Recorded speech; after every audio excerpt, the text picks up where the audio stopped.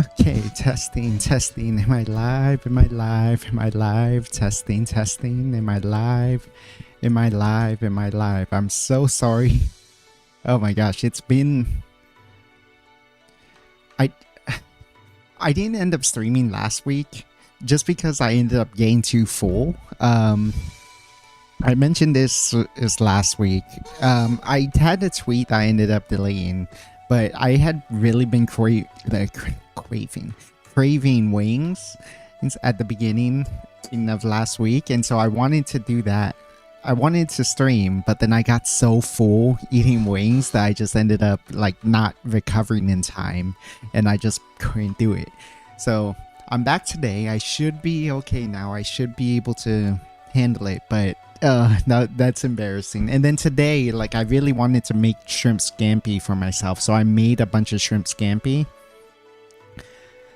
But then, like, partially because I needed to wait for some stuff to defrost, partially because I'm just like slow at cooking, that it took a lot longer.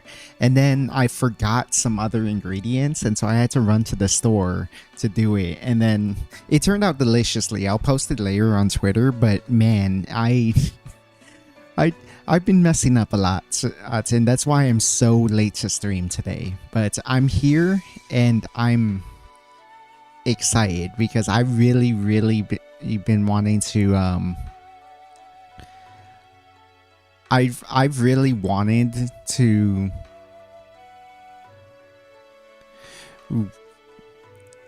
make some cocktails for some VTubers. Honestly, like, it's been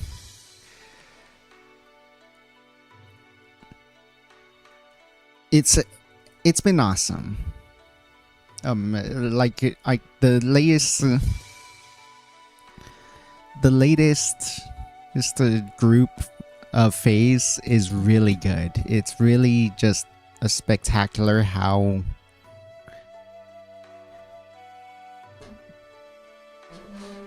like just ah man, what am I trying to say? What am I trying to say? It's really cool to see for all of them.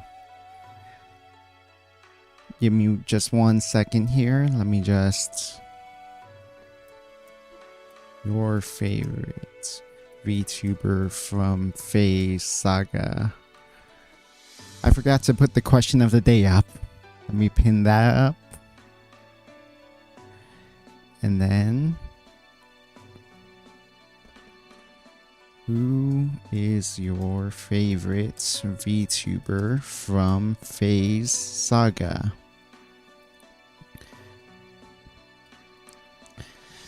To answer my own question, it's BB. It's BB for sure, and that's who we're gonna start with. Is I want to make a cocktail for BB. I want to make a cocktail for all of them, but I do want to start with BB. I want to start with a VTuber that just really got me right off the bat. Like for me, she had the best design. It had the best balance of like cute and really pretty. I know a lot of people were into Malice because her design stands out. Let's just say her design really stands out. So I can understand that, but I look for more than just that, and so I really liked hers. I did like Malice's too. I like all of them, but it's particularly I think Wilhelmina's is really cool too. It's like really cool and has, you know, elements that stand out as well. So that was a really cool design. But BB's, man, like first of all, BB's really weird. Same with Nitya, let's be frank. But BB and Nitya, you have like these three fantasy characters. Or you have like the cool icy knight. You have the elegant and evil looking mistress in Malice. You have like you have all those, and then you suddenly have like you have the siren, of course. You have the siren who Um, you have the siren who just as, as has been trapped for so long on singing for people and like imprisoned and setting herself free and being able to sing for herself, like all these dramatic and like super cool and super interesting characters. And then you have BB, who one is a modern day maid, like a maid cafe maid, and two is like just a goofy dog girl. It's like so the theme is so off with BB, but regardless, I still love her.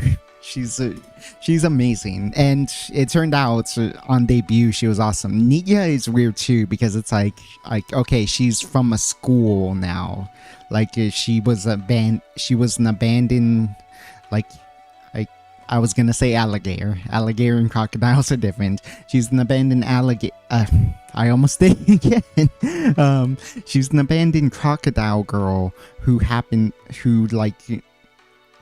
took over a dilapidated school and now runs the joint and is like a delinquent senpai. So that's a weird thing too. Like, and we don't know anything about Anya yet. She hasn't debuted, but it's regardless. I'm so excited about this gen, and they all had such great debuts. It was Helmina was really funny despite her cold. She has a lot of gap moe to her because you have the cool, icy, strict knight, but then and the cutesy moments, the shyness, the the kind of like unsay-so-ness is at times. So you have like the siren, and she has a potty mouth, just so she was cussing a lot, but trying not to, and it was really funny. BB just stole the show for me, like BB, I'll talk about her more when we start making our cocktail, but BB just excellent energy, so funny, so cute, so energetic.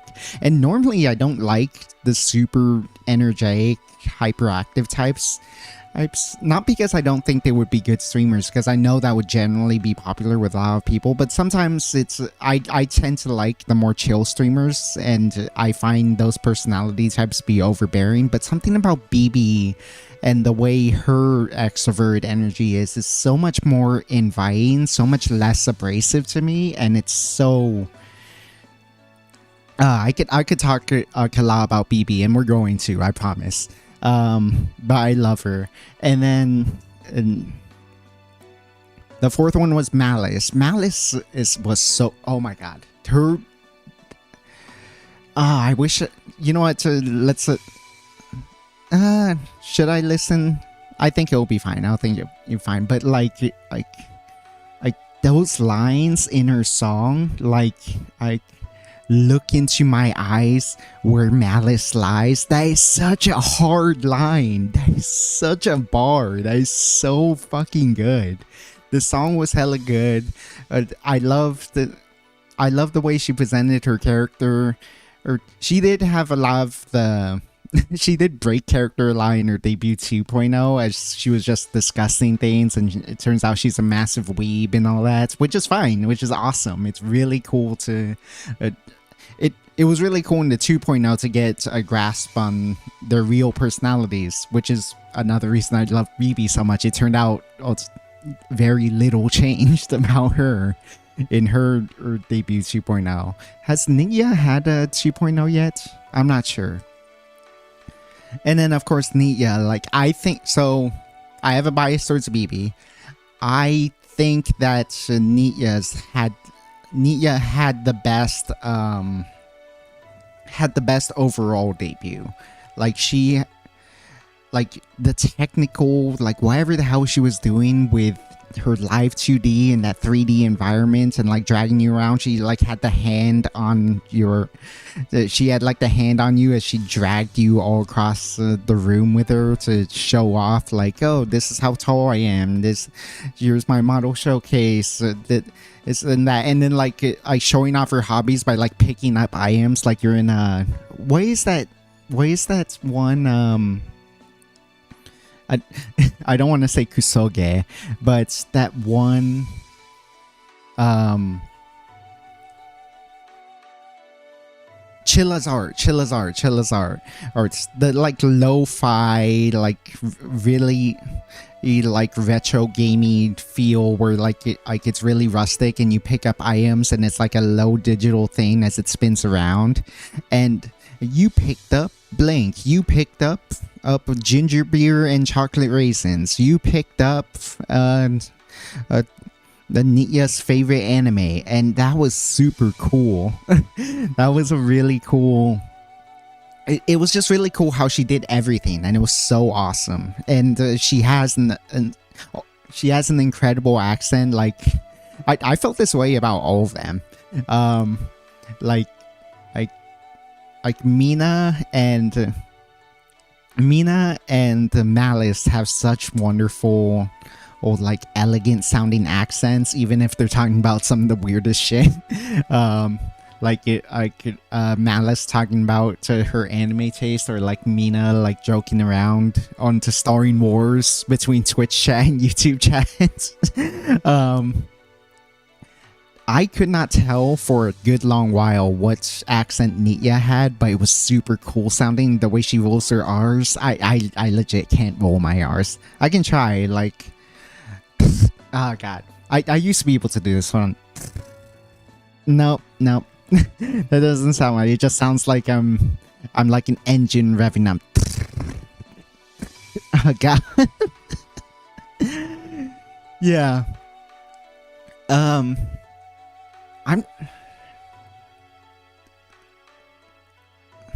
Shinan had a Korean accent, right? Yeah, so we had Mina, Shina,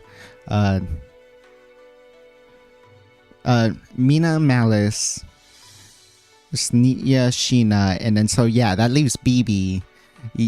She's mentioned that she's lives in Japan. I didn't read that as having a Japanese accent. I'm sure she's a Westerner that moved to Japan, I guess. I have no read on her either. I'm bad with accents. I wouldn't know. I wouldn't know, to be frank. To be perfectly clear, I wouldn't know. But yeah. It was awesome though. It was super awesome, and those debuts were all awesome, but that's what compels me, and this happens a lot when I do find a VTuber I find interesting, is I will go back and look through their debut. And I will take notes on just anything they do or say that feels like it can work with who they are. Just not just a drink that looks like them, because it's very easy to do that, but really make it them. Mina talked about Wilhelmina. Wilhelmina. I always want to say Wilhelmina. Wilhelmina said that she likes using swords because they're simple and elegant, and therefore we should make a simple, elegant cocktail for her. Her being a blue design and her name literally being Frost does make me want to make it icy. You have a lot of crushed ice. For Malice, she actually Malice was actually difficult. She didn't say much that works for cocktails, but two things. One, she is a vampire, an energy vampire, but a vampire nonetheless. Two, she did actually say she likes wine, so I can just make a sangre for her. I can make a unique sangre for her. And the fact that she mentions her strength, her might, her elegance as a ruler, like I can make a super fancy sangre for her, and it would still very much be on theme for her. It wouldn't just be like any old sangre. I can bias it towards much stiffer spirits. I can bias it in a way that would make it hers. BB, she likes chocolate, she likes coffee, she can't drink milk, and that's why I had to actually run to the store and buy almond milk, because I actually managed to ask her in chat.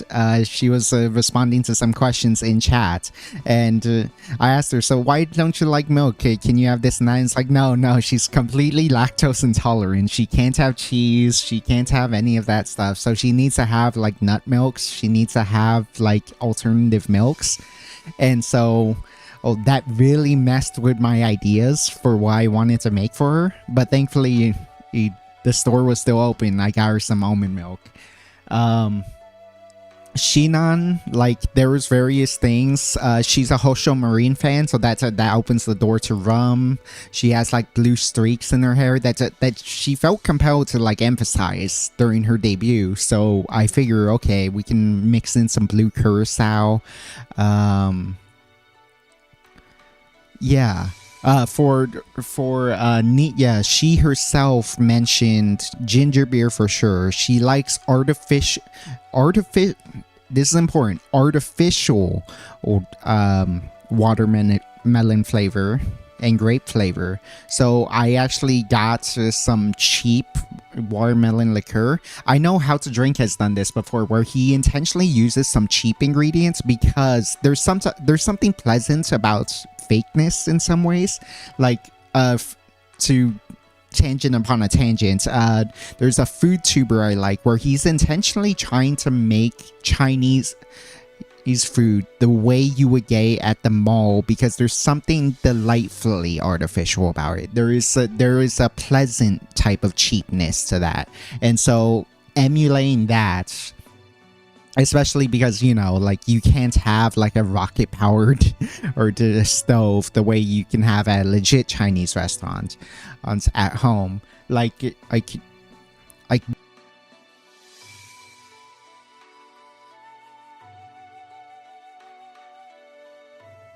test.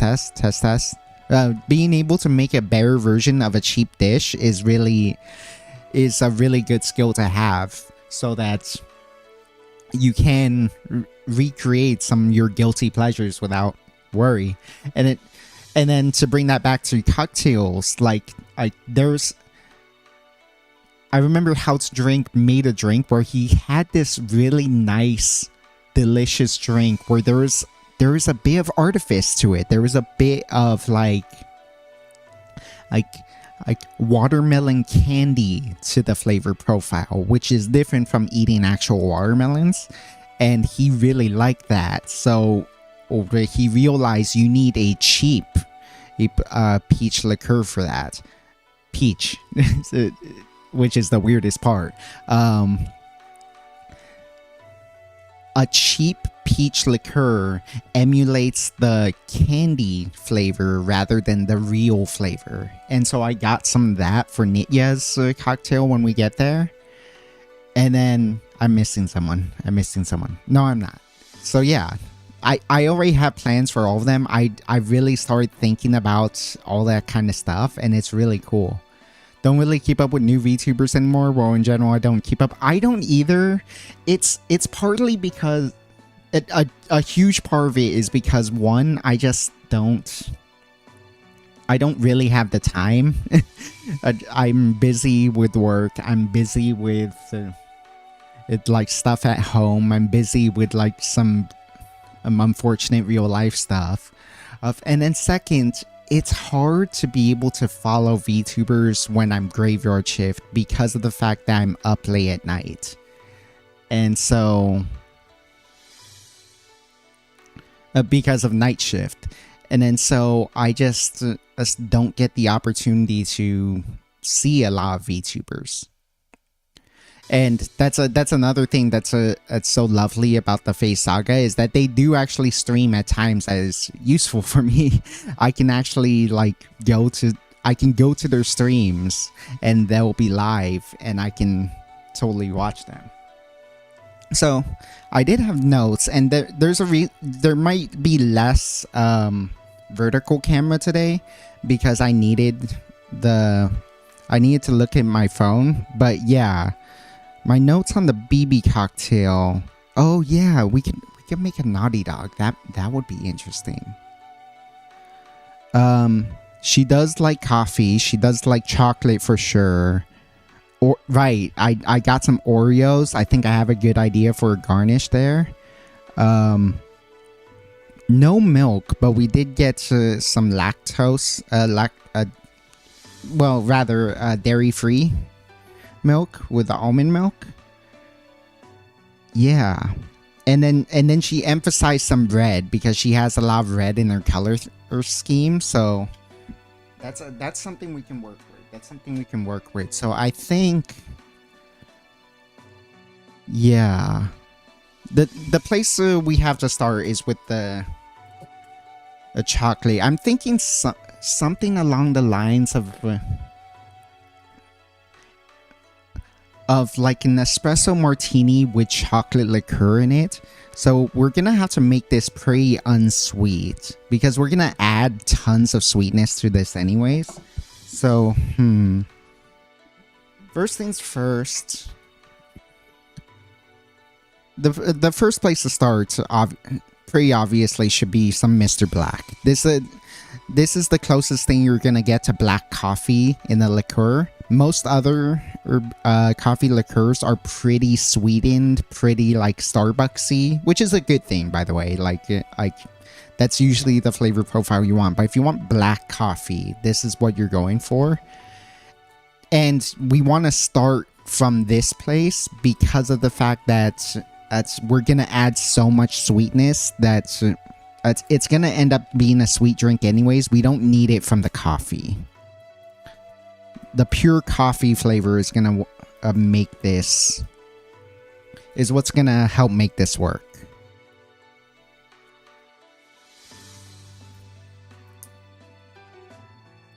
For the record, we're starting with the BB cocktail first.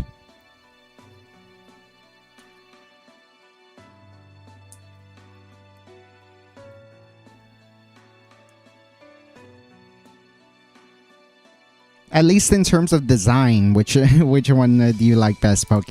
I'm sure you've seen the designs, particularly Malice's. Everyone was losing their mind over Malice. Understandably so.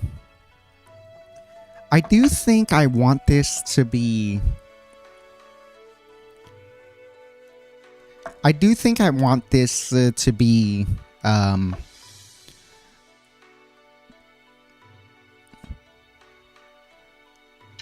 to just have a black finish instead of like mixing it with the milk and turning it like sweet and coffee look. So I do think I want to start from there.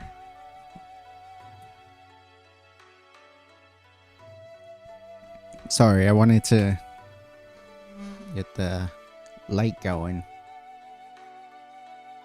Didn't get a good look.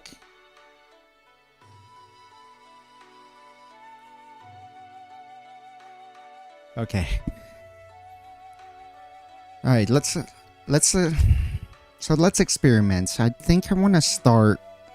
We're definitely going to start with some Mr. Black. Probably just 1 ounce for now. 1 ounce should do it. While we're experimenting, I'm going to break the usual rule. One of the big rules of mixology is you should always start with your cheapest ingredient first. That way, if you mess up, you can...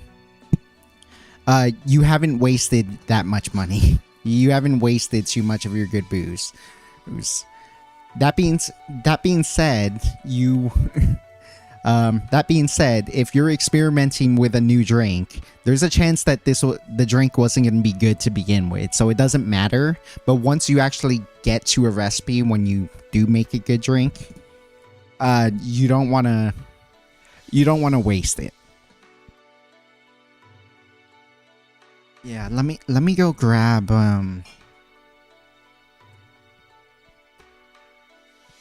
do I still have the black creme de cacao?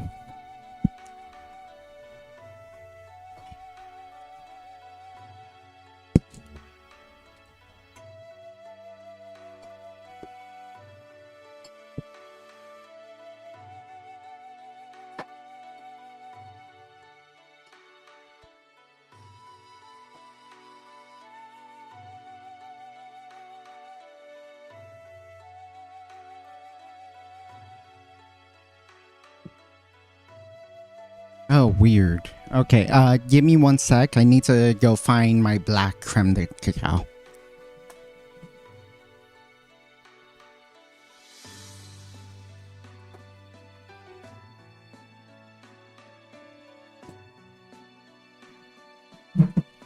Found it right away. That works.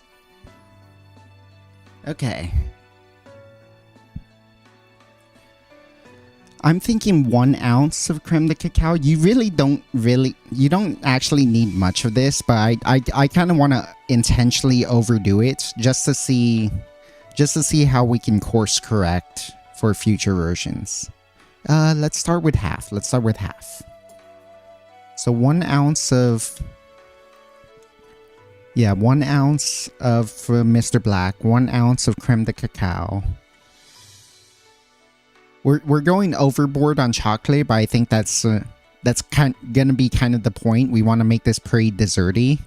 I'm gonna go with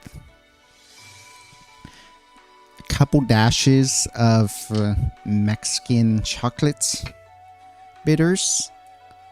I'm gonna say 3 sounds good. 2 doesn't sound like enough, and 3 sounds like too much, but I want to lean higher, so I went with 3 dashes. I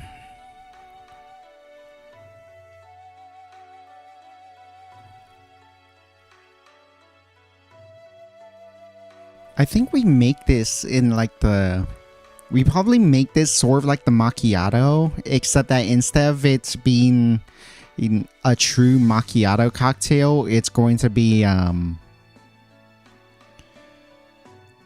it's going to be more like a mocha martini instead of an espresso martini, because we're going kind of espresso martini. That's why I forgot. We need actual coffee. We need actual espresso. I really hope we still have some espresso left. Cold brew espresso.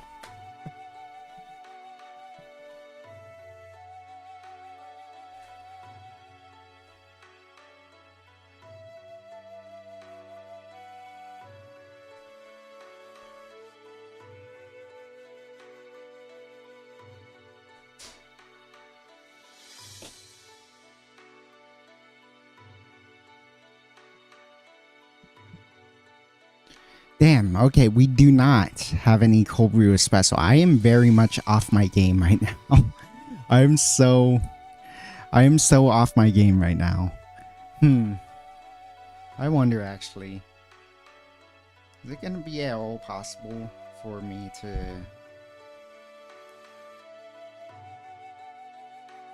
perhaps order it?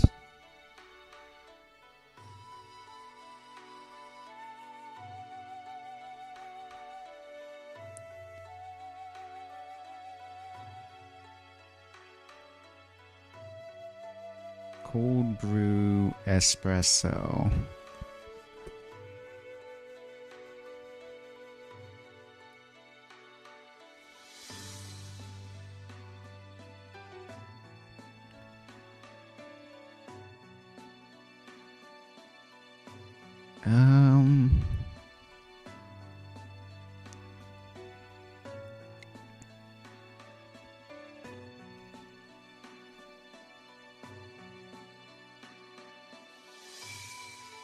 Sorry, you're gonna have to give me a sec. I was very unprepared for this apparently, because I thought we had more or espresso ready.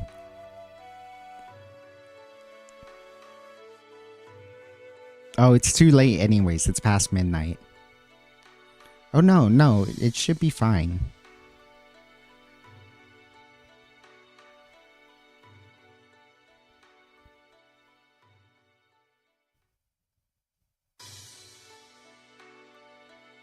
Nope, too late.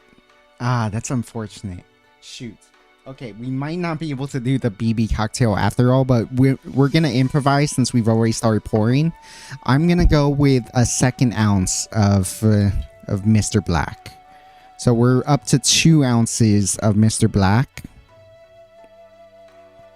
We're just gonna make this a Mr. Black theme. We went half an ounce, so let's do a full ounce of our creme de cacao then.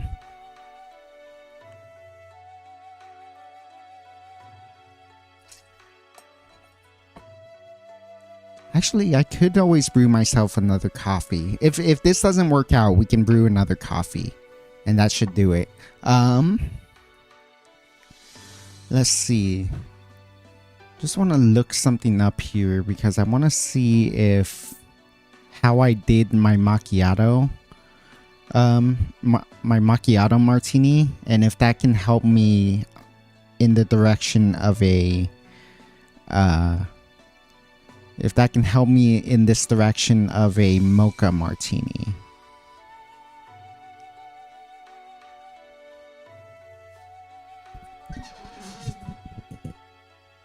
How far back is it?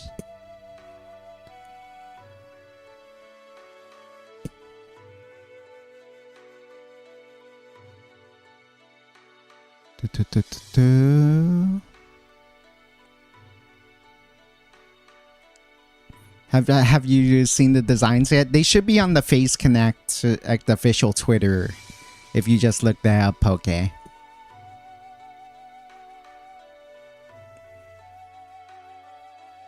I immediately just loved BB. All of them were really good. Wilhelmina was a really awesome design. Malice, everyone loves Malice. Shinon, like, I don't want to disrespect. Like, I do think it is a little less flashy than the other ones. And then Manitya's is really cool. I really love that delinquent style. And there are some people disappointed about like some people were thrilled about her chest size. So some were lacking in it. I do wonder if she's hiding her power level because of the fact that she has a Sarashi on. Because of the Sarashi, I'm curious about whether that's actually her power level. I think it might not be. I think she has more than she's laying on. Let's see. Oh, that's weird. Macchiato martini. Oh, here it is. Okay, so I had 3 dashes of bitters. So 3 dashes of bitters, 1 ounce of Mr. Black, 1... Oh, wow, I didn't even put coffee liquor in here. Espresso. Ooh, okay. So we messed this up. we definitely already messed this up, but I think we can still salvage this. If anything, this might just be an extra big pour. So what if I do? So if my intended goal was 1/1/2, then 2/2 Yeah. Okay. So 2/2 2/2 Yeah. So I'm going to put.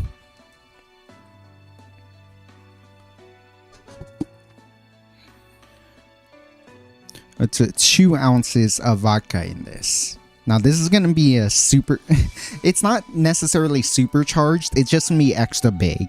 It's gonna be an extra big, a mocha martini.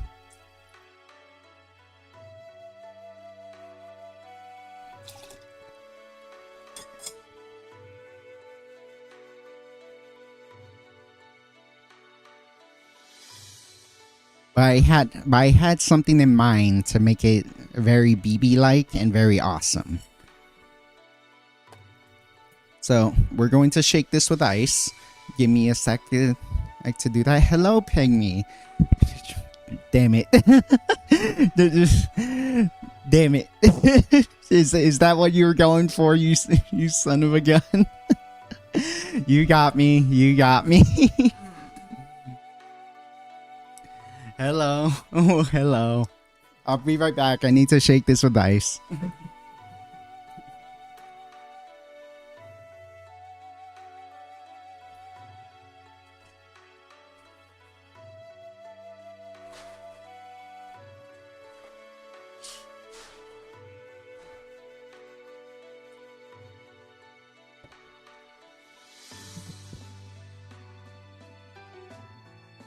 Yep, you got me. You got me.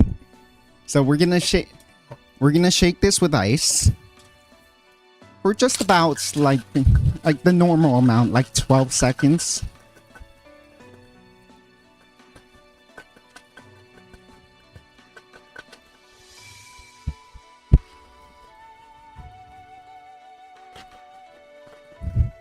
That was way more than 12 seconds, but that should be fine. A little extra dilution would actually help this because of all the vodka. Give me a sec. I need a martini glass.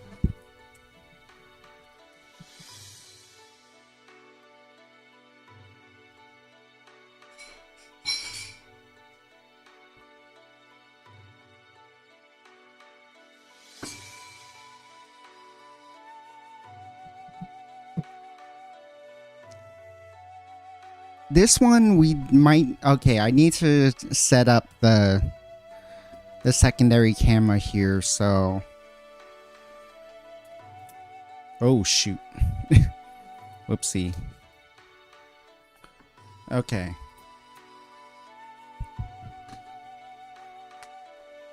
Give me 1 sec while I set up the secondary camera. We won't have vertical camera much this stream because of the fact that I need to have it. I need it for my notes.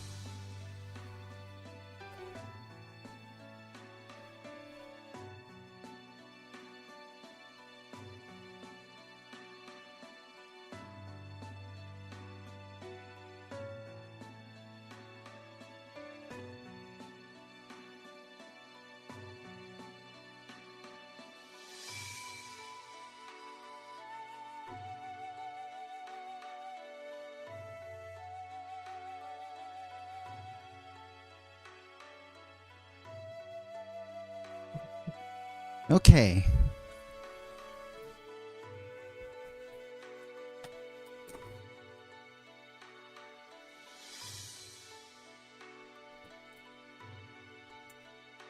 And into our martini glass. If I was better prepared, we would have this chilled already.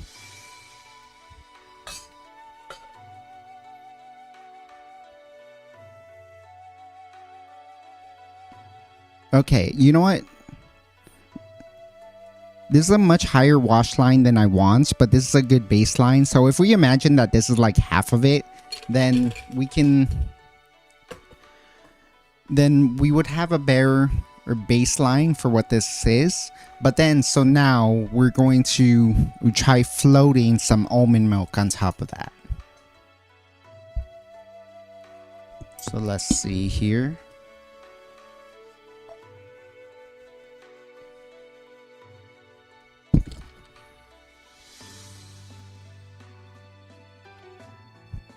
It has a pull tab. Give me a sec. Whenever you want to float something, you want to... okay. No, this is going to be tricky. Okay, so first things first, let's do it. It's the way... Let's just see if we have the flavor we want, and then we can adjust. And then we're going to make a second one of these that isn't a freaking double. Okay. Whenever you float, you want to put your spoon on the lip of the... on the surface of the wash line, and then pour your drink onto the spoon so that it slowly distributes onto the drink. And so you have gradation, like you have... not a gradation, rather a separation like that.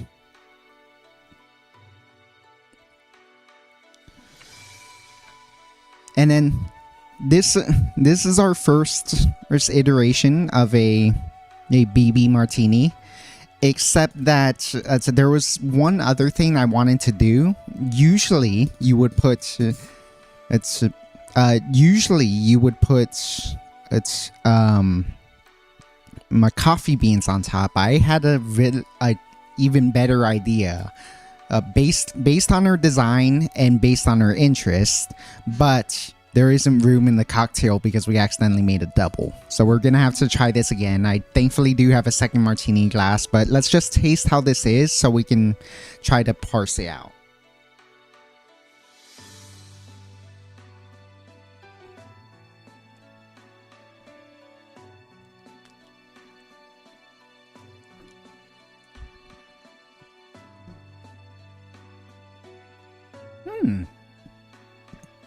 Okay.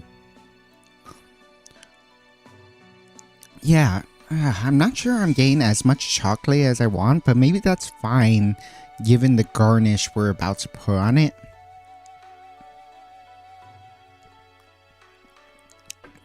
This is similar to the macchiato martini we made, except that the almond milk isn't nearly as present, but that's partially because of the wash line. We didn't get the wash line. We had such a much bigger wash line, rather, and then so we had less milk to work with, but it's still quite good.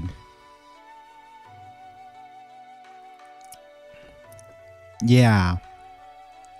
The almond milk doesn't really feel as effective, but that's kind of the nature of this. So I think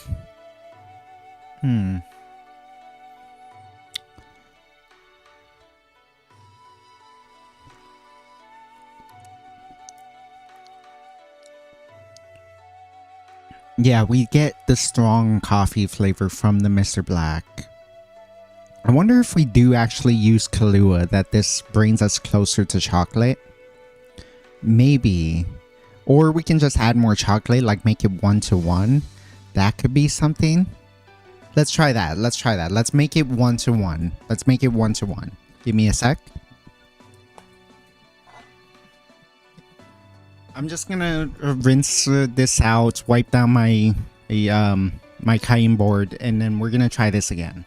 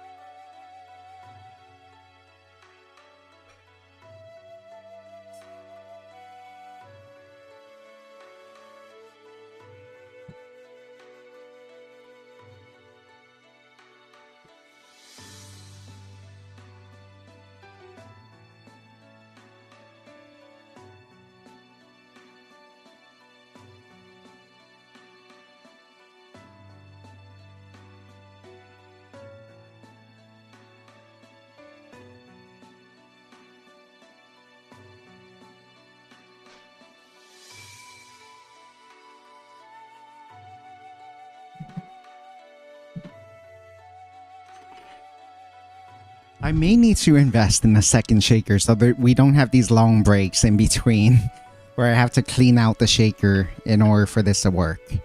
But let's set this martini glass aside. Let's get back to the top side.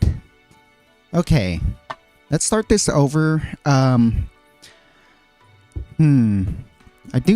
Maybe we do need a little sweetness too, just to artificially sweeten this up, even with the chocolate. Just maybe it helps bring out more of the chocolate. But I'm going to let's just do 111 now. I'm gonna go a full ounce. I'm going to go a full ounce of creme de cacao.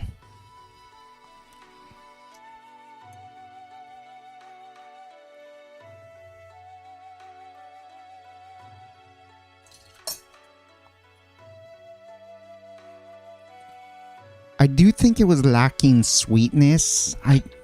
It feels like we're gonna add too much sweetness, but I do think we need it just to help bring out some of the flavors we need. So I'm gonna go with half an ounce of simple syrup, and this, as always, is a 2-to-1 simple syrup. 2 parts sugar, 1 part water, which is how you should always make your syrups.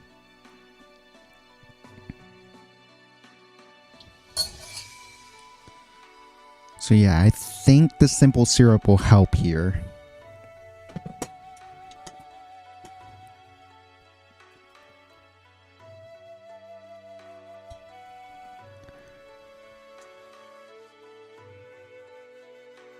One ounce, rather.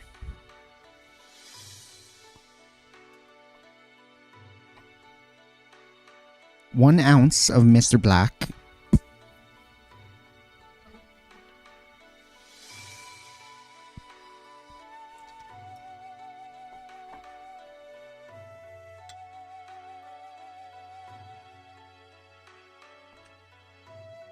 How do you guys like your coffee? Do you like it black, or do you tend to add sweeteners to it, like creamer or sugar or whatever? I've actually taken a lot to adding maple syrup to my coffee. I only do it on cheat days, but I love pouring maple syrup into it. And then finally, an ounce of vodka. I've had my pet peeves about vodka before. It's flavorless, etc. But that's in fact exactly what you want out of vodka. In this case, we want to emphasize the coffee flavors, so we don't want to add any undue flavor to this. The coffee is the vodka is flavorless after all. It's just adding firepower to this, which this drink kind of wants. I'm thinking we actually skip on the bitters, because of the fact that I think part of what made this so bitter was the fact that it had the bitters, in addition to just being double. I think double messed up the proportions a lot. Let me grab some more ice and we can shake.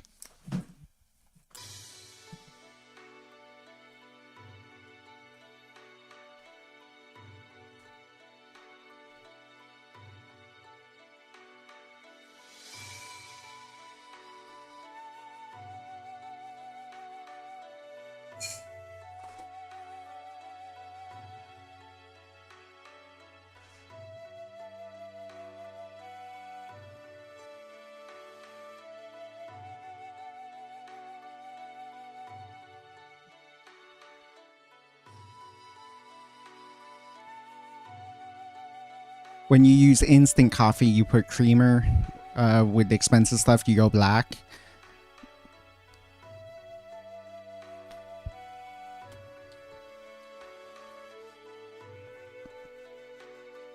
Oh, did one of your whatchamacallits get censored? Did one of your messages get censored? Let me check real fast for you.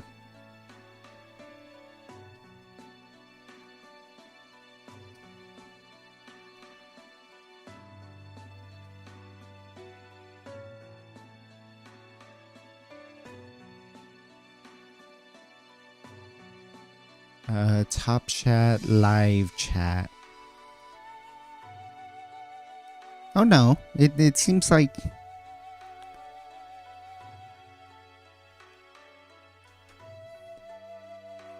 Yeah, it seems like I got all your messages.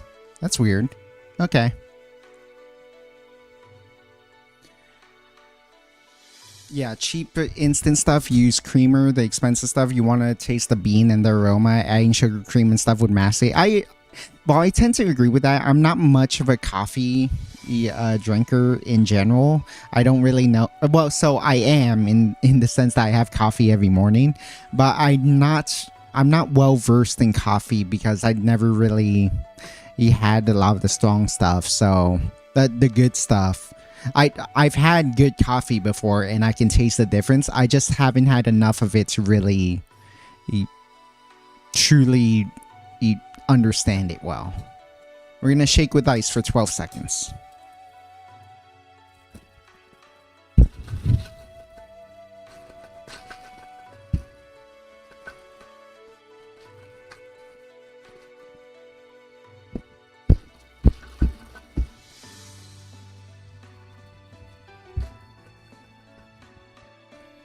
Okay.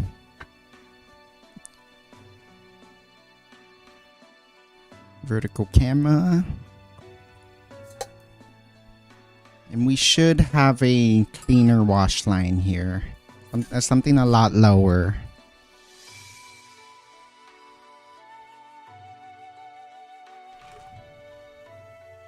Yeah, there we go.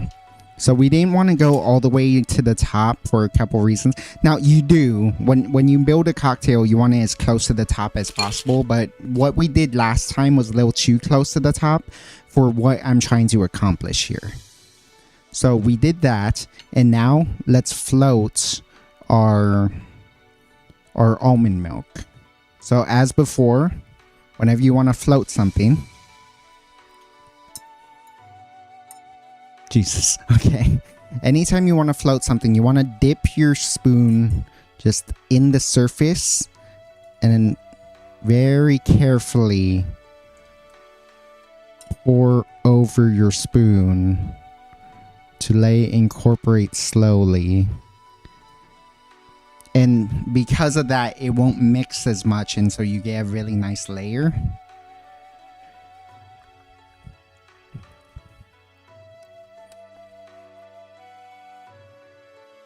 There's a lot of shadow with this. I wonder if we were to...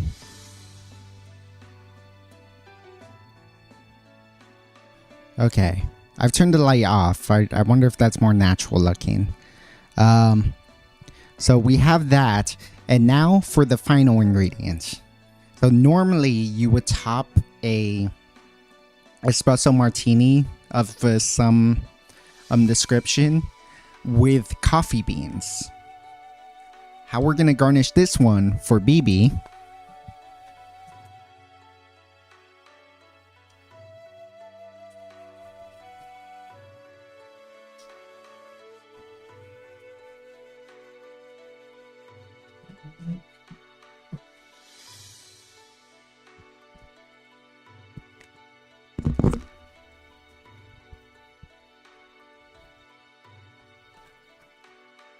is Oreo cookies. She has a very Oreo design. She has her bag, if you notice on her design, looks like an Oreo cookie. She lists a fun little cookie recipe for herself that looks like Oreos.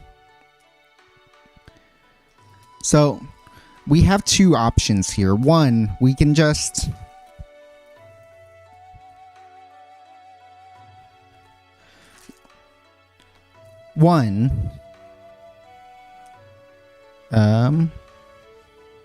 we can just float an Oreo right on top.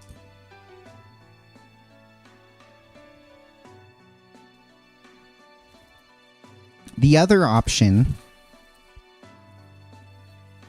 is perhaps take multiple Oreos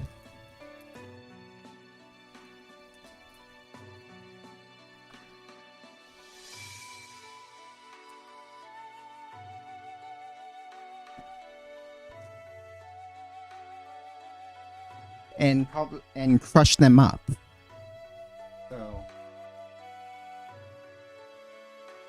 let me go grab a paper bag for this. Glade, thank you for the lurk.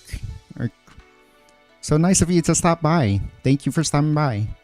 Sup, what are you doing? There are some martini glasses that are on the smaller side, like old style glasses. The modern tendency to making them big, like 7 to 8 ounces rather than 3 or 4 ounces, is so that they don't get filled all the way. Yeah. I know they make like really massive ones at restaurants too for like their whatchamacallits, for their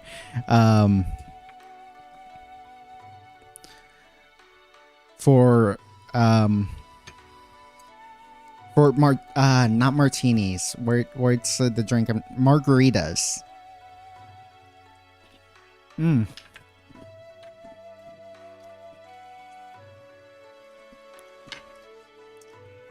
Is there anything more delicious than an Oreo soaked in milk? Absolutely delightful. Okay, so we're gonna set aside our BB martini for now. See that nice gradient right there? The black and white? We're gonna set this aside just for now. And I'm gonna go grab a paper bag and we're gonna crush these Oreos. We have about 5 Oreos here. We might need more, but I think 5 should be good. The drink looks good. I didn't think that Oreo would float. Anything floats if you like lay it flat like that, so I think that would work.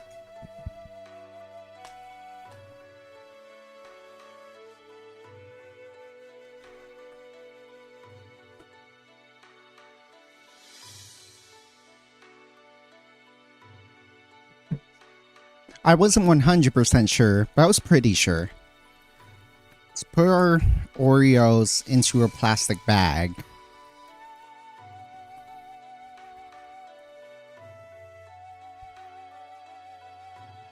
And quite simply just crush them.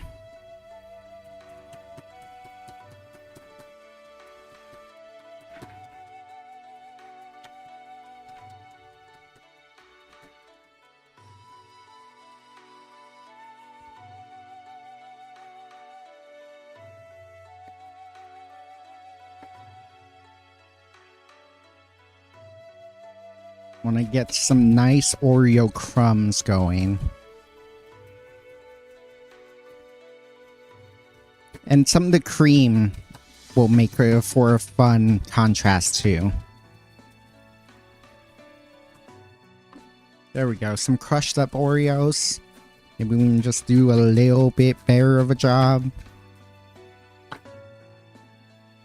And so now, I'm going to sprinkle some of these crushed up Oreos onto the top of our BB martini. And that's what's going to make this unique. Not just because as it's a slightly different margarita. Not just because it's a different espresso martini, but because it's gonna have these crumpled up Oreos that really change the flavor. Oh no, it's not working. Damn it, it's not working. Nope, they sink.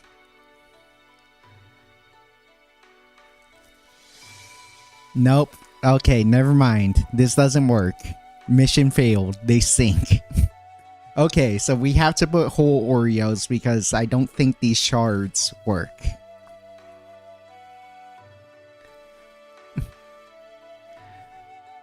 Well, let's see. Because I was hoping for a nice topping of Oreos, but I don't think it actually works the way I wanted it to.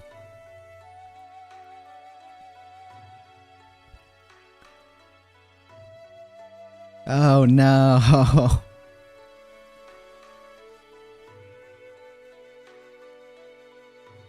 No. Okay. Well, mission failed. But this is probably gonna taste delicious regardless.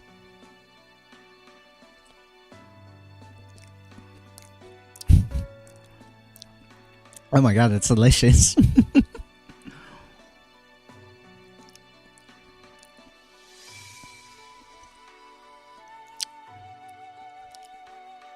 Yeah, so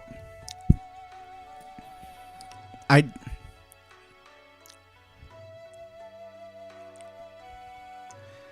I don't think I do think rather that we did make it more chocolatey. So I think that we do need to go 111. I think that's correct. I think the adding the sugar was definitely a game changer. The crushed up Oreos, as you can see, they just kind of compounded into a mass. So mission failed there. It is delicious though.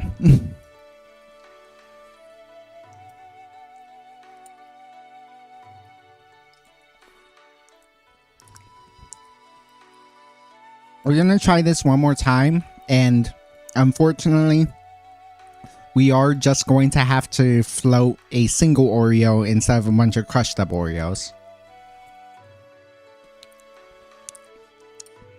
But I do think we nailed it. I do think we got to where we want to be flavor-wise, and now it's just executing. Garnish and all. Hello there, NJ. How are you doing?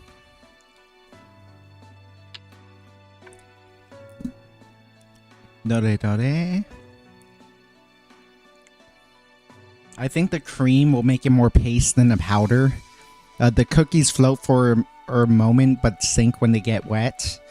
And I imagine them to be soggy. Still a neat drink. Yeah, no, this was a really good drink. I really wish the Oreo float would work.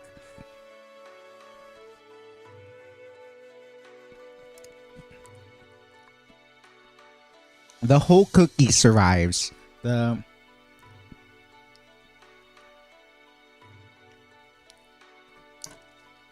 Oreo itself. The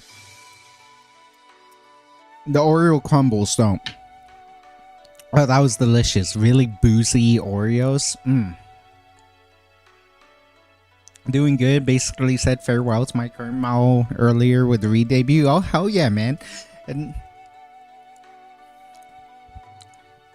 congrats on re-debut. I hope that goes well for you, man. That's awesome. Right now, we're just trying to make a BB cocktail, and we failed twice, so...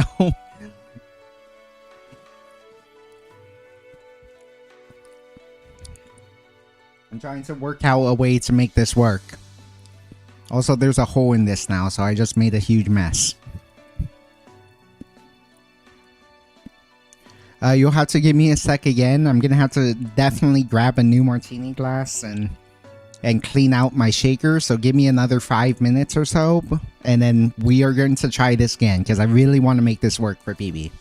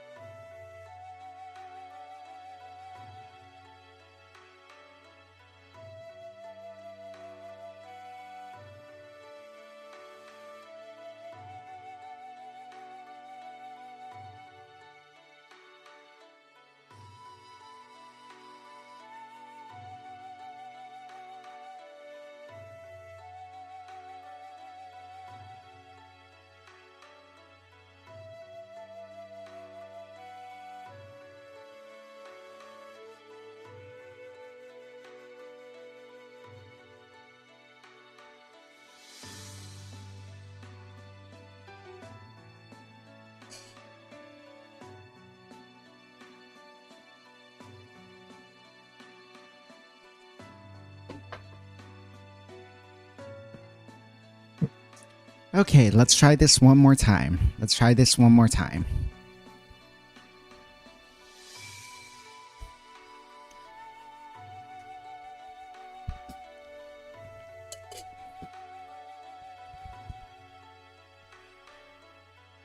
Yeah, I think we have the recipe down. Like, the recipe is a relatively basic, just espresso martini with chocolate liqueur in it. So it's not really the that part of the construction is not the difficult part. The difficult part was the float. So I think we have the recipe down. It's going to be 1 ounce of creme de cacao.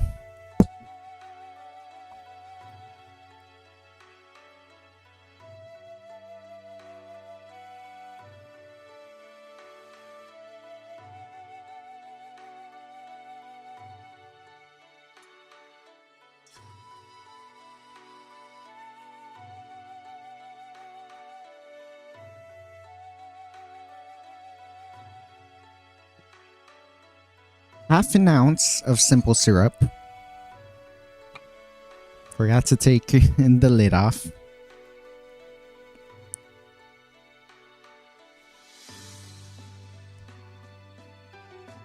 And I do think the simple syrup is important here because of the bitter flavors of the coffee liqueur. We want to be able to sweeten this with extra creme de cacao and the sugar so that it brings out a more chocolatey taste.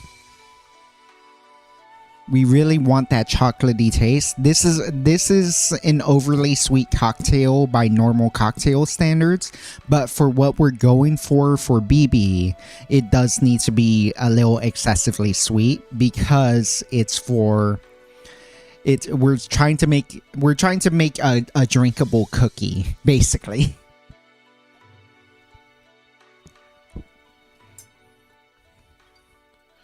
One ounce of Mr. Black.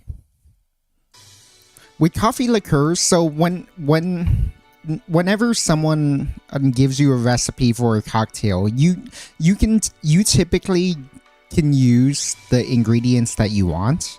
Like if they say it needs 2 ounces of rum, you probably could use whatever rums you want because part of the fun is mixing and matching rums anyways. Or like whiskey, if you prefer rye, you can put a rye. If you want a bourbon, you can use any bourbon you want. So if they are specifying bourbon, you should probably use bourbon. But if you want to use a different bourbon than the person in the video, it tends to work out pretty well. But with specifically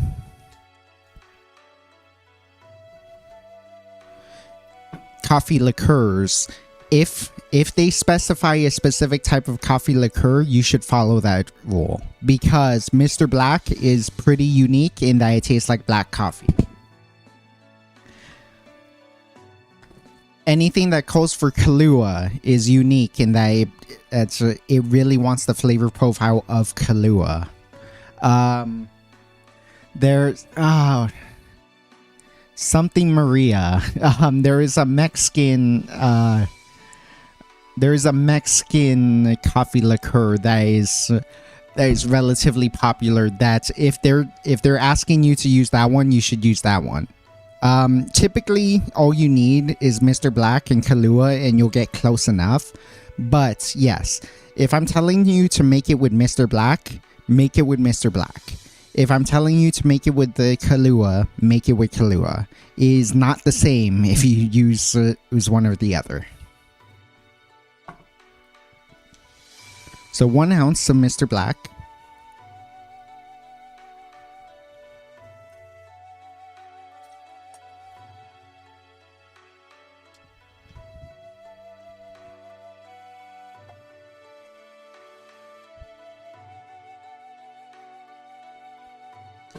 And 1 ounce of vodka.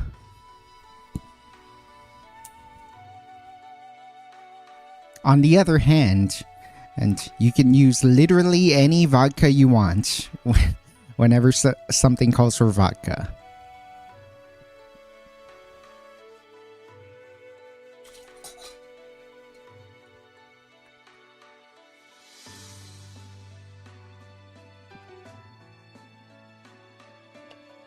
I'm gonna go grab ice and give this a quick shake.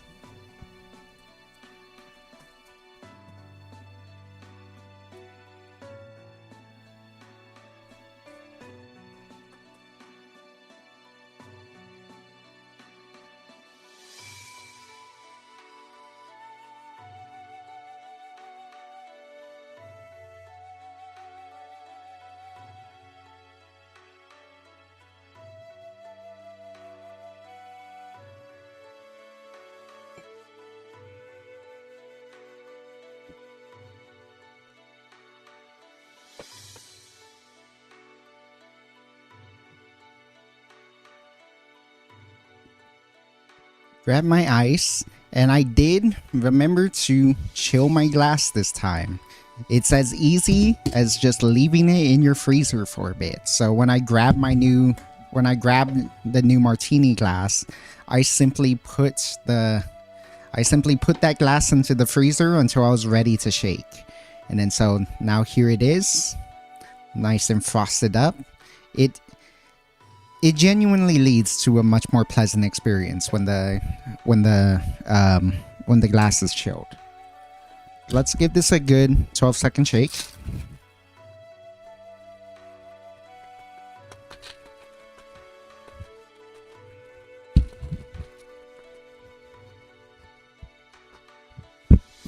Okay.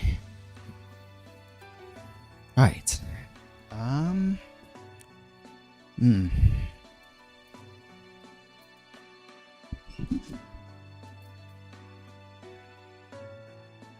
Strain that into our glass.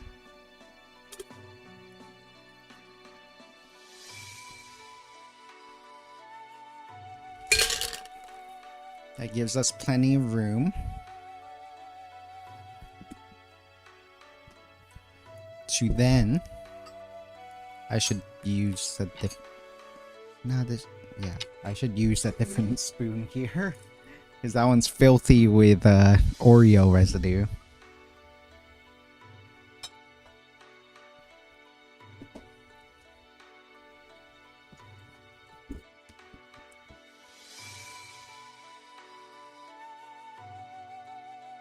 Shoot. Oh my gosh. This being a new carton, it makes this really difficult. I'm going to give this a nice float of almond milk.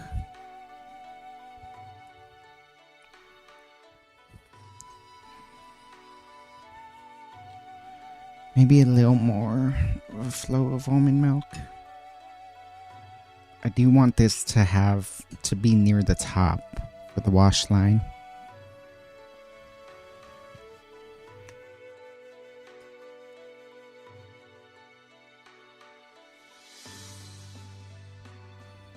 Yeah, there we go.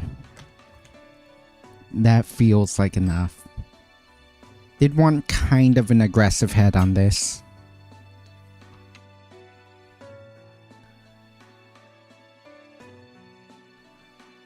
Look at that gradient. And then, to quite literally top this all off,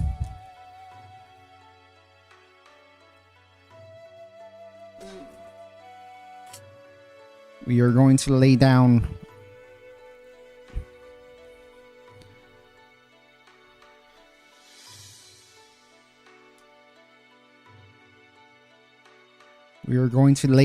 one Oreo directly over the top.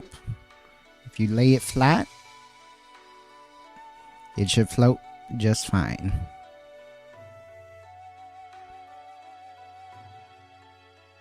I'm just trying to stabilize it.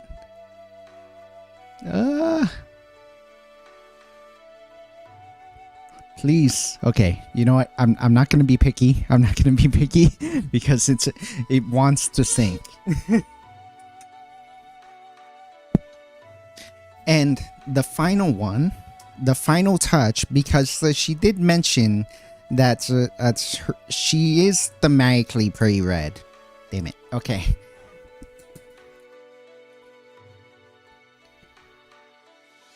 Is that we are going to take a cocktail cherry, and you don't want particularly nice ones.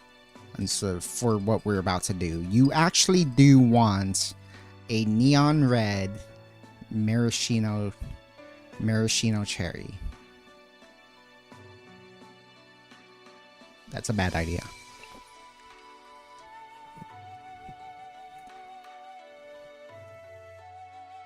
So we're gonna take our maraschino cherry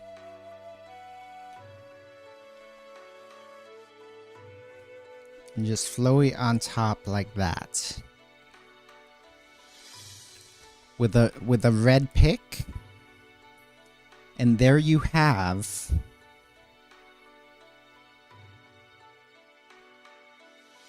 a BB martini. Let's see if we can't. Hopefully I don't accidentally dox myself. There you have a BB martini.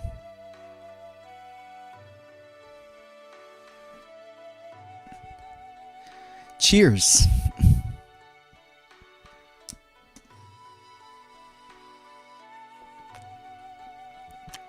Yeah. almond milk layer is a bit thick, but then after that, ooh, lovely.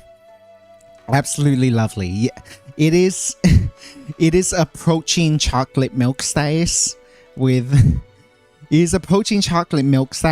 how sweet and what you call it, how sweet and chocolatey this is. But it's still very cocktail-like. It has that punch from the vodka. It has the bitterness of the coffee, but it's very muted because of all the sweetness we added. So you just get the pleasant parts of the coffee without the bitterness if you don't tend to like bitterness.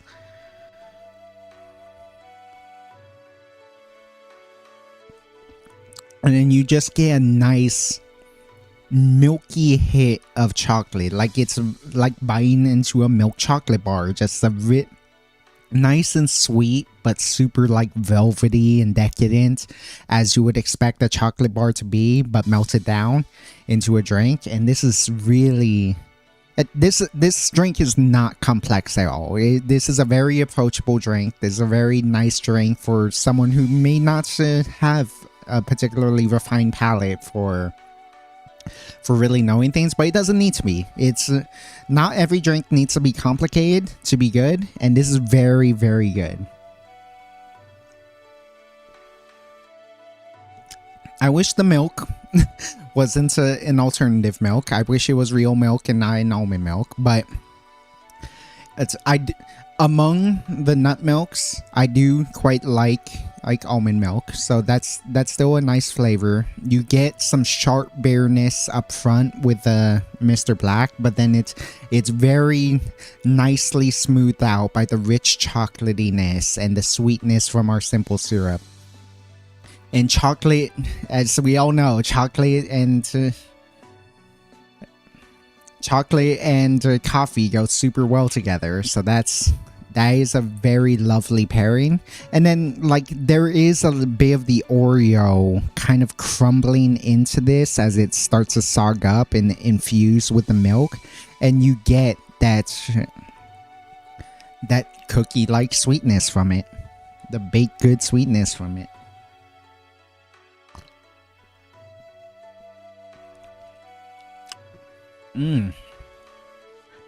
Delicious. Very, very delicious.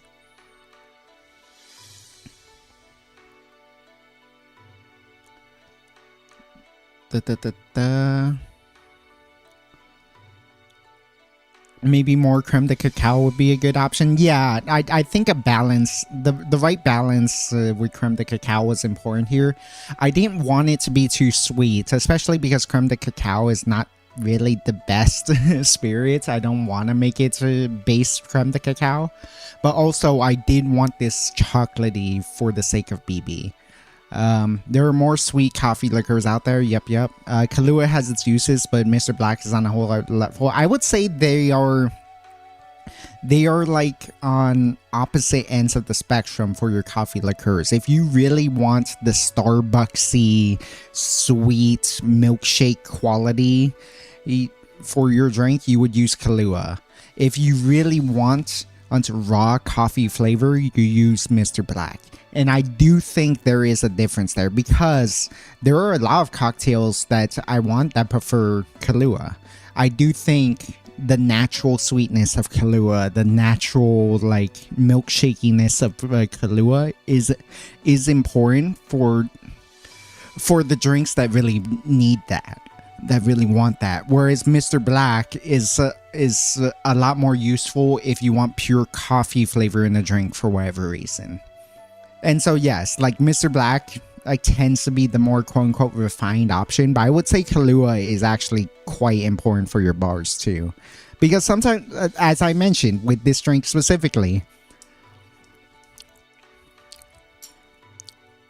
you don't always have to have a particularly complex, sophisticated drink.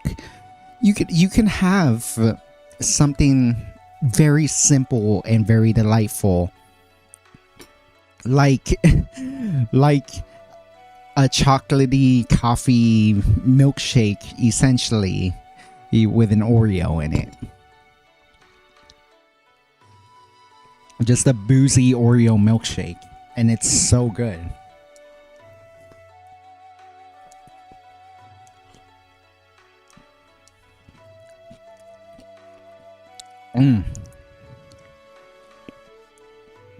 And then actually, when it reaches the point where you can actually bite into the Oreo as you sip this. Oh my goodness. That chocolate wafer, that chocolate cookie paired with the booze, with that chocolate liqueur and that coffee liqueur, just adds a whole new dimension to it. It's not just dipping it in milk. It has absorbed all those other flavors as well, in addition to mingling with the actual liquid itself, and it's really good. Oh my goodness. Okay, expect the tweet later, because that I do think we figured it out. We did figure out the BB cocktail, and it was splendid. Oh my gosh, shit. I probably should have talked about BB more or while making that. We can probably just talk about BB while I enjoy yet another Oreo.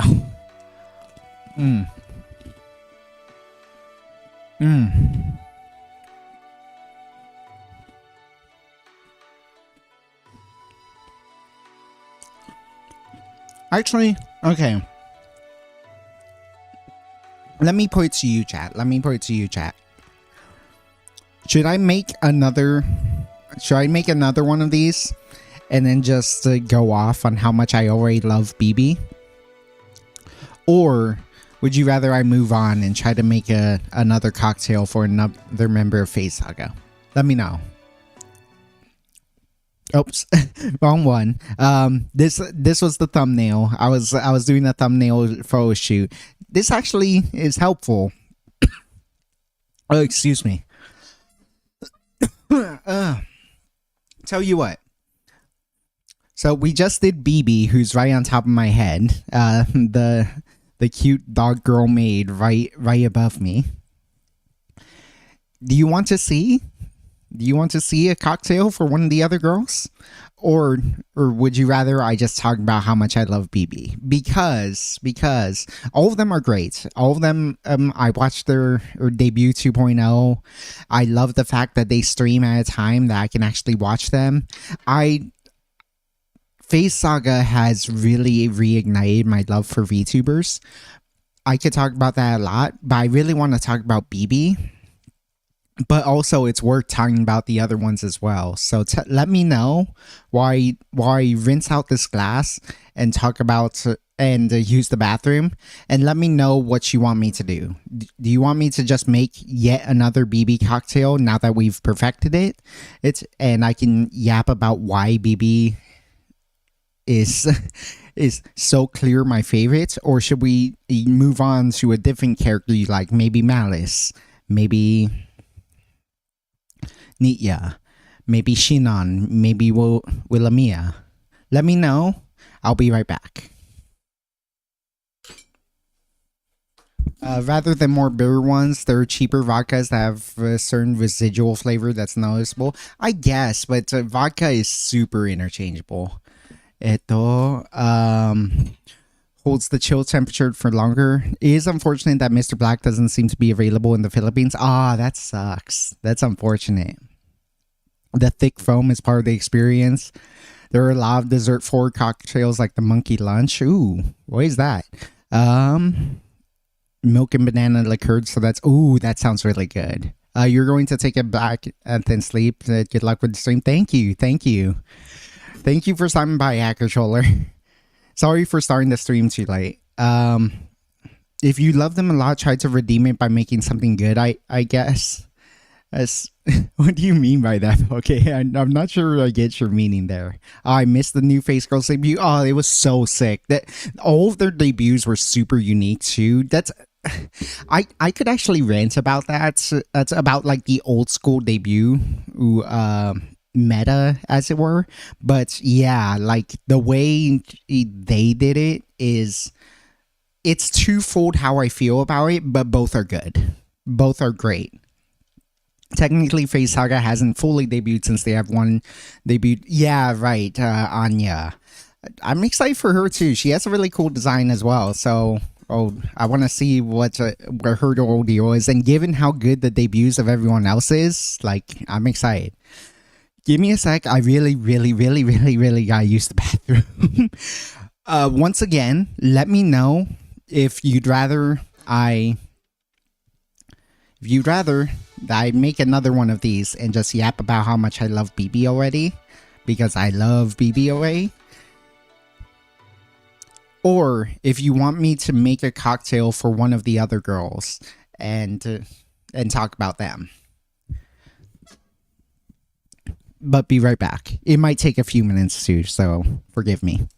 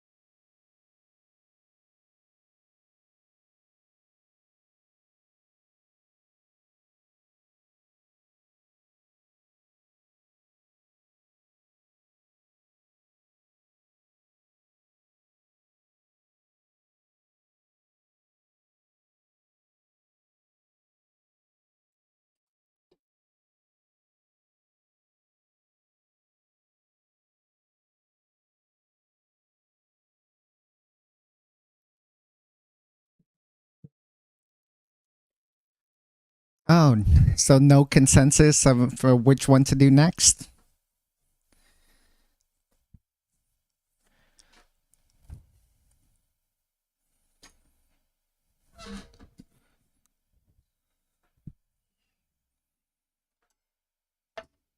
Did you all want did you all want me to focus on a different Phase Saga, or how do you want me to approach the next the next drink? I did want to get through more of them just to be able to experiment with more of them, but I also want to talk about BB at some point. That's why I wasn't really sure. If not, let me check my notes again. Let's see.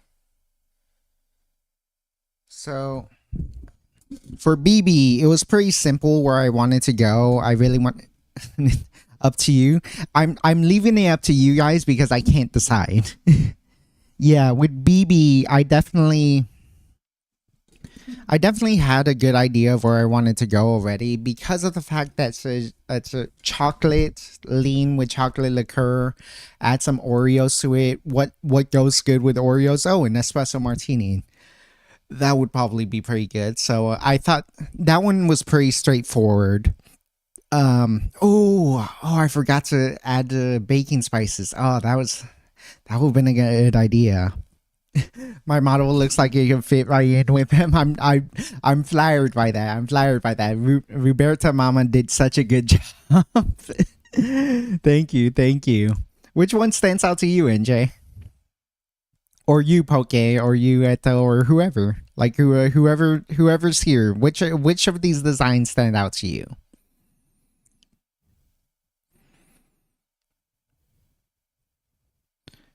Yeah, for Malice. Malice is a difficult one because I'm not 100% sure where I want to go with that one. Nitya. Uh, Nitya. A southern drink is a southern drink for her South African origins, or just something Southern American. Some type of aged spirit, green color, ginger beer, etc. Okay, I don't think I can do Nitya just yet. Willamia seems pretty probable. We could probably do Willamia. Shinon is really difficult too. I'm not 100% sure how I want to approach the Shinans. The girl in the middle is cute. That's the one we just did. That is BB. But if you want me, like I said, if you want me to talk about BB, I will happily talk more about BB because she's easily my favorite one. The one right above my head here. The dog girl in the middle. She is by far my favorite one, and that's a high compliment given that all the others are great too.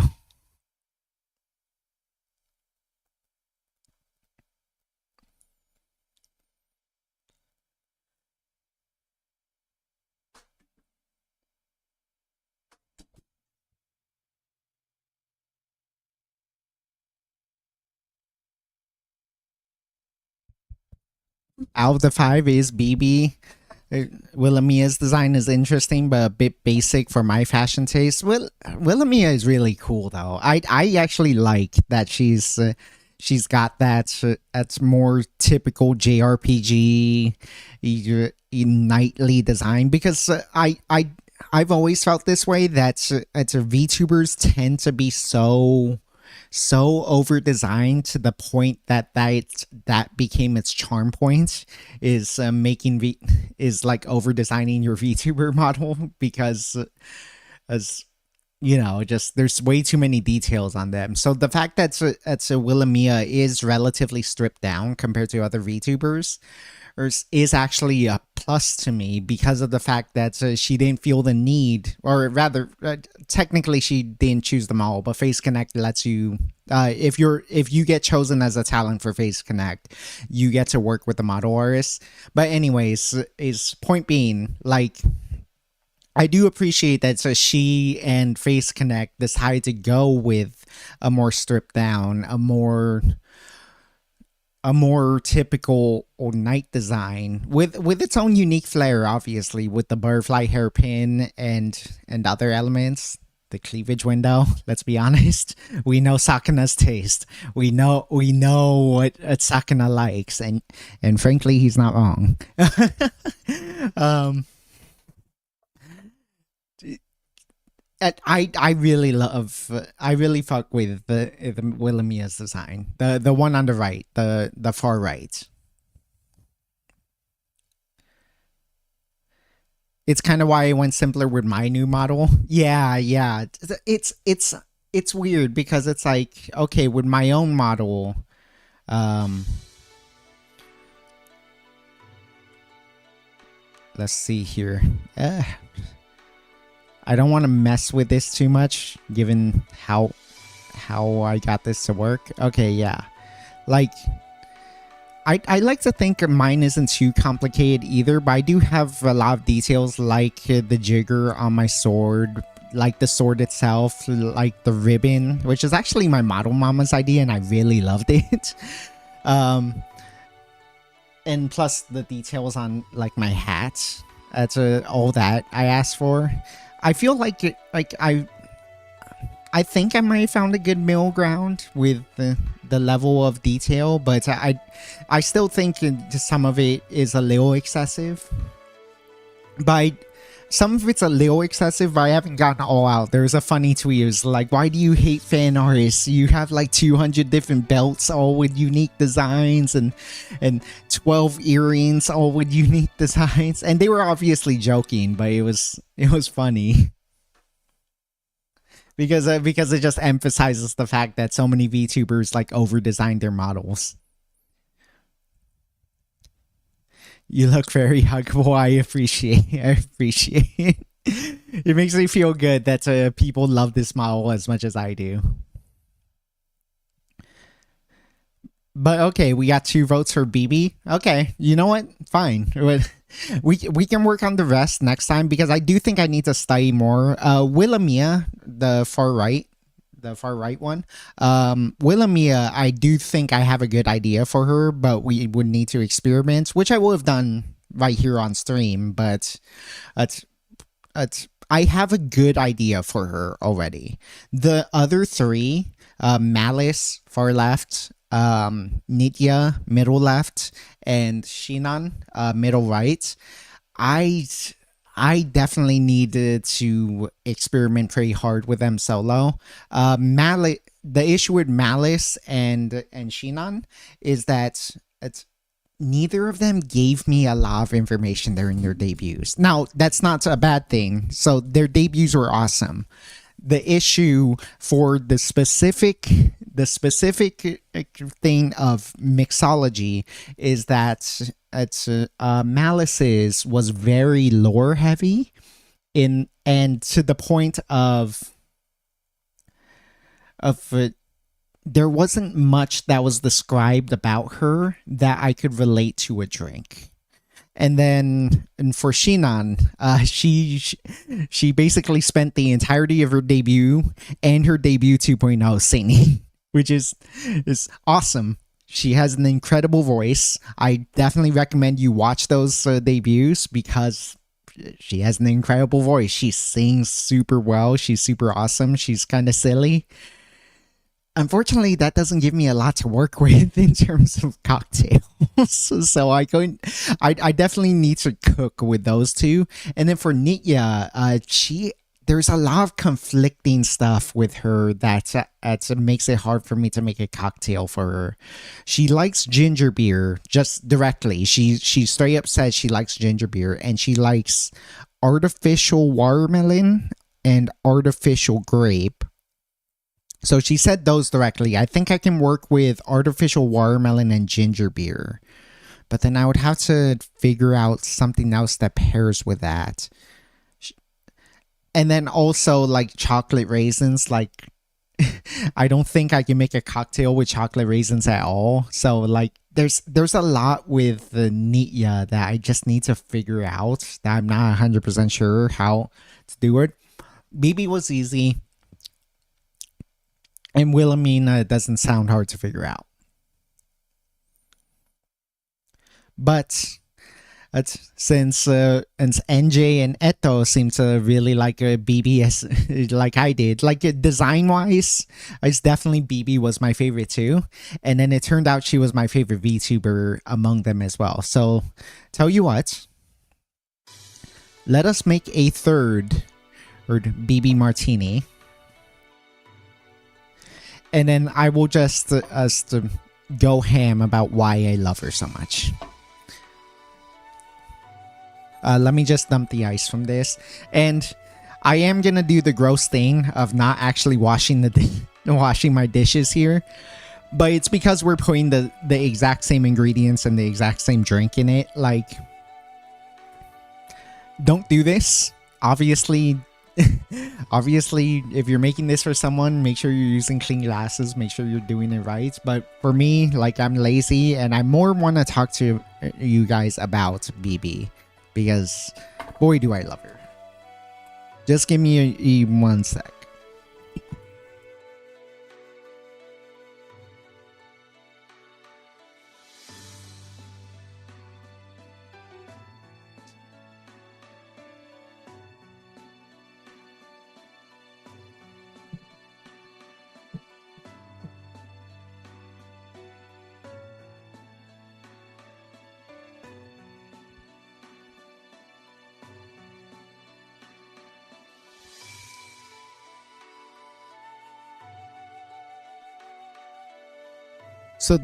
So, the recipe we ended up settling on is half an ounce of simple syrup,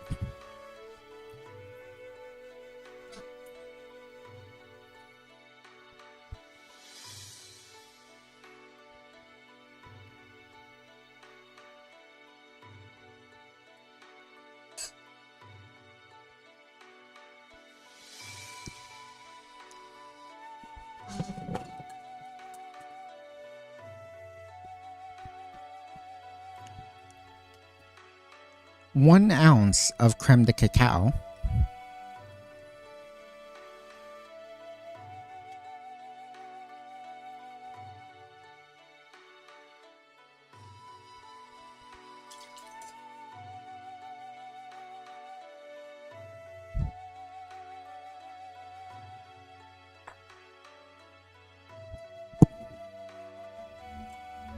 one ounce of Mr. Black,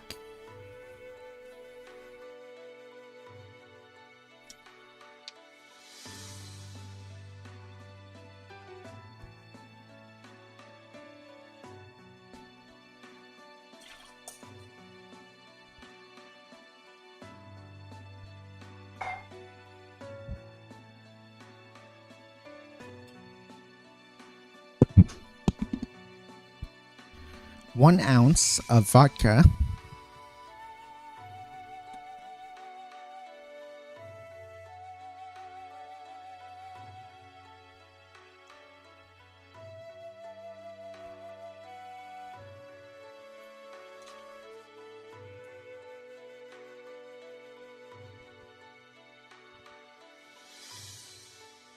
shake this with ice,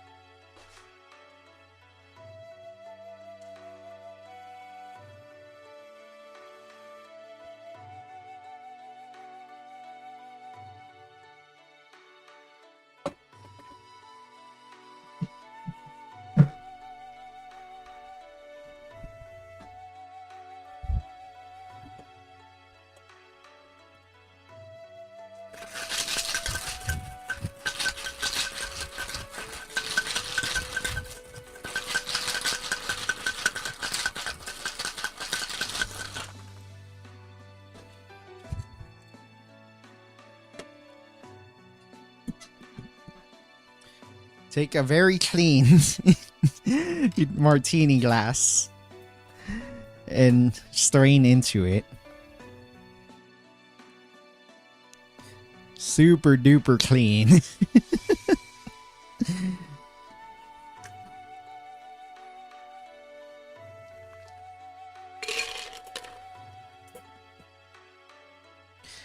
and finally float some almond milk into it. If you're making this for BB, you definitely need to use almond milk because she's lactose intolerant. If you're making this for yourself, you can probably use regular milk.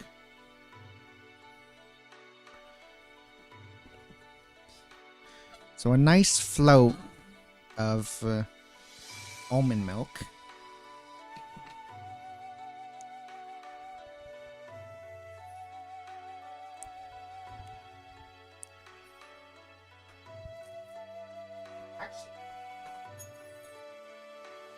Actually, I forgot to one more thing. Can I do this? Oh my gosh, I can. Oh my goodness. Oh my god, I'm a genius.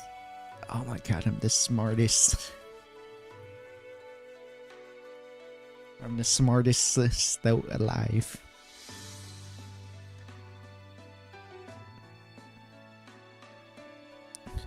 And then finally,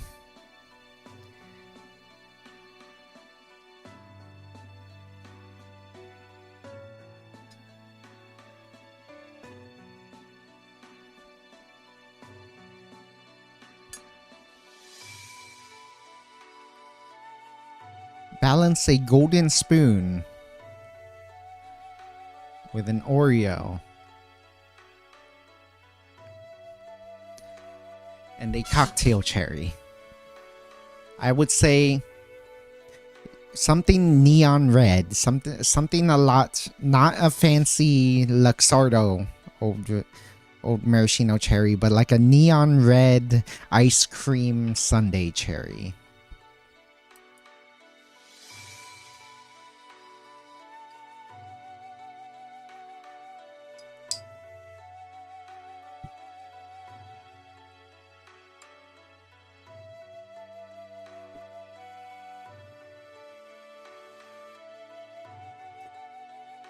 Now, the reason for the golden spoon is if you've seen fan art for, like, all of them are like high, well, 3 of them are high fantasy and they all have weapons. Wilhelmina has her sword.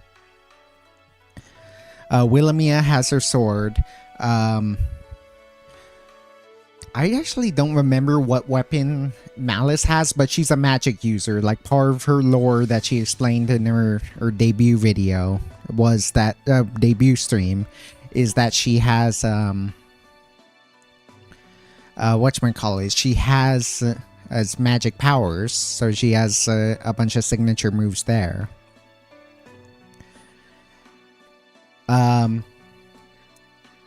Nitya has a bat. We don't know what Anya has yet. It's Shinon being a siren. Obviously, her voice is her weapon. I wonder if you can see this properly from the side view. Oh, kinda. You can see the Oreo and the cherry there.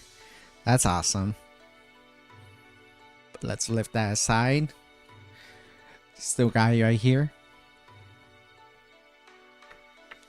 And then for BB though, what she has is a giant golden spoon. Cheers. The BB Martini.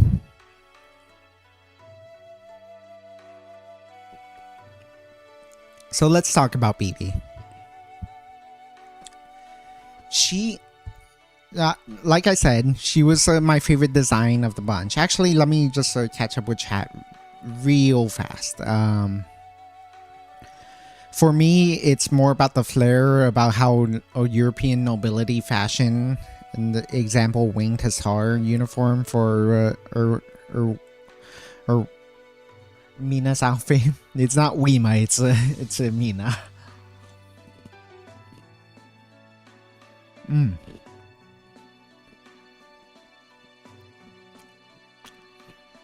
gonna have the cherry too.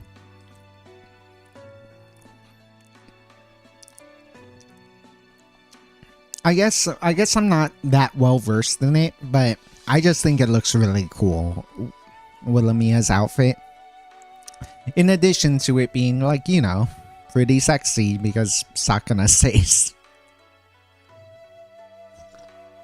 which I do appreciate, by the way. I do like that Sakana really goes for, well, Face Connect in general is going for a more tasteful vibe, a lot more of a, it's not just about as much exposure as possible and like really making it as sexy as possible.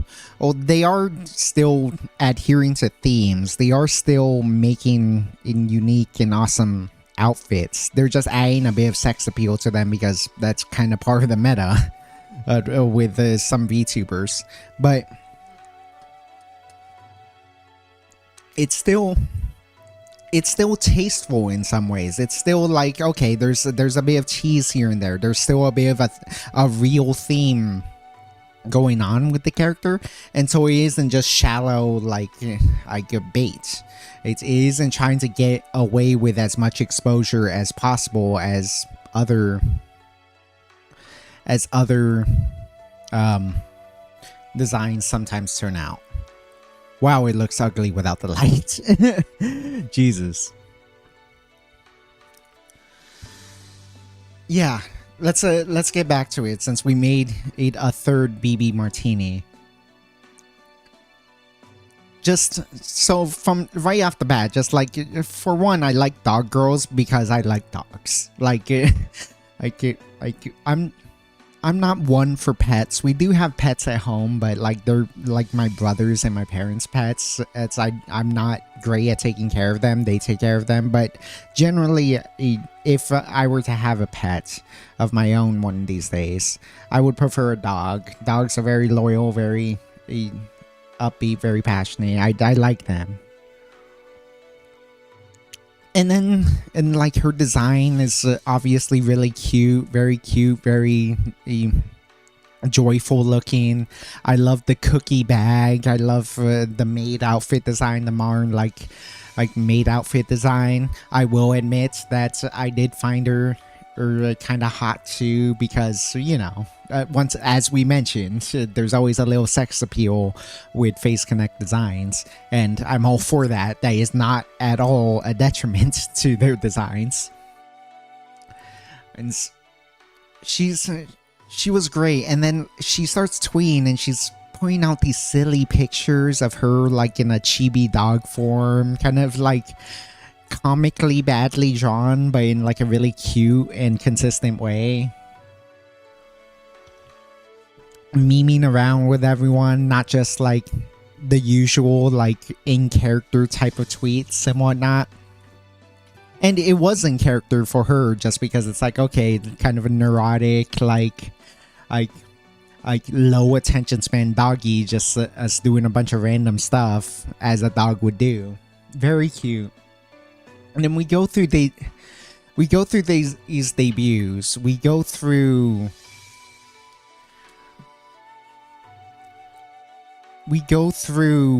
like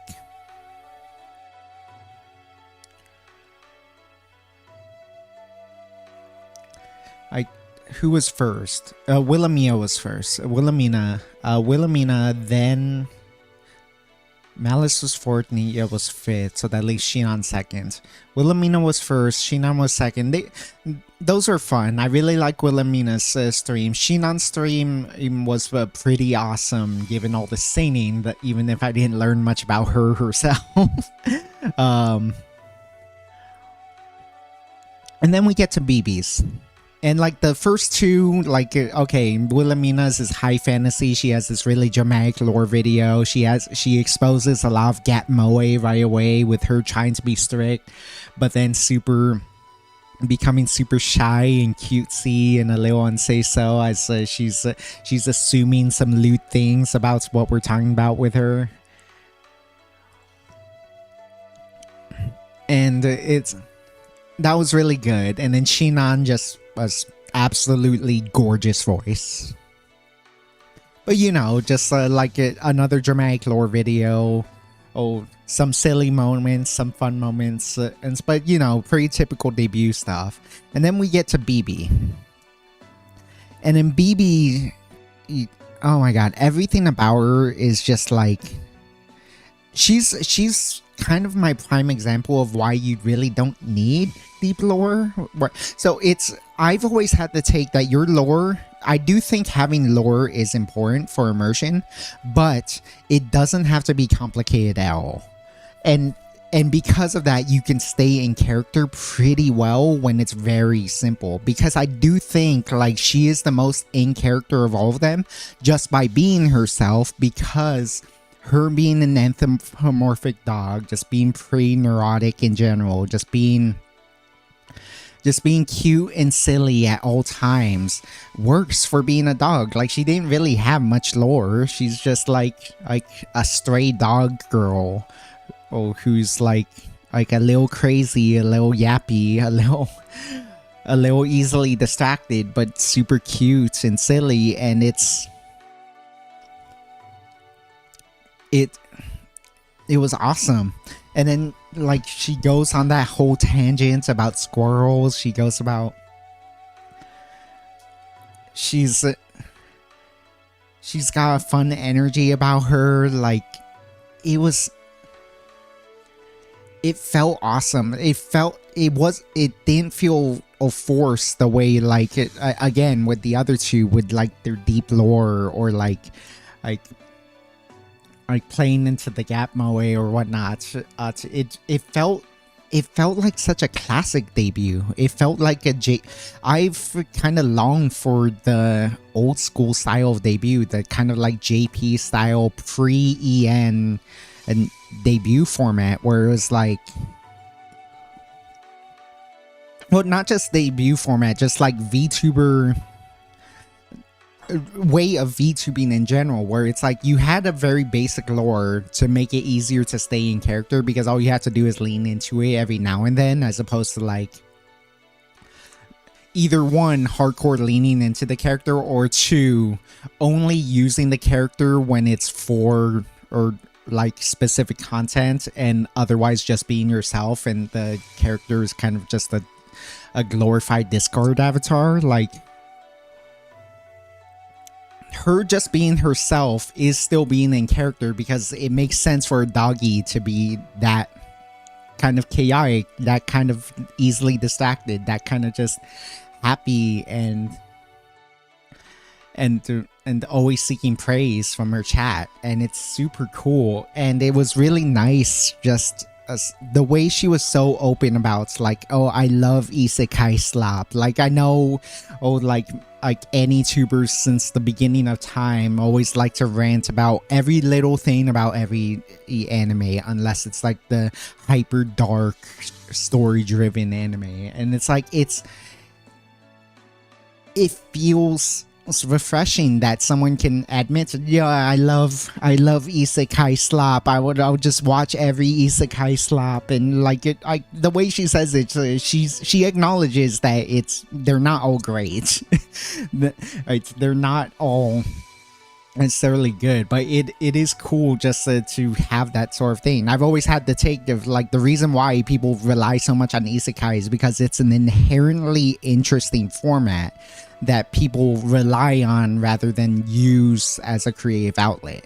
And then so like it is really cool that she feels so unapologetically open about her anime taste, unapologetically open about like her interest, is extroverted in a way that doesn't feel overbearing, just very open about her feelings and her interest and everything. You know what it reminds me of? It reminds me of Pomu. Like, Pomu Rainpuff was my first ever Oshi, and it was so refreshing just to see someone who was so like open about it. They weren't ironic about anything. They weren't like, they didn't feel shame about what they liked. They just liked what they liked, even if it's something that people would shame you for.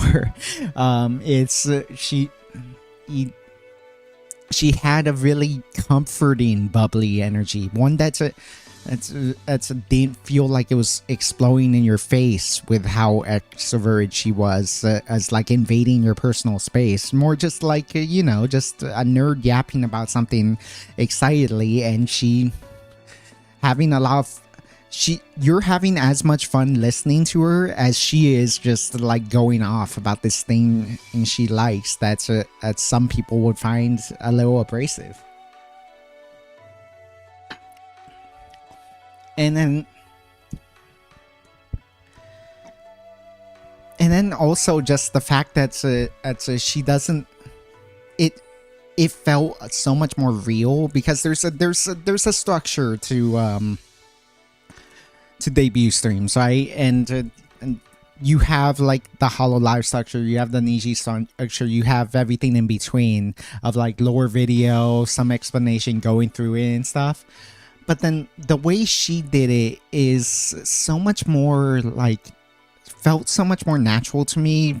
Partly because she was being more honest about it and less like methodical about it.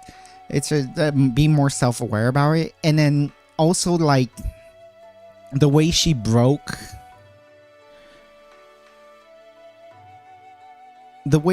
managed to like break some norms in a way it should like curb some of the parts I frankly find annoying about it's modern VTubing culture, which is like, oh, people go crazy about like the feet and the booba and whatnot. And so, and one of my biggest pet peeves is when very clearly, they are trying to like emphasize is the booba. But what they do is like, oh, hey chat, check out this is my necklace. Look at the necklace is physics on this, and it's very clearly just a plant to like zoom in on their booba and show off the boob physics. Whereas she straight up was like, oh, now let's move on to my boobs, and then she does a little bit of that. Chat's getting excitable as they usually do, but then she also one, she doesn't linger on it that much. Two, she actually cuts it off even more by showing off her lean animation, in where she leans forward and now you can't even see her booba, you see her face just right in front of the screen. It's like, what you looking at, huh? You're looking respectful, and you know, just like teasing chat for being down bad over looking at some virtual or YouTuber boobs. Oops, just teasing them about it. And it reminds me so much about how like Pomu killed the Hi Honey trend that was going on, where they were trying to get literally every VTuber in existence to say hi honey by any means necessary, and like the joke had clearly died out, and so like Pomu just gave the most half-hearted, like matter-of-factly hi honey to chat, and it completely killed it, completely like ruined the joke for everyone, so that people would stop like doing just the typical like annoying in a cookie cutter reaction to any like the way now people react to feeds, like for free and all that type of stuff, and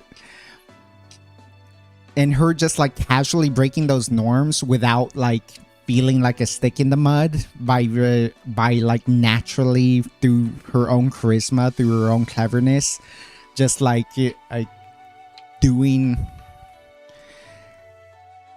something to really either keep the focus on her as opposed to just typical VTuber norms was really cool.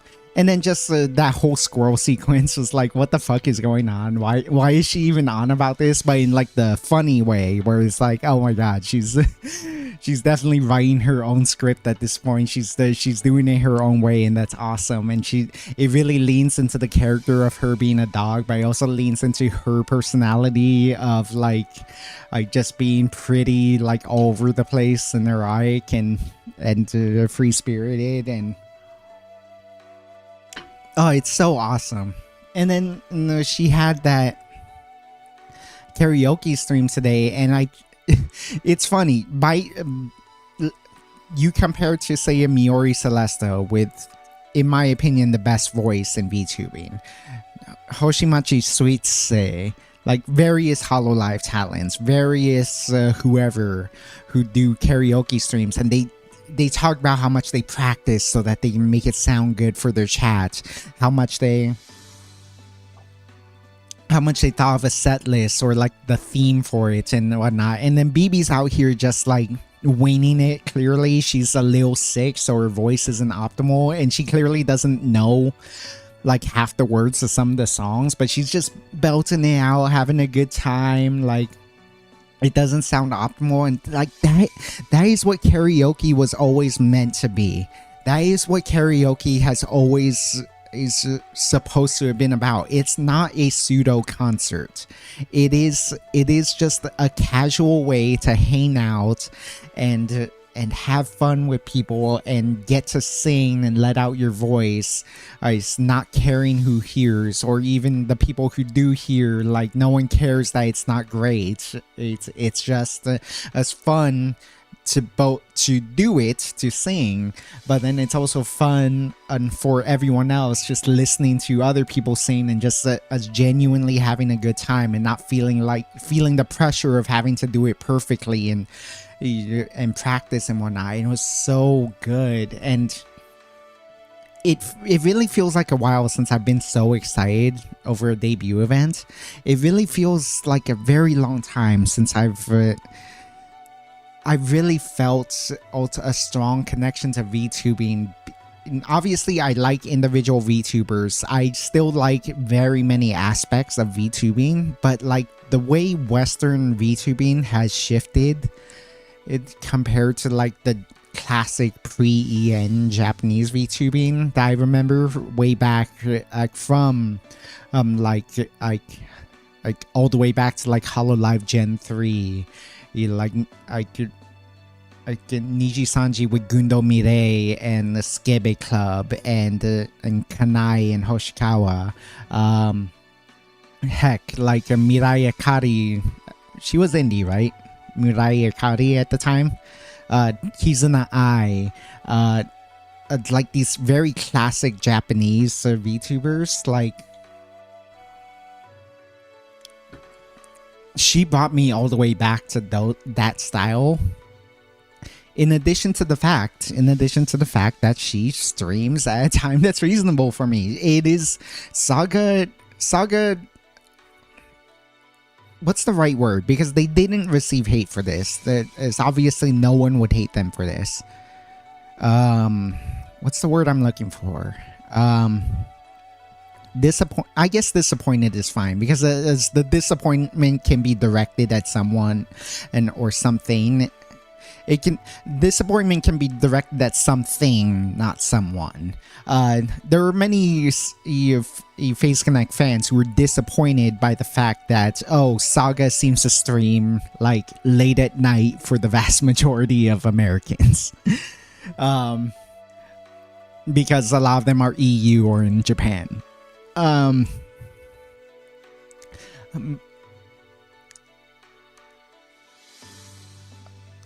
That is great for me. If BB's stream started like 6 p.m. at the earliest, and then 10 p.m. typically. And then like all the other ones are like 1 a.m. Or like I remember Malice's debut was at like debut 2.0 was at like 4 a.m. And that was actually awesome for me, because it was like I'm graveyard shift. I stay up all throughout the night on the nature of my job. And then so knowing that BB is available to me to actually watch live, because I love Sleepy. I still consider her my Yoshi. I love Airi. I still watch various other VTubers. There's an Australian VTuber who streams at pretty convenient times for me that I really like. I can watch their VODs, but that's not the same as being able to watch them live. Watching them, maybe getting them to react to your chat live. Just us being there with chat in those crazy moments and being able to react with them and feel really part of the community. Like I haven't gotten that feeling for a while. I haven't gotten the sense that I can really belong within a community for a while. I haven't gotten I haven't had just that feeling of like really loving VTubing and VTubing in as a concept in so long. And again, like I love EP Sleepy, I love Irie, and it's awesome watching their VODs. They're very fun, they're very silly, they're great VTubers themselves.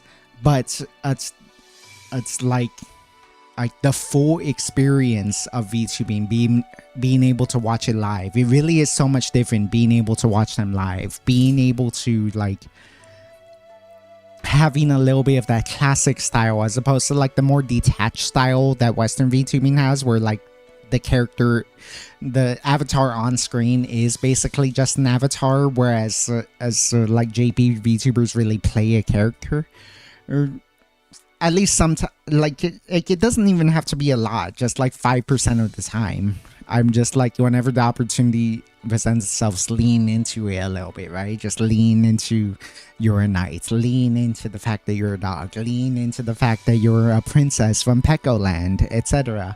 Like it doesn't have to be much, just as that little bit of immersion like really is really what made me love VTubers so much compared to regular streamers, because I still don't like regular streamers. I love VTubers because of that showmanship. And I feel like that was lost for a while. And I feel like BB in particular, but Saga as a whole really is bringing that back for me.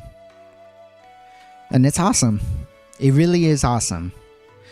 I genuinely feel like BB is someone that I can consider an Oshi one of these days. And I do not use that term lightly the way a lot of Western VTuber fans use it, because at this point, like Oshi means in VTuber you like at this point, and I can't abide that. I really don't like the way it's been watered down that much. I take the word Oshi pretty seriously because of the fact that of what it means. It means to push. It means to push. It means that you would do anything for this VTuber. You would take time out of your workday to make sure you lurk in their chat. You do set aside some of your budget to send them super chats. You try to comment on their tweets. You try to do everything you can to push them to the greatest heights you possibly can. I do that for Sleepy. I'm starting to do that for BB. I feel like I can finally understand the idea of having multiple Oshis. Maybe part of it is simply because I am too busy and I can't devote as much time as other people who just say they have like 20 Oshis, and I guarantee you they only hardcore support like at most 3 of them. But I can see if you have the time and or budget that you can push multiple at once. And I can see you really devoting to multiple at once, but I still believe that if you are calling someone your Oshi, you really are devoted to them. You really do want to do everything you can to push them as high as they can potentially go. And I don't want to throw that term around lightly because of the fact that Pomu Rainpuff and Petra Gurin are the only ones I've ever felt that feeling for. They are the only ones who I genuinely felt I need to do everything I can to at least lurk in their stream. Even if I have to hide away at work just to get their stream started so I can lurk. I need to set aside some budget so I can spam super chats at them during a karaoke. I need to make sure I get to all their tweets and support them, show them love, of say good morning to Pomu, to like support or to them when they're having issues with something, like cheer them on, be there for them. in ways that are deeper than just like being a casual fan who happens to like them. I've gotten there with EP Sleepy for sure, just as I want to spoil all I can. And I do feel like I can feel that way for BB because of the fact that she brings back so much of that old mentality of VTubing. She reminds me so much of like VTuber, of like old school VTubing that I like. And it's awesome. It's just like completely uncomplicated with the type of character she is, completely like unapologetic for what she likes and what she wants to do.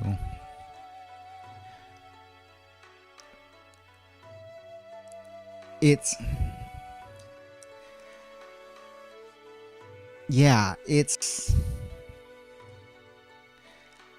having such an honest energy about them. Like I love the way that BB presents herself, and that's why like I've taken so hard to BB, and I really do hope that one, that she enjoys a lot of success, and two, that I can confirm that feeling of mine that I already have right now, that she is someone I want to properly push, that she is an Oshi in the way that it was originally meant to mean.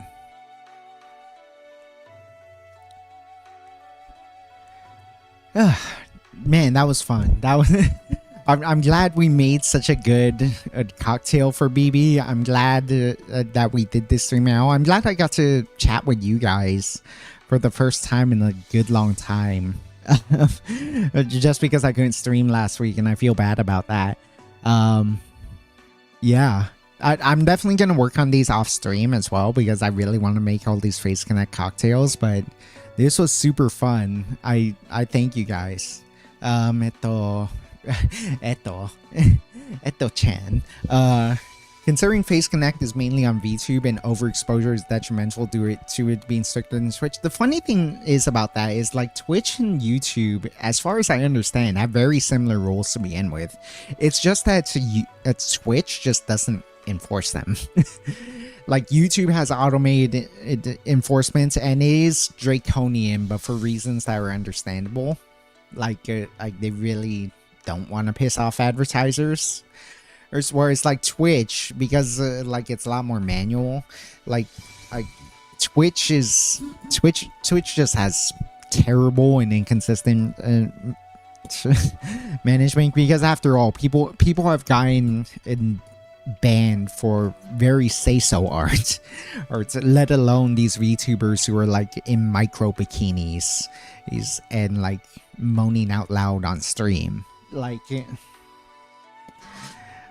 it's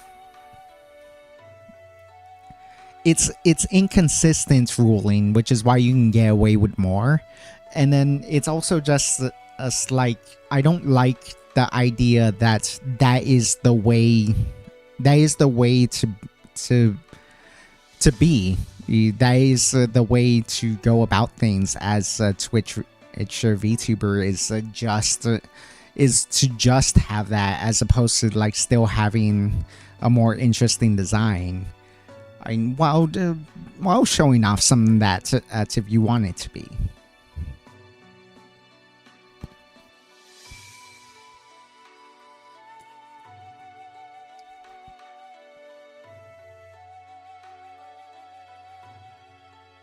Okay, well,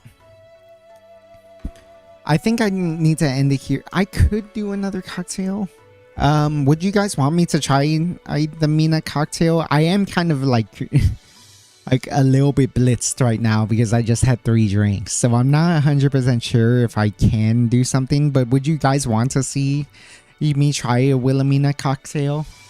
I had an idea, but I'm not 100% sure if it's the right way to approach it. So it depends on you guys. Would you want me to try that?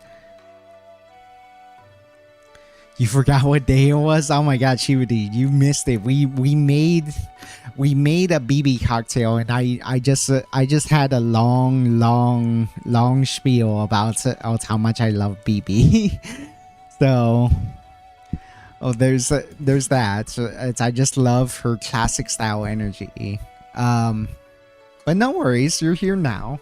I was thinking about honestly ending stream, but also like I did want to work on a Wilhelmina cocktail, so I'm trying to figure out. Actually, let me go check my notes. So let's get back to horizontal cam, and let's see here. So yeah, so she has the last name Frost, so something icy, something simple, because she mentioned in her debut that she loves the beauty, elegance, and simplicity of a finely crafted sword. So, with that in mind, like a pretty simple drink, her name of the sword is Winter's Edge, so that adds to the Frost theme. Butterfly hairpin. Butterfly pea blossom. I wonder if we can do that. Butterfly pea blossom.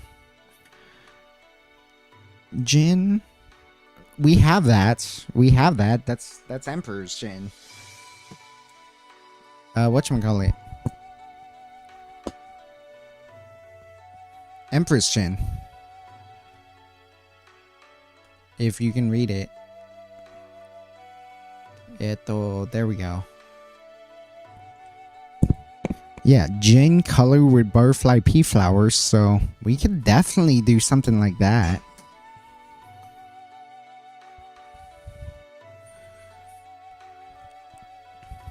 She does like tea and coffee. She mentioned that in her debut 2.0.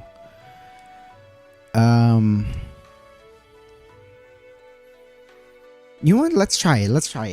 I want to do it. So let's do it. I haven't seen the debut for anyone other than Malice. Malice was a fun one. Her debut song is so fucking good. Like her debut song is legitimately like an absolute banger. That line just sticks in my head so strong. It's like, look into my eyes where malice lies. That is such a bar. That is so good. Oh my goodness. Yeah. Give me a sec. I really should rinse out these tins now. So let's do that, and then we'll work on a Wilhelmina cocktail since you're here now, Chibidi.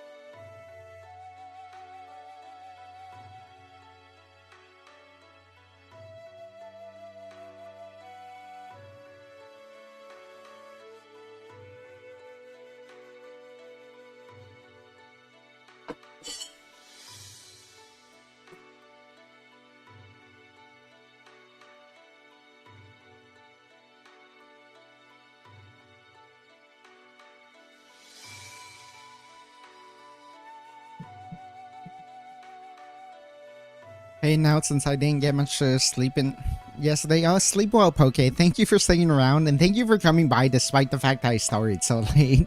I'm so sorry about that. I haven't seen the more than the debut for anyone but Malice. I read that one away, but okay. Yeah, Malice was really good. The other ones were great though. I talked about how much I loved BB. Shinon sang very well. Wilhelmina had a fun like roleplay debut. That was awesome. Nitya was by far the best debut. I love BB the most, but Nitya's was so unique and awesome. But yeah, I read a summary of Shinon's 2.0, and apparently Shinon the Siren wasn't hired as the musical one, but the ASMR one. Malice is the musical one. I mean, Malice has an incredible voice. But like Shinon, first of all, she's a siren. The whole thing with sirens is that they sing. And two, she did like nothing but sing in her first two streams. Her debut stream, she sang like 3 times. Her debut 2.0, she's saying like 2 or 3 times. And I barely learned anything about her, which is why I'm still unsure of how to make a cocktail for her. But she's awesome. Yeah. I'm surprised that she's supposed to be the ASMR one, but I guess that's not too surprising. I'm sure there's certain people within the Phase community that really like that. In fact, isn't there like a hardcore ASMR fan among them? So for Wilhelmina, let me look at my notes again.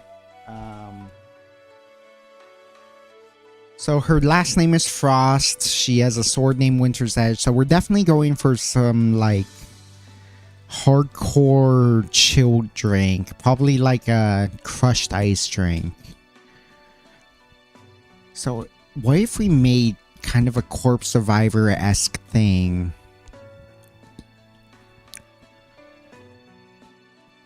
Yeah. Butterfly hairpin. Just pass Mina some frosted Gatorade. Oh my god.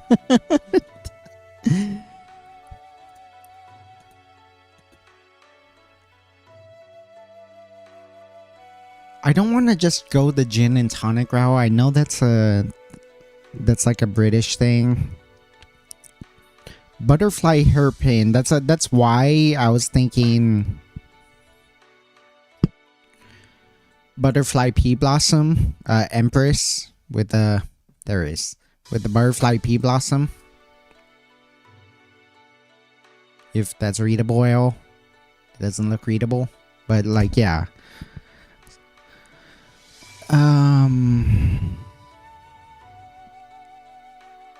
And something simple. So that's the important part, is that it needs to be simple, yet simple and elegant. So let's see. So definitely, I think some kind of gin drink, just because it is kind of like a nobleman's type thing. It is like a very European noble drink. Butterfly Pea Blossom for her butterfly, a hairpin. I could make perhaps an old-fashioned, but like frosted old-fashioned. That sounds kind of weird. Oh right, I wanted mint. Mint and gin is pretty good. Mint and absinthe I know is godly. Because mint has like a really strong cooling effect, so I think mint would really be great for a Wilhelmina cocktail. So mint and gin. Actually, so there is something called a shit, I forgot what it was called. Let me look it up real fast. I know I've looked this up before. Eto.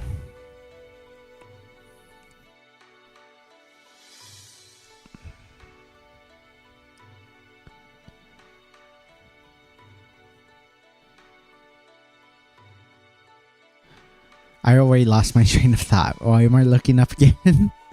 Jesus Christ. I'm sure I'll know the moment I see it.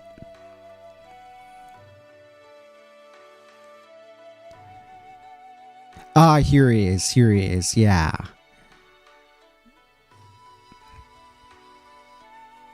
Yeah, the Ginger Rogers, which is like a gin. Ooh, okay. Oh, yeah, so I could make sort of like a minty Tom Collins.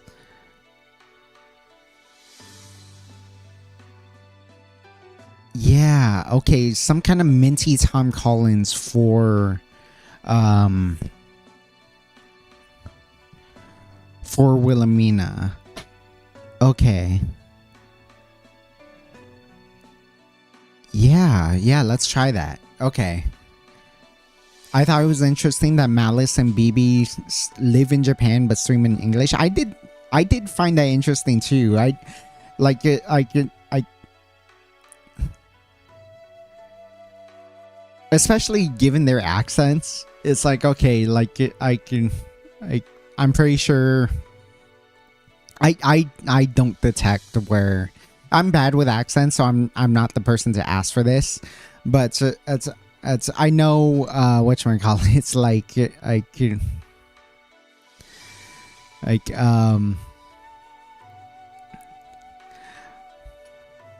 I'm pretty like Malice has a pretty deep British accent, and then I can't detect where or BB is from.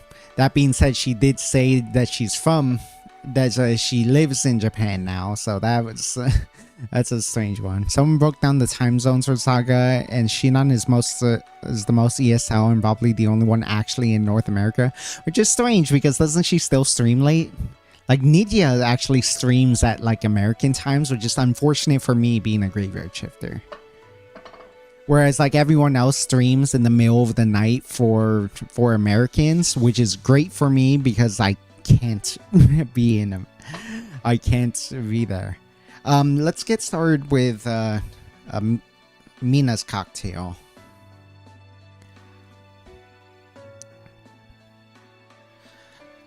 I think I think doing this in the Tom Collins style would probably be good, but instead of the normal style, we are going to do it we are going to make it frosted by having crushed ice. So first things first, I'm gonna say we'll start with a half of an ounce of simple syrup. A basic 2-to-1 simple syrup. The way it should be, for the record. I'm gonna go with 1 lemon worth of juice. As you know, I don't measure my lemons. I would say optimally it should be 1 ounce of lemon juice, but that's kind of it feels wasteful to not just squeeze out the whole lemon. So I'm just gonna grab 1 lemon and juice it. Be right back.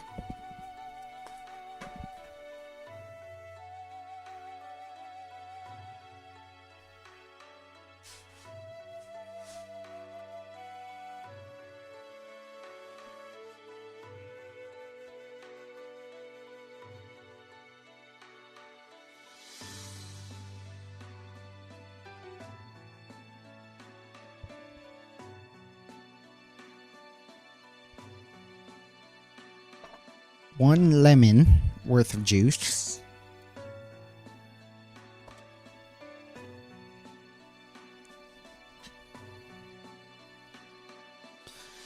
Where was my lemon squeezer? Give me a sec.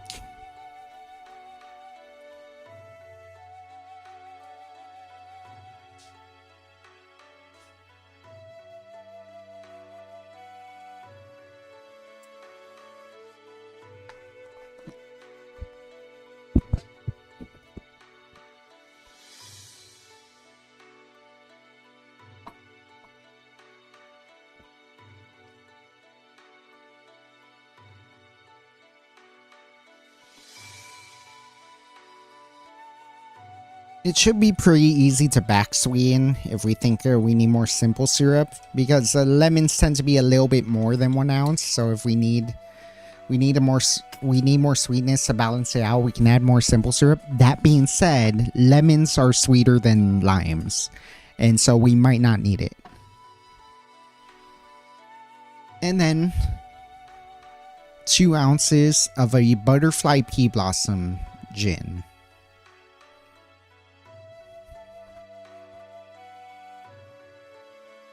There we go. Butterfly pea blossom gin.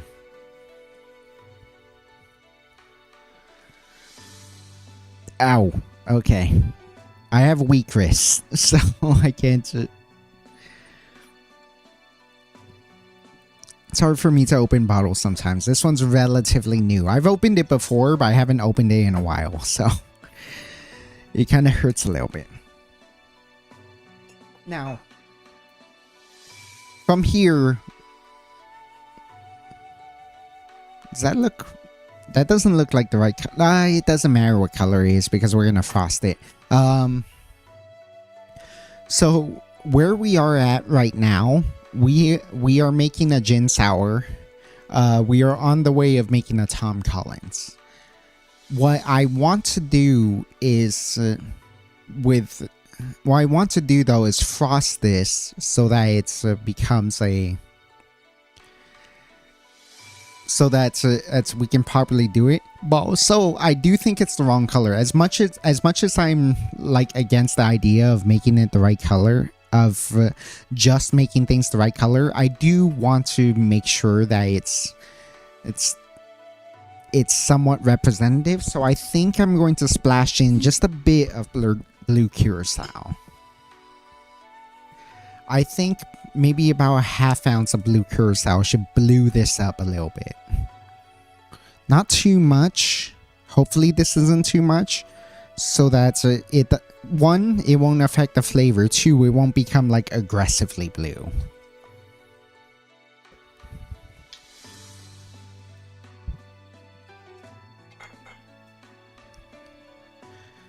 Oh yeah, that's a little more blue.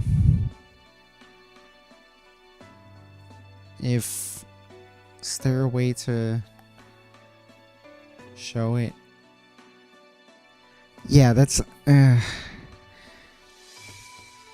it did make it blue. I'm not sure if it's the right blue, but that's just the fall of the acidity. So let's see. Shinan's times are 11 p.m. EST, 8 p.m. PST, which is a little late but not super late. Yeah, that's reasonable enough for Americans. It's not it's not that comforting for EST, but I can see that they're doing their best there. So from here, normally with a Tom Collins or indeed a gin sour, we would just shake this with regular ice. What I want to do is make this frosty for the sake of Wilhelmina Frost. And then so I'm going to make crushed ice real fast to shake with crushed ice. So you're going to have to give me about 2-3 minutes.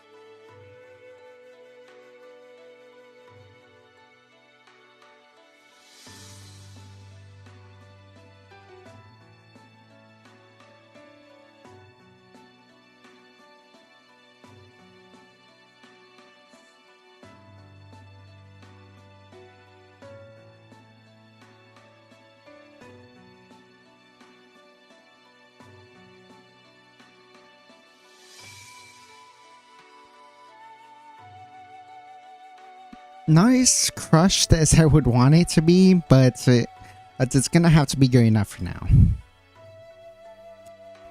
Give this a quick shake because that's all you need.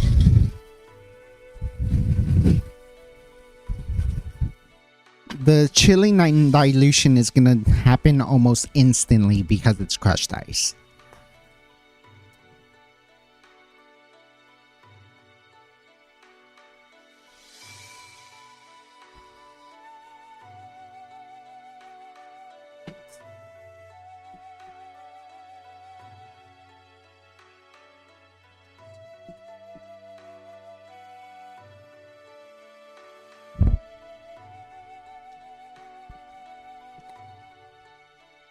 Okay, and let us go to vertical camera and try straining this.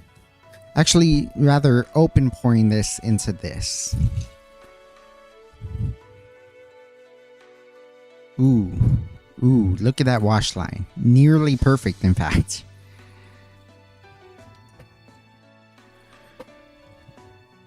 Actually looks really good. I can't believe how that turned out. I was super winging it, but this actually looks pretty good. I think the way I would garnish this, I don't know how to do it properly because we need like a butterfly ornament. But if you can make some kind of butterfly ornament, I would put that as the garnish. Cheers to the Captain of Guard, or Wilhelmina Frost.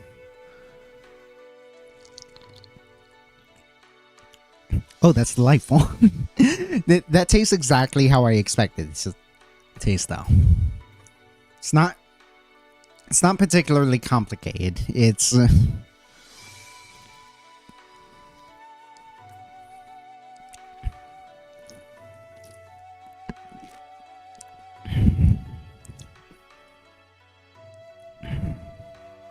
okay, that's it. What do we think about the color here, actually? Let me know. Does this look like a pretty good color to you?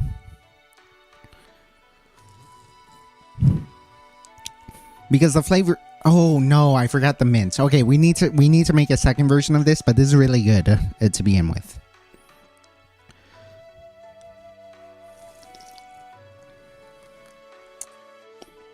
In fact, we have a second glass. Let me make it right away because I totally forgot to add the mint. Okay. Hold on. Let's do this the right way. Let's do this right away because I want to make sure I do this the right way.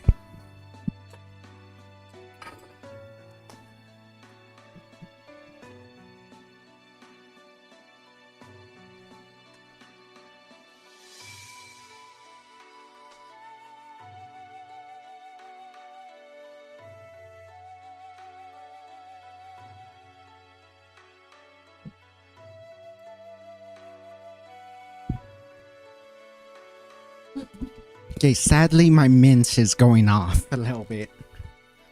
My mint is not optimal right now, so hopefully we can do that. Actually, this is a great sprig. This is a really great sprig, so I'm gonna set this aside.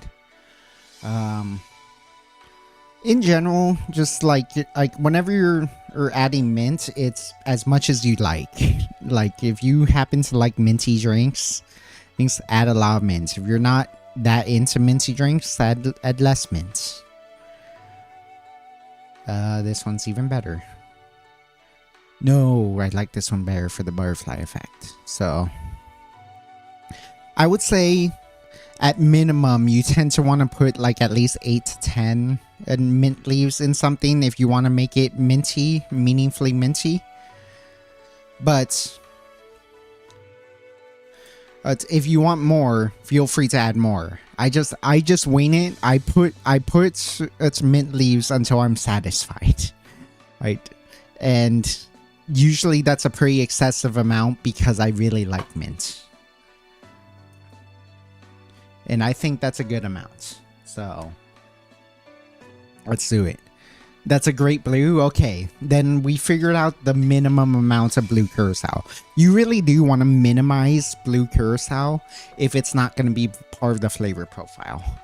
So we have our mint, and you just want to muddle it. So that just means pressing. So we're gonna press into our shaker all the mint we've just put in it. And note what I'm doing. I'm not twisting, I'm not grinding, I'm pressing. You do not, I repeat, you do not want to grind these mint leaves because you don't want that vegetal flavor. You don't want to accidentally suck up some of the mint as you're sipping it and like chew on like a mint leaf that's survived.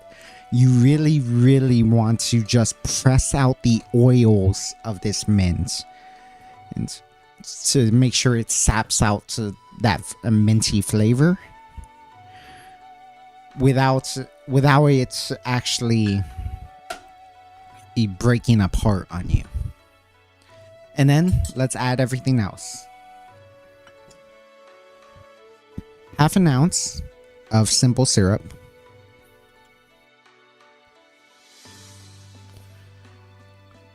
The reason I'm going with lemon instead of lime too is that I believe lemon has more of a cooling effect than lime. Lime has a bit of a... Lime being more sour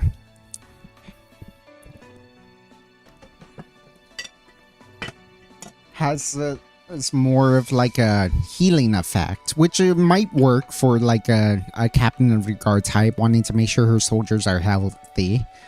But I would say like a lemon for her name, Wilhelmina Frost, is better for our concept of just like a chilling drink. Into something they invented in her honor after a successful mission and something to relax with, especially with the sweetness. Like we also have a sweet side to her with the fact that she cares so much about Shinan, that she cares so much about her recruits. It's that she has a sweet side to her, that she isn't, that it is a little bit of a front that she is such a tough knight.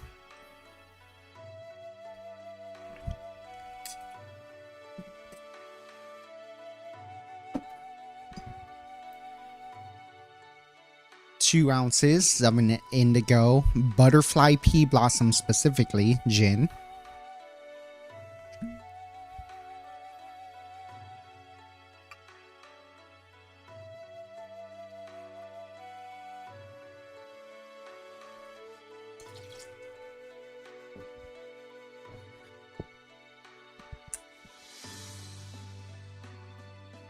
And then strictly for color, half an ounce of blue curacao. This will add a bit of a candied orange flavor to it, but we're minimizing the amount, so it shouldn't be too prominent.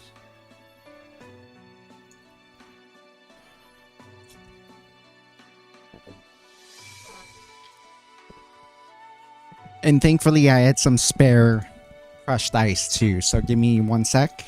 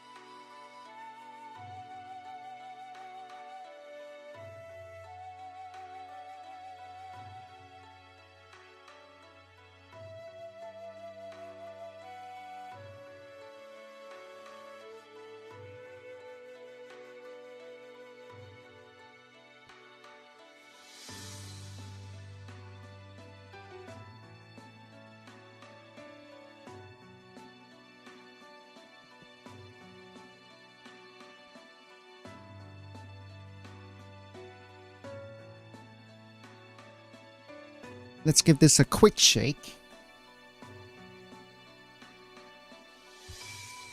What's a Phase Saga? Phase Saga is the newest gen for Phase Connect. They're an awesome group of VTubers, and I think it would be really cool to make cocktails with them. Nice to meet you, by the way, Enchilada.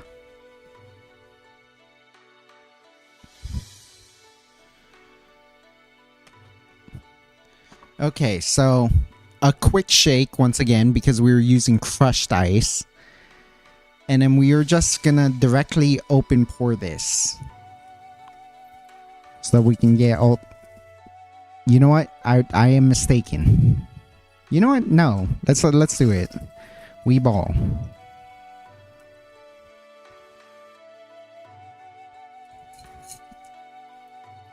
Actually looks really cool in that way.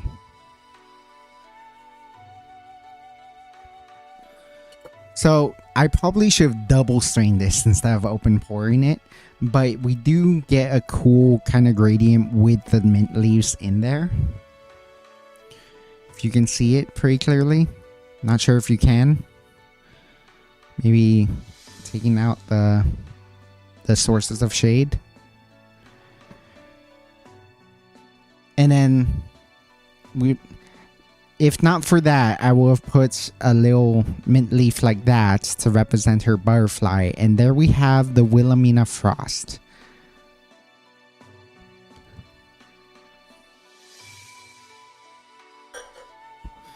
Let's see how this is with the mint. It should be the same thing, but with mint aid, it can change pretty significantly.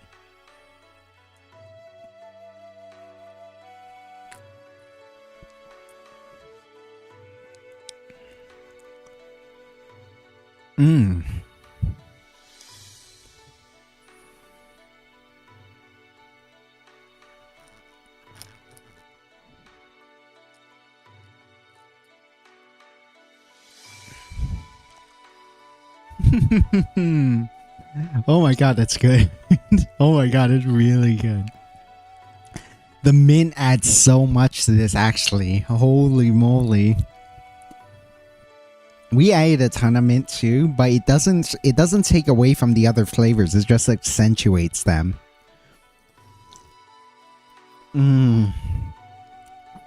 Oh, that's so good. Okay, I'm glad we decided to make the Wilhelmina cocktail because this is absolutely superb. This is a superb drink.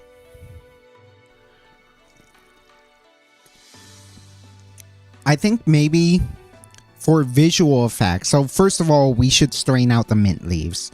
So what I would do here is I would double strain this to make sure mint leaves don't get in there. But then also create extra frosted crushed ice to fill up. So that will probably be what I post on Twitter later. But based on just the flavor profile alone, this is...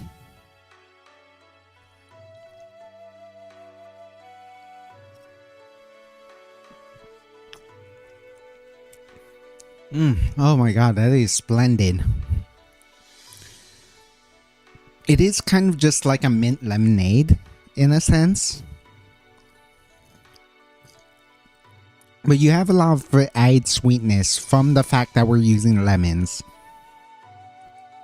From the fact that we're using in blue curacao. That you really didn't need that much sugar. And I think the sweetness is just right. I think we did want the half an ounce of sugar, but not much more than that.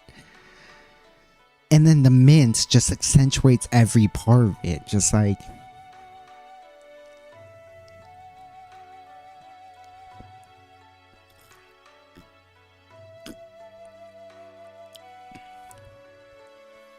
Yeah. The mint mingles with the orange of the blue curacao very well. It mingles with the floral juniper or herbal profile of the gin very well. It dances side by side with the lemon really nicely.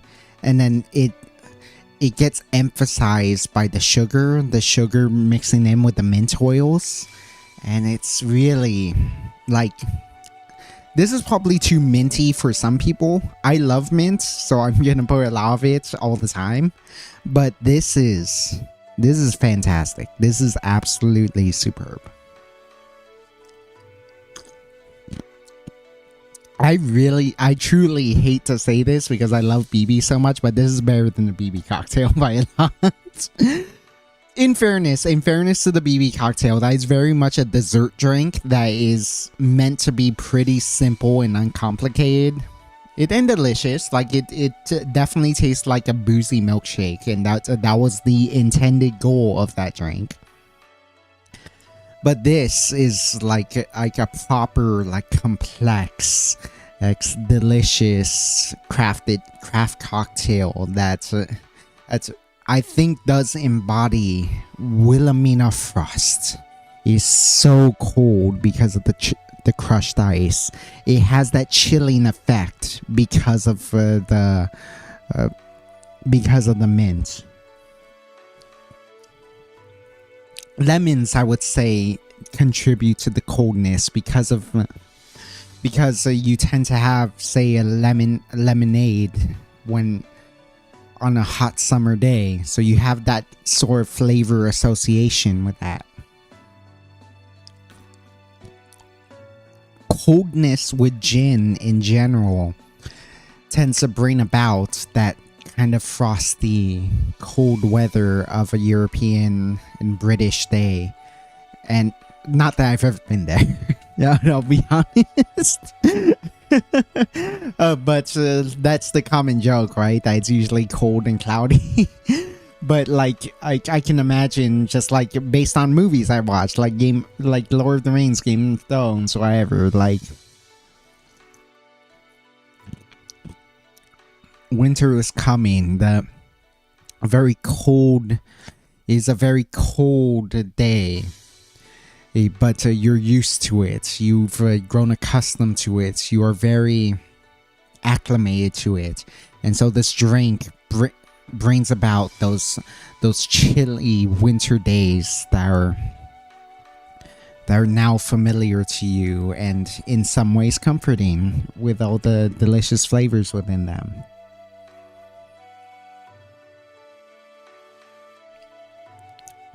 I think this is better drink with a straw due to the crushed ice, but actually getting to sip it, letting that ice hit against your lips, and just the frosty coolness of that crushed ice mingling with the drink, mingling on your taste buds. It's genuinely adds a bunch of flavor to it. We talked about how temperature transforms a drink with a hot drinks episode, but that is a big part of why cocktails are so good. We chill a lot of our stuff shaking it with ice. The cold creates a vacuum, and the cold, or being able to chill our spirits, chill the ingredients inside, dilute it a little bit with very cold ice melting into water to slightly dilute our drink and make it's just that tad bit more cold, when we do taste it. Brings out a lot more from the spirit. And it's delicious. If I were to properly note it, let's see.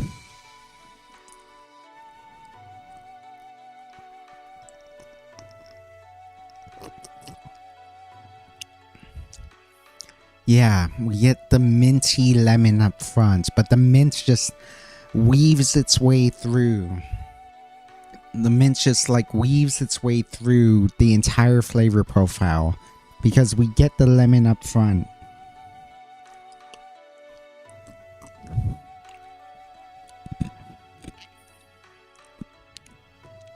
I got a bit of ice, and the ice was infused with all of the flavors, so it's just cool all the way down. It almost sends a chill down your spine. It's so cold, and you get the mint laced between all the flavors with the lemon in up front. It's sweet and tartness. You get to the flower petals of the gin, and you get through some of the herbalness, the juniper berries within.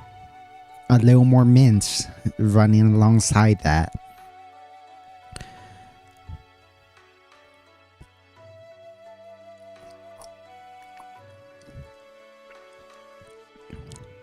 Yep, there's the orange. So in between those two notes, you get just a wisp of orange, a little comical wisp of that slightly fake orange from the blue curacao. But it does, because it's minimal, it does add to the drink as opposed to distract from the drink.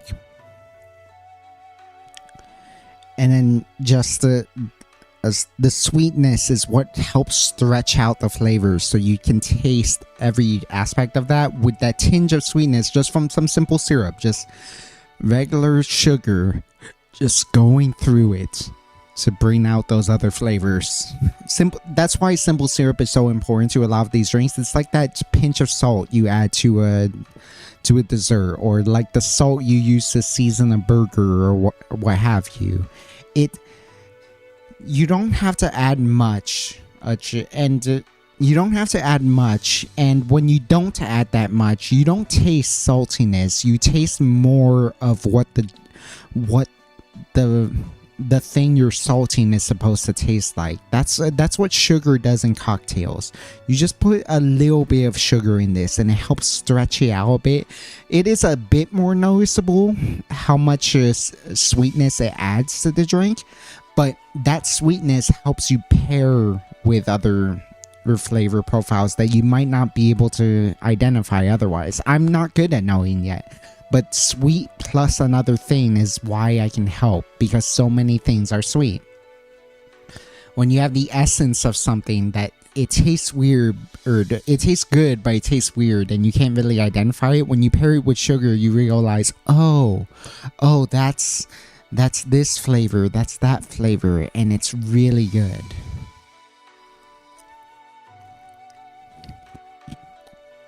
Yeah, I do think we nailed Wilhelmina's drink. Not only is it the right color, but I think we've created a really cooling drink.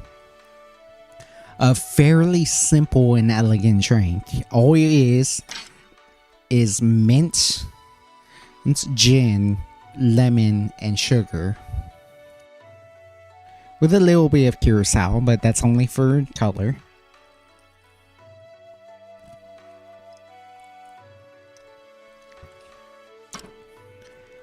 And it truly tastes delicious and elegant, just like she is.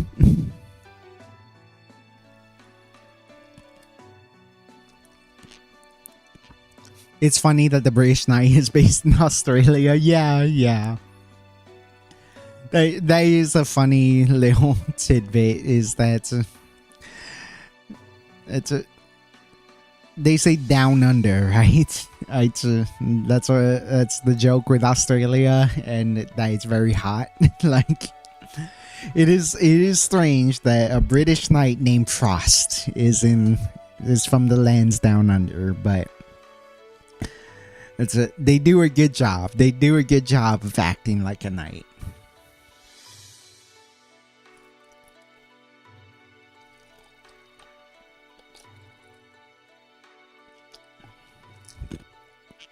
I think Wilhelmina has to be my second favorite design and all that.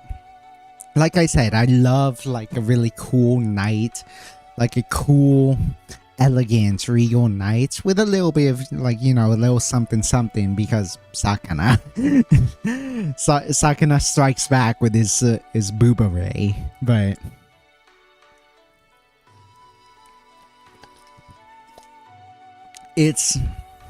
it really is a cool design. I mean, regardless, it really is just a fun. I'm drinking the other one, the one where we forgot to put mint in it.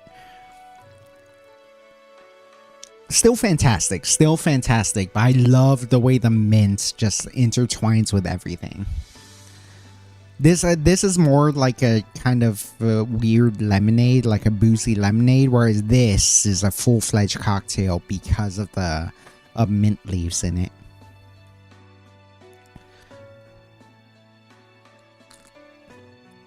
Still utterly fantastic though. Oh my goodness. Because you still get the complexity of the gin, and you still get that nice pairing between the lemon and all those flavors. And that wisp of orange from the blue curacao is a very nice touch, despite its blue curacao tending not to be a great flavor. But the mint is what ties it all together. Like, this is a very good sequence of flavors, if that makes any sense. Whereas the one with the mint leaves in it is a very well combined and complex flavor, if that makes any sense. Because of the fact that the mint binds with everything. In addition to having that chilling effect, like the chilling nature of mint, because we associate mint with coldness. If you're chewing on a mint gum and you drink water, it feels like your mouth goes ice cold. Mint in general is super cold. It's super...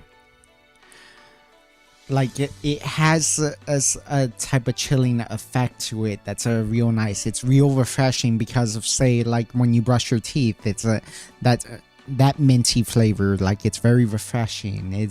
It adds like a nice breeze. It's like a cool gust of wind on a hot summer day whenever you taste that mint. It really does tie together so much.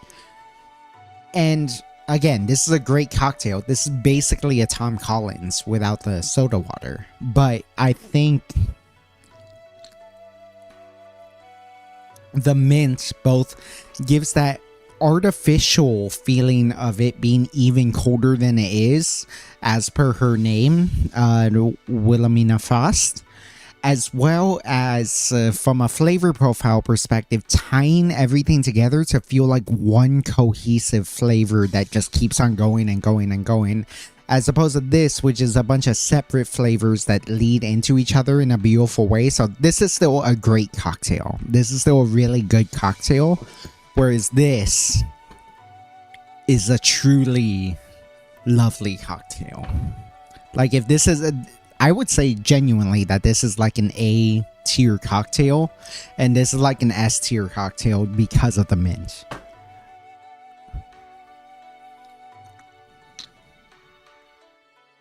Oh my goodness. Still good. Like I said, I'm still sipping this because it's still so good. Considering the top 3 talents in Phase by numbers are all flat, Pippa, Tenma, Sheena, I can see going hard on big ones to say, no, we're not the Lolly Company. That is kind of a fun thing with Phase compared to just other smaller agencies in general. Like, I know the other big 3 members, they tend to diversify a bit, but I know a lot of like smaller agencies, they tend to lean hard on the booba. Even if they're not being an NSFW company, like they tend to lean hard on like the motherly, the onesan, the leaning bigger is better type thing.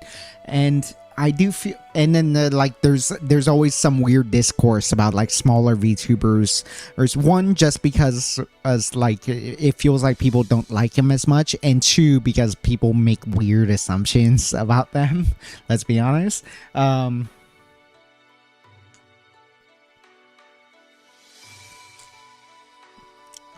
But on part, so like definitely would, I don't watch enough I genuinely just don't watch enough Tenma to know for sure. That being said, I know people do a good job making making fun of her in like the fan friendly like loving way, really bullying her about her height. So I know that's a big joke among Phase fans for Tenma, but I really don't know much about Tenma because I haven't watched her much. Pippa, on one hand, she's such a powerful personality that it basically doesn't matter what her model looks like. She would just be a good streamer no matter what because of how just as upfront her personality. Too, like I with that in mind, I don't think she needs to rely that much on like sex appeal and just a general or like a shallow visual based appeal in general. Like I do think her being her she has enough expressiveness in general. I think EB Sleepy actually talked about this a lot. Like the way she like goes wide eyed with like she goes and like. And well, it's kind of cheating with my drunk model. Let's see if I or like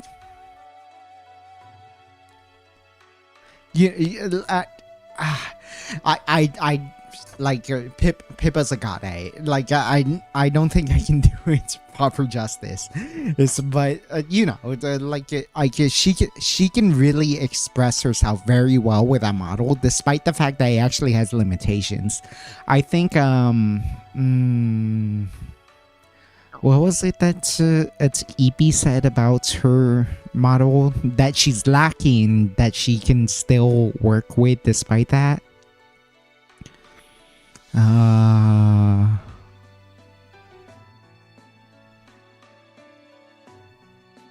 Oh, the eyebrows. Yeah. It's the fact that it's like I think that Pippa doesn't have eyebrows, and yet she can still like express herself solely through her eyes. And like it. Just from a visual standpoint, just solely through her eyes, she can express so much emotion through just her eyes that makes her so good at puppeteering her model, and it's incredible. Oh, truly. So like that's why she's a top tier VTuber. Like she can express so much through her model, through her own personality, through the content that she does, that it's pretty incredible. I think that's part of why like there's a lot of notable quote unquote like flat VTubers, lolly VTubers, is because of the fact that like they are able to express themselves in a lot more ways than just pure visual appeal because of you know, all I'll say is physics.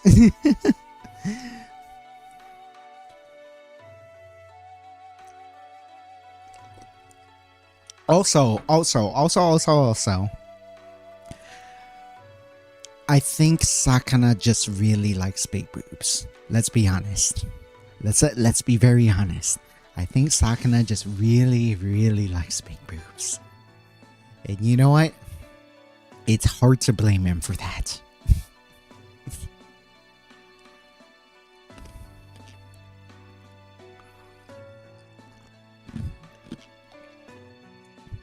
Didn't he get banned from Azure Lane, actually?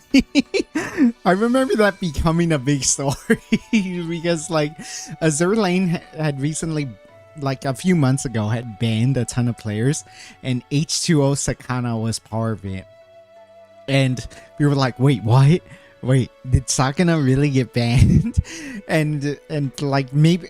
Like in the back of your mind, you're thinking, oh, someone stole the name H2O Sakana and is just like memeing. But then like the way Sakana was streaming was like, no, that was actually me. I got banned, and it like I felt really shameful about it. I was like, dude, what the fuck?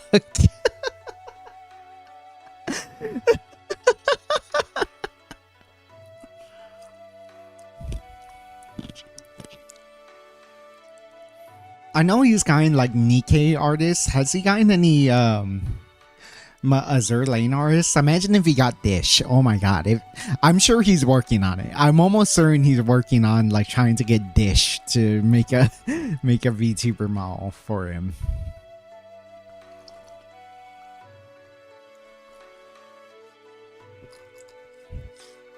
Oh, this is so good. This is like the imperfect version, and it's so good.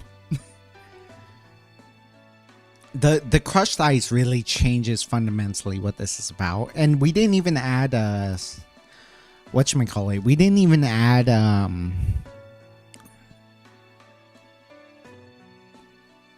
carbonated water to this. We didn't add any club soda to this. Yeah, test. Hello, Chibity from Twitch. Let me guess, did you get blocked on YouTube or something? Let me check your live chat.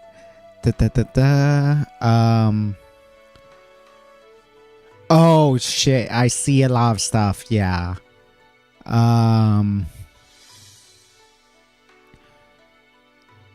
Tenma is really strict about her chest size. Like, she nearly banned me in Phase Discord because I posted a plus size Tenma that Clara RP'd in her chat. Ah, okay, I see.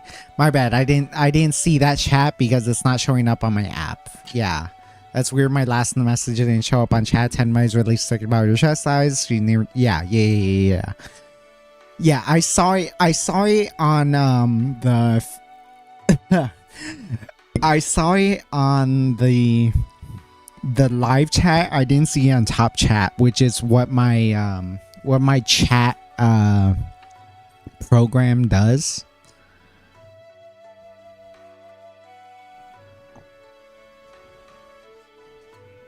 Yeah, that's weird. Okay, I need to check that more often. Okay, my bad for that. My bad for that.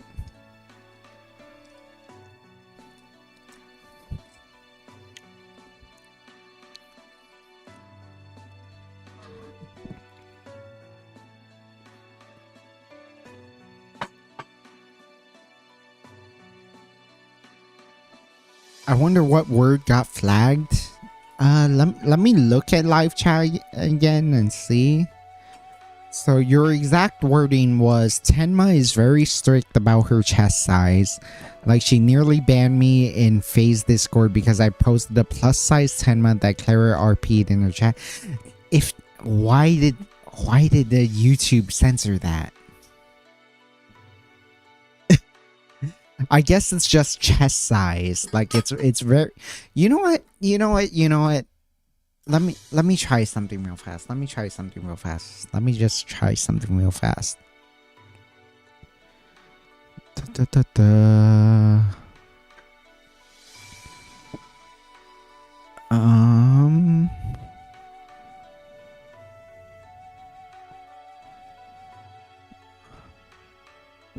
This is dangerous. This is a little bit dangerous because of the fact that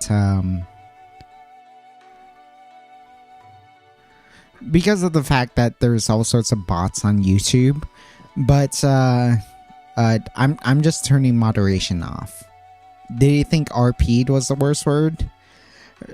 I genuinely don't know. Your censored message did not look like something that they should be worried about, but I turned off the filter, so hopefully that doesn't do that. In fact, just from curiosity, try typing a curse word in chat, in YouTube chat.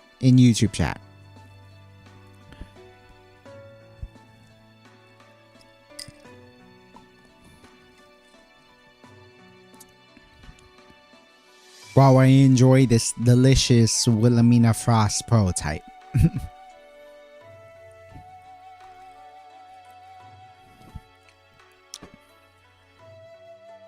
Yeah, I definitely have two in mind for now. So we figured out the BB cocktail, and then we figured out the Wilhelmina cocktail.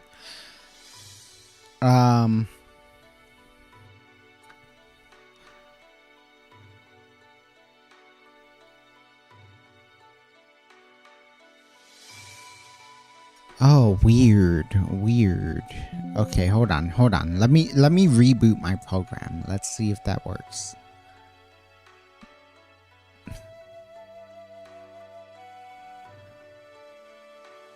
Yeah, I see you said booba test, but let me just check if it's. Nope, I don't see the booba.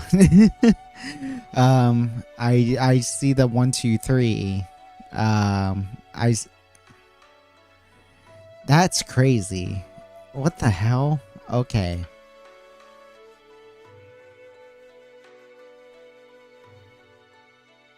Did I?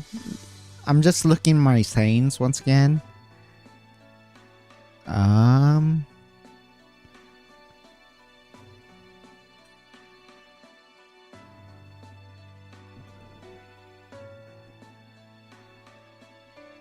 Let's see. Let me reset my chatbot once again. Just give me one moment.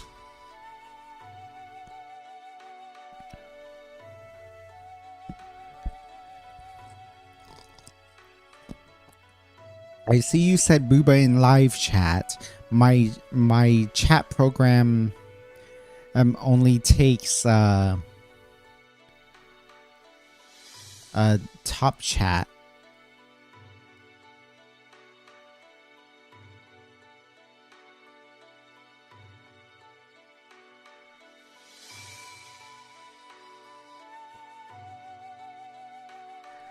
Live action role playing. Ah, what the heck? Okay. Yeah, I changed the moderation settings, but it's still not showing everything from top chat. I'm seeing it in live chat, but I don't see it in top chat. That's unfortunate. That's unfortunate. You are still getting censored in my chatbot, and I usually only check my chatbot. I can look in my YouTube chat to see the uncensored stuff for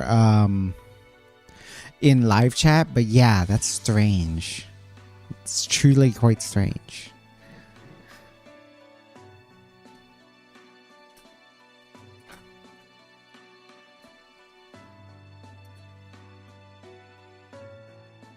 Oh, okay. No, that wouldn't have worked. That wouldn't have worked.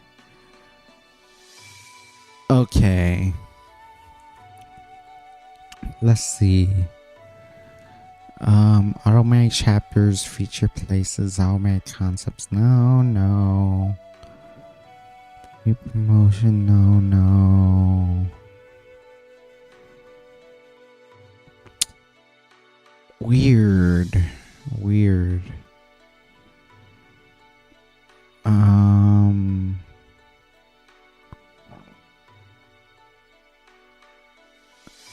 Let me just check something real fast. I just want to check something real fast.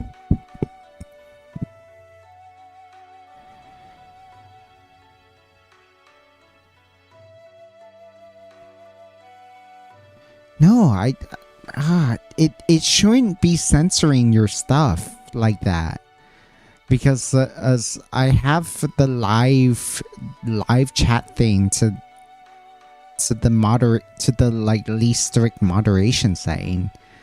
So that's weird. Yeah, I don't know why it's doing that to you. What a bizarre thing? Yeah. Okay. Weird.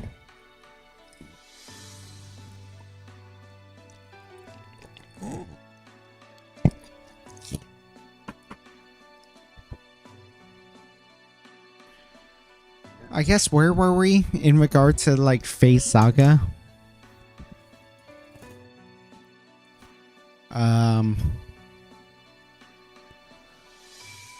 Let's back up a bit. Oh yeah, we were talking about the flat ones. Yeah, I do think it partially, and not just partially, but like in a big way, it is just Sakana's taste.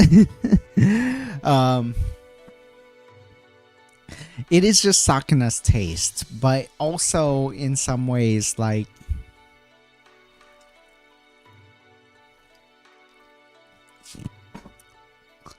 I did feel like he was chasing some kind of meta in a strange sort of way, but I mentioned it before. At the very least, it's not in such a way that it becomes distasteful the way it can be on Twitch sometimes, where it is just like an arms race to show as much as possible. Whereas like this one, like clearly, very clearly, there's something he wants to show off. Let's be honest. But at the very least, he is building around that in an interesting way. Like, I really like that Iris was actually kind of tasteful. I really like that Inaz is kind of tasteful. I really like that Malice, despite the fact that the thing he's trying to show off is very, very emphasized. is that like despite that, it's a very cool design elsewhere too. You have that regal, elegant vampire with like the twin drills and like the elegant dress and whatnot. In addition to like, you know, what is being emphasized with their design.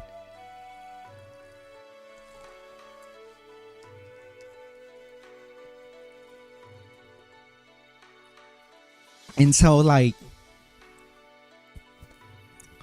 yeah.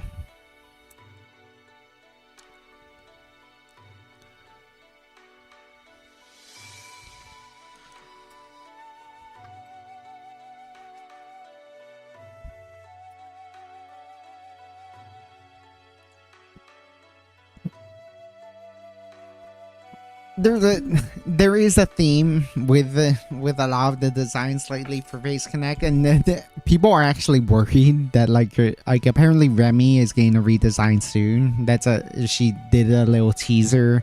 She like intentionally deleted her banner, deleted her profile picture, and then now there's a trailer for what's probably going to be like new lore, new outfit design, and people are worried that she's gonna get the boomerang next, even though she's like one of the prominent like petite designs. We'll see what happens with her. I do think in Phase Connect does have a really good.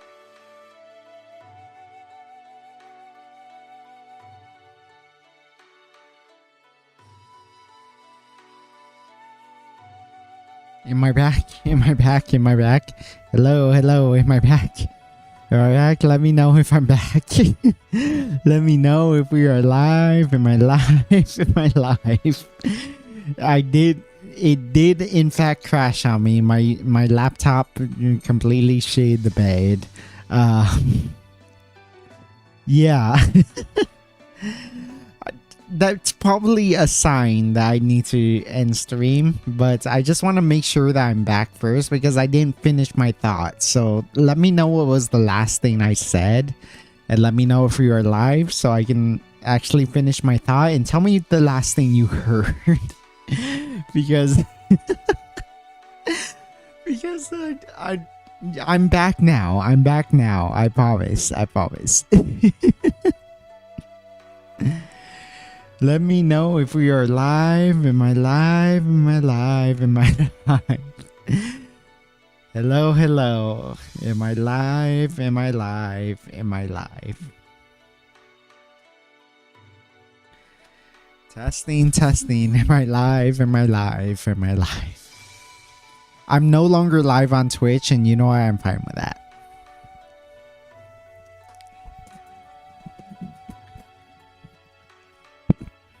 Test. 1, 2, 3. Am I live? Am I live? Am I live? Live? Sick. Awesome. I'm no longer live on Twitch, and I don't want to be live on Twitch. Actually, no, I do. I'm going to restart the stream on Twitch. Because I do want to try to raid someone if there's someone on. So I am about to leave, though, because I think this is probably a good time to call it after everything I mentioned. Spill. Your chat filter and face connections.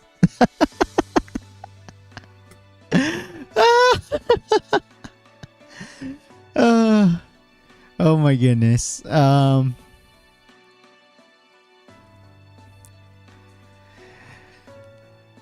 That's a little too vague. I don't remember exactly what was said about Phase Connect at this point. What specifically do you remember about Phase Connect, Cass? As I eat another biscuit, another Oreo cookie.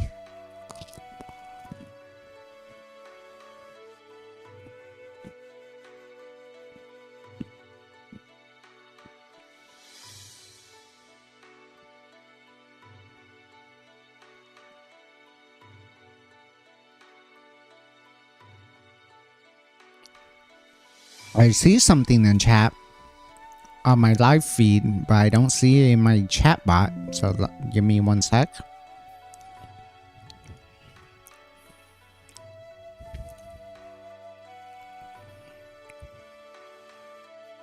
Let me just reboot it.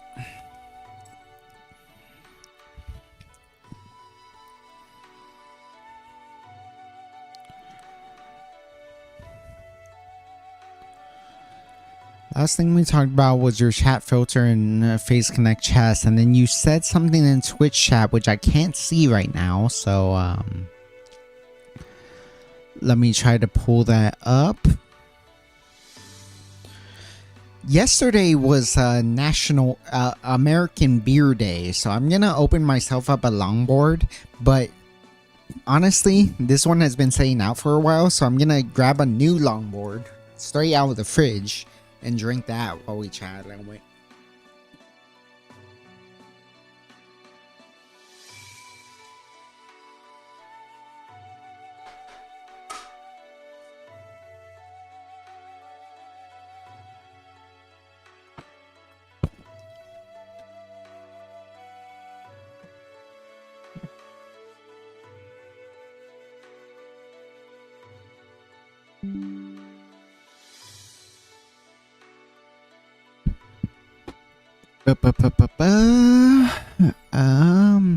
I really wish my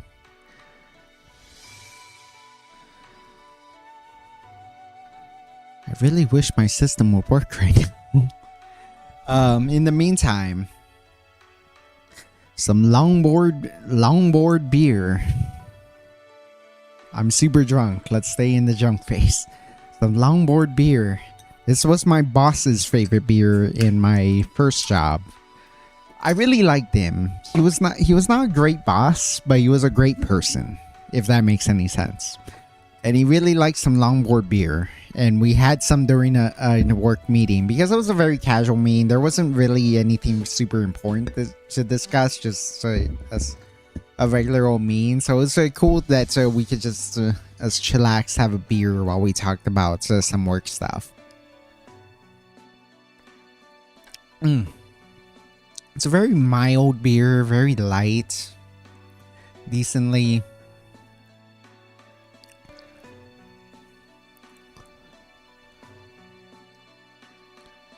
It's not really that complex, but no beer ever is.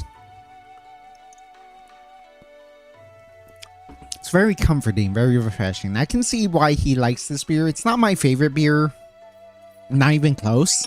But it's by far not a bad beer at all. And so this longboard is actually kind of lovely. Let's see. Some way that doesn't block my tracking. Longboard Island Lager. Some Hawaiian beer.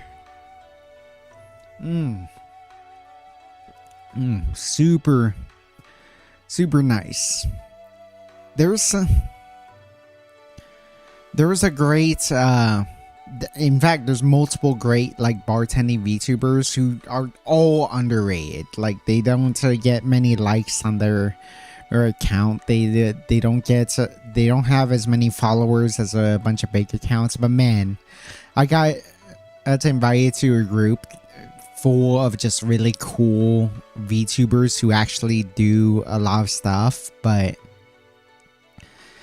it's awesome, man. It really is truly awesome. The first gen of Phase Connect was really restrained when it came to chest sizes. I couldn't tell you who the booba one of Gen 1 is. I feel like that's a lot of VTubers, let's be frank. That's like who's the boobiest one in Hololive? Who's the boobiest one in Iji Sanji? Gen 1 and Wave 1 respectively. Like you couldn't tell me. Like it's that we didn't rely so much on sex appeal back in that day.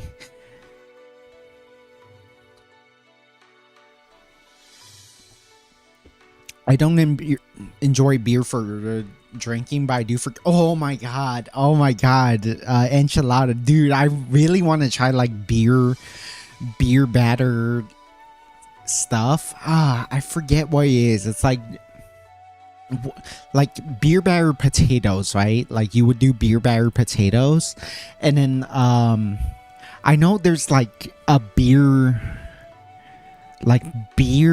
burgers where like you put a little bit of beer as like your cooking liquid in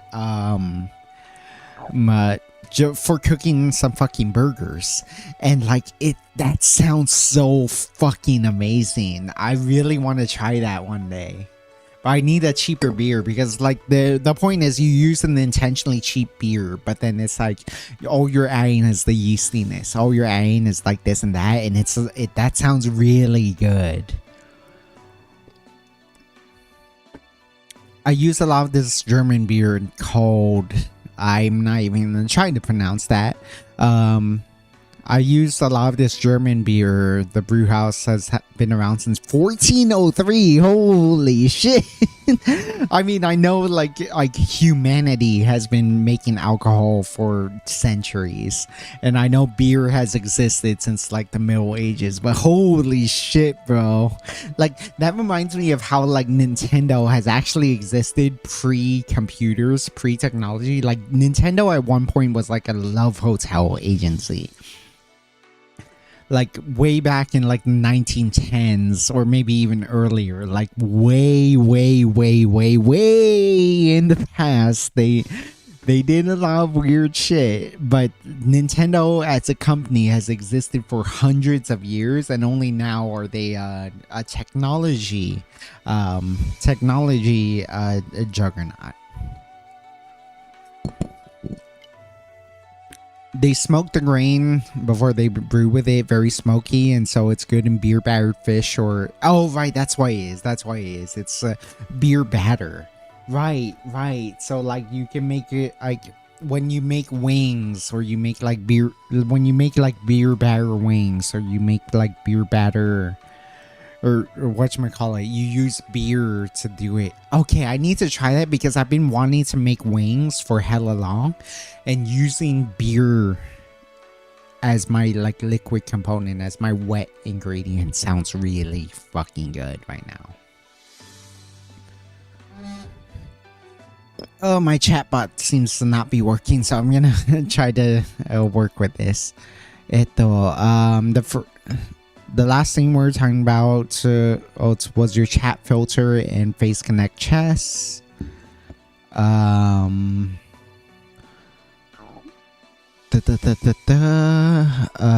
first gen of Face Connect was really restrained. Yeah, we talked about that.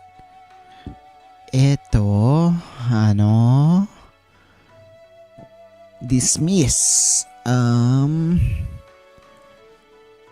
They smoke the grain for cooking. I couldn't drink the stuff. It makes me think I'm drinking liquids. Oh god. Oh god. I mean, like I can understand, especially with the quality of beer you use for like beer battered stuff. I can understand why like it's not optimal stuff for actually drinking, but it's actually good for you know, like all that like beer batter stuff. I really want to try that. I genuinely really want to try that. Maybe that'll be my next project. I'll intentionally buy some really cheap beer and try that. I'll be honest, I actually have very little experience with cheap beer. Whatchamacallit? Oh shit, my phone died. Okay. So no vertical cam from now on. You're stuck with this view. Yeah, where was I? Fuck. Yeah, I've been wanting to try beer battered stuff. I've been wanting to make like chicken wings and stuff. So I guess I'll finally make some like a beer batter wings at some point.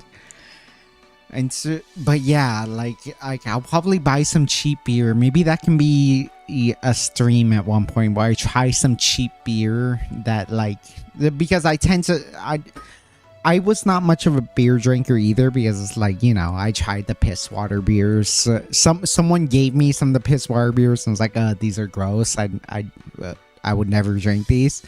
But like I know the like if all you're looking for is like that yeasty flavor of beer, I do like the idea of using a cheap beer for like your beer batter wings or whatnot.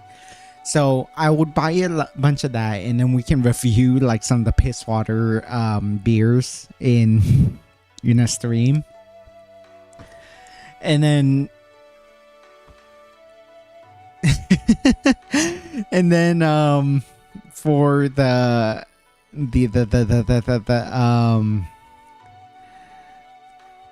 and then we'll see how they actually work out in wings too. So yeah. They smoke the grain before they cook with it. Very smoky and so good in beer battered fish or onion rings. Ooh, that sounds lovely actually. Yeah, insanely good stuff for cooking. I couldn't drink this stuff. It makes me think I'm drinking liquid smoke. Okay, I read that. I know lots of people enjoy drinking it. I just don't like it straight. I think you mean... Can I... enchilada, do you mind if I actually you? Do you mind if I actually you? In my area they got a 500 milliliter bottle for $5. Oh, nice. Go ahead. The term straight does not actually mean what you think it means. In regards to alcohol. Straight is a I'm adjusting my armrest. Straight refers to like the brewing process. Straight refers to like the way that it distill it, and so straight is a different term altogether. Like, let me see if one of my things says it. Yeah, here we go. So here we go. Is it showing up? There we go. See how this Angel's Envy says I'm so drunk right now, I can't hold it straight. I'm so sorry. Okay. Kentucky Straight Bourbon Whiskey. I forget the exact legal definition, but straight means something different. Straight is a way that they distill it. Straight is a way that they make the drink. When someone says they're drinking something in quote unquote without ice, without ice, without other flavorants. Usually they say, oh yeah, I like drinking gin straight, I like drinking whiskey straight, etc. What you're really trying to say is that you're trying to drink it neat. That is the official term for, like, let's say there was no ice in this cup. If I just pour some whiskey into this cup up and then say that and then drink it straight up. In fact, you know what? Let me grab another cup. Mostly because I just want to drink some whiskey, let's be honest.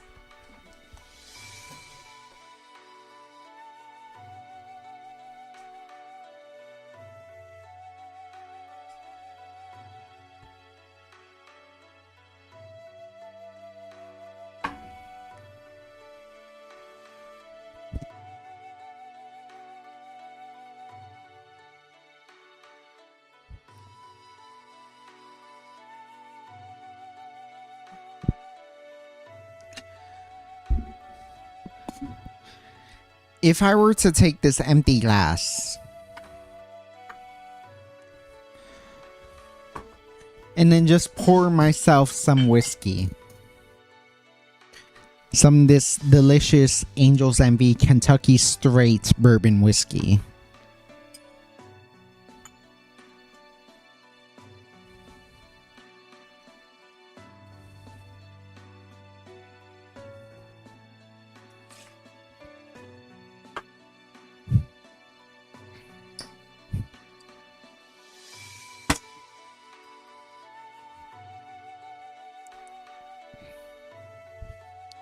And drink it like that. No ice, no additional flavorings, no whatever. Just straight out of the bottle, room temperature, etc. Many people would say, oh, I'm drinking the whiskey straight. What you're really trying to say is you're drinking the whiskey neat. I need to remember what exactly straight means, but straight is part of the distillation process. Straight is the way the whiskey is made. When you're actually drinking it like this, straight out of the bottle, or room temperature, no ice, no other flavorings, we refer to that as neat. So I'm drinking this Angel's Envy neat, not straight. Angel's Envy is so good.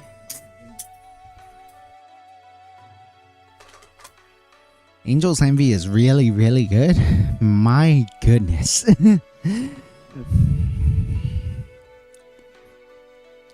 Yeah, no one in Niji was really chesty until Scarlet. Nina had some, but it wasn't in your face. Yeah, Nina was pretty big. Well, I mean, let's be honest. Like, Alira and Selene were pretty busty, except that they were well hidden. And then at some point, they decided to stop hiding it because the EN VTubing space made it so, like, it was important to, like, emphasize the chest. Nina was pretty busty, but as you say, like, it still wasn't emphasized. Scarlet at some point really was pretty busty. And then that really set off everyone else.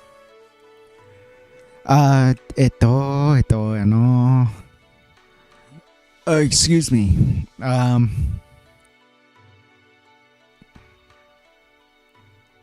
If you're able to gay, whenever I think of a cheap beer, I think of Blue Ribbon. Oh yeah, Blue Ribbon is the go-to cheap beer, yeah. People drink beer with ice. No, but they tend to serve it ice cold. Dane, I need to find my tier jigger. I left it somewhere. I forget it was Cocktail Kingdom or Oxo brand. Both of them are really good, honestly. I actually started to really like my Oxo brand jigger. Where did I put it down? Oh, here it is. I really started to like my Oxo brand jigger because of the fact that you can do this with it. Because of the fact that you can just, like, say on top of your shaker tin like that. Frick. Okay.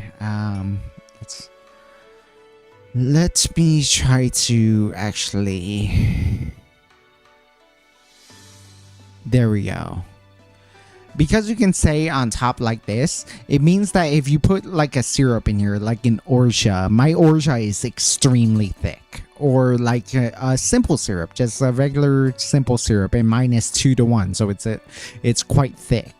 The fact that you can rest it on top of your shaker tin like this means that it's going to consistently pour while you prep the next ingredient. So it's like, okay, use my pretty thick 2-to-1 simple, pour it in, pour it into the shaker, and then just rest it like that. And now it's gonna continuously pour in the residual stuff while I then like reach over and grab my whiskey and then like and then do that, and so like even more of it comes out, etc. And so the fact that it balances so well on top of the shaker is a really good sign for me. And despite the fact that it's smaller, because it's whatchamacallit,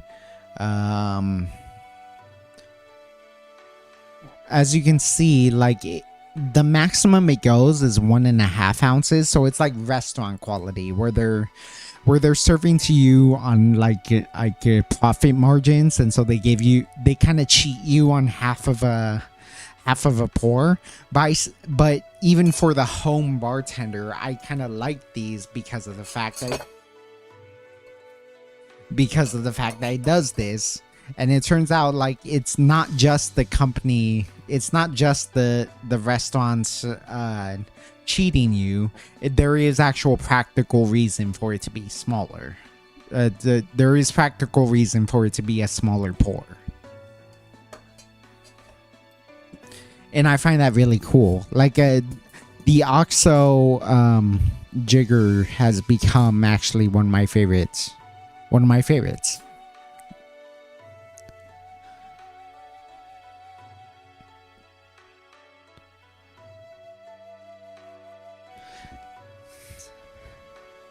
I feel like your hands would work good in fishnet gloves. Oh my gosh. Maybe I should. Maybe I should grab some fishnet gloves. A good idea. Thank you, Angela. That kind of makes me a little bit shy, but thank you.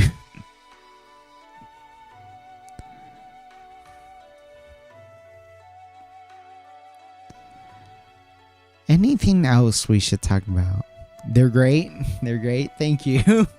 Thank you. I'm glad anyone has interest in like this deep cut, like actual like mixology stuff, because it's really fun to be able to talk to people about mixology on such a deep level. I know I'm not a popular VTuber yet. Maybe I never will be, but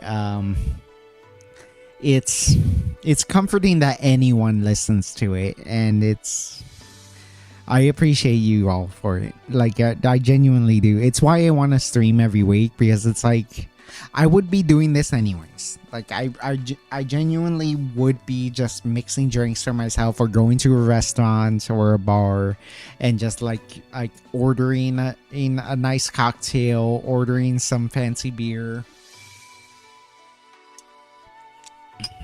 getting drunk, having a good time. Even if I wasn't streaming, but I find it really fun to actually talk to people about mixology, actually be able to teach people mixology. Actually, like I would already be like experimenting with making VTubers cocktails, because I already do that. Like I already want to make cocktails for other VTubers. And then so being able to do that for VTubers is like being able to make these cocktails live is fun. Like again, to show you guys why I'm thinking about what I'm doing. And then it's just a really cool time. It really is. And so I just appreciate that anyone watches this at all. And I hope one of these days I can teach more people. I need to go to the actual distillery to buy their specialty stuff. Nice.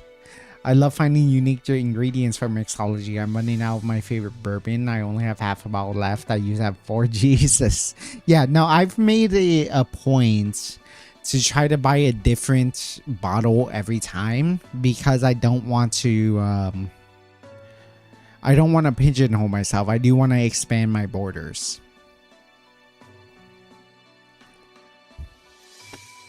Once I finish this whiskey and once I finish this beer, I think I'm going to call it a stream.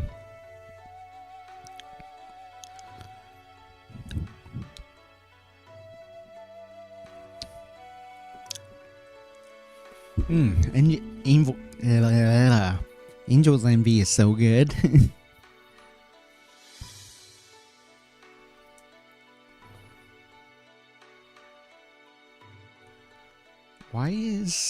Why is my Twitch chat not working in my chat box? Let me just check something real fast.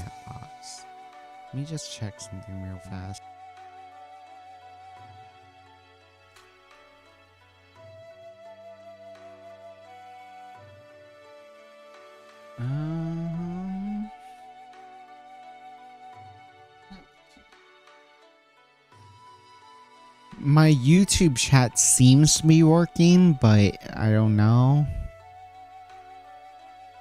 I never know nowadays.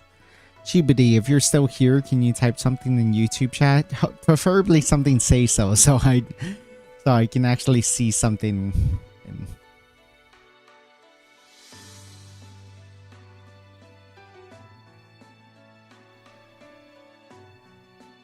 Eto.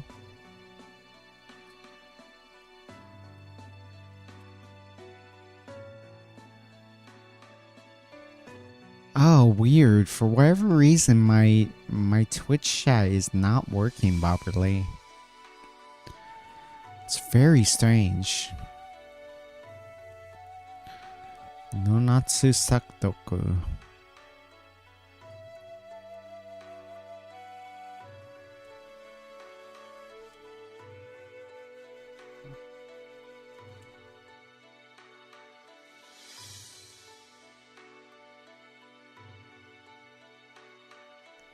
That's on YouTube, right? Because yeah, no, I see you on YouTube. I don't see you on Twitch on my chat bot though. I can see it on my Twitch dashboard. Very strange, very strange. Huh.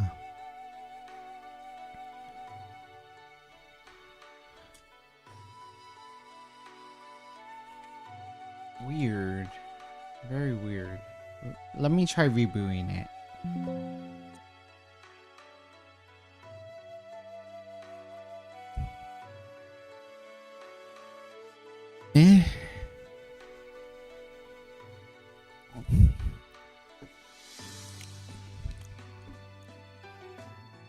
I did a distillery tour and they let me try it straight off still.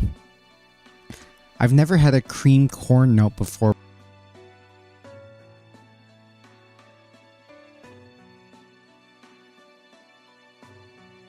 Oh, that's why I want to try more single barrel stuff, because apparently if you ever buy single barrel, it will be different every time, because all the barrels are like a very slightly bit different.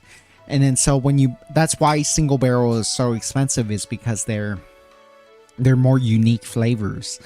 And then when you have, say, an Old Grandad, my favorite bourbon, an Old Grandad is like,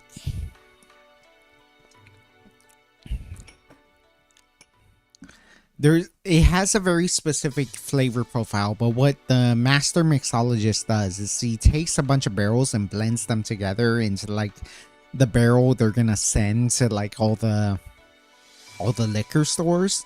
That is very much familiar to the Old Grandad brand, and it's a very good whiskey, so I love it.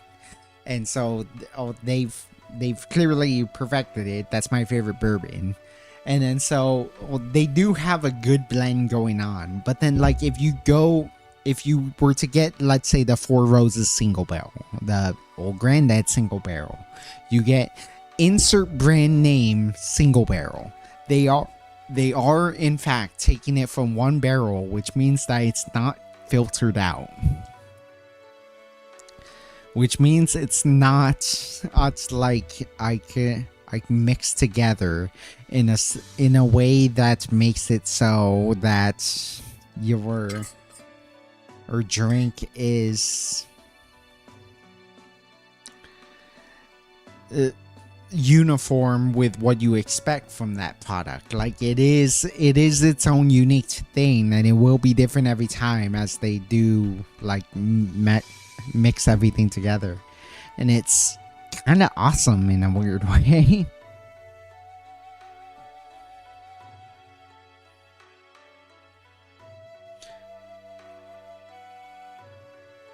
because of the fact that you get a unique experience all the time. Like you do get a unique sort of flavor profile every time.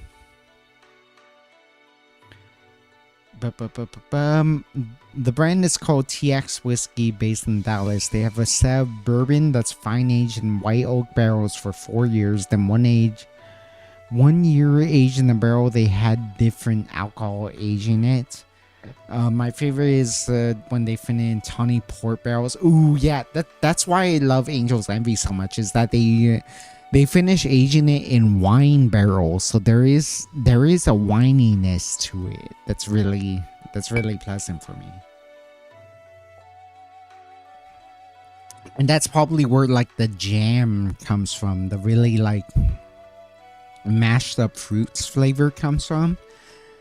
And why like people describe it as like a peanut butter jelly drink is because like a lot of bourbons have that peanut note. It's like very peanutty. But then like it evolves into like various baking spices and other ways they made the drink. But because Angel's Envy is aged in like port wine barrels, you taste that wine flavor, that grape flavor, but it tastes like mashed up fruit.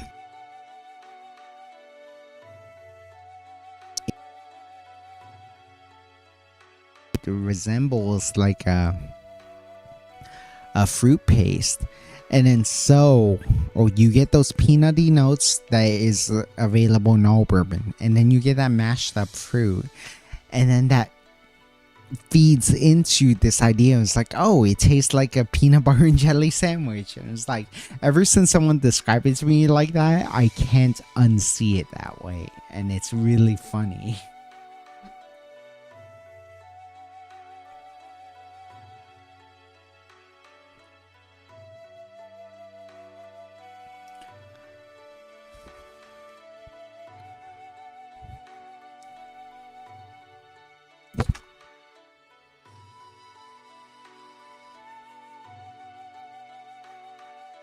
Oh my goodness, I am omega drunk right now.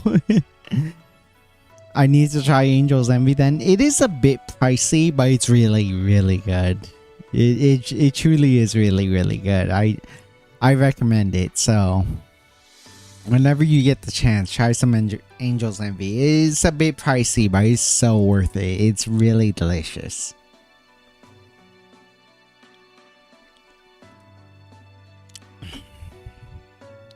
I'm glad I got to talk to you guys in general, just like because I missed last stream, but I really, really, really am glad I got to talk to you guys about BB. In particular, I'm really glad that I got to talk to you guys about just VTuber culture in general. I'm glad I got to talk to you guys about mixology. I'm glad that I got to talk to you guys about just like I'm just glad I got to talk to you guys because I love streaming. I really want to be like one of the bigger streamers one of these days. I really love that like there's someone interested in like my mixology autism. I really just genuinely like I really do love you guys. Like I really do. It feels good to be able to talk to you guys about this stuff. It really feels like it's I really feel comforted that I can talk so much about like my hobby, my interest in mixology, my interest in alcoholic drinks, my interest in craft cocktails, where I can just like it is my fan art. Like I can't draw, so it's nice that I can make drinks for VTubers, and in some ways it's even more practical than that because you can actually make it, you can actually enjoy it, you can actually drink it, and it brings you legitimate nourishment, and it feels good that I can do this.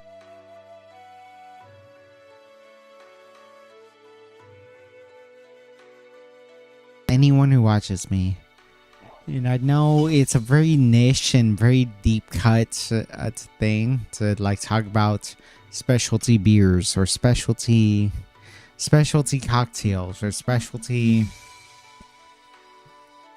whatever, specialty syrup, specialty beers, etc. But like I truly 100% like appreciate that any any of you show up, just in general. That you are that any of you are interested in what I'm saying, and I'm not even the best bartending VTuber. There's so many bartending VTubers who do cool shit, who have actually worked as bartenders. Like, I'm just a hobbyist. I do this as a hobby. I drink because it's fun. I drink because it's fun. I do bar content because I love learning about it. I love being able to share it with you guys, and just like, I know I'm a rookie compared to a lot of like actual bartenders, but it's fun to be able to teach you guys this kind of stuff. And so I'm just glad that anyone can listens. I promise I'm not crying. I just really need to hiccup.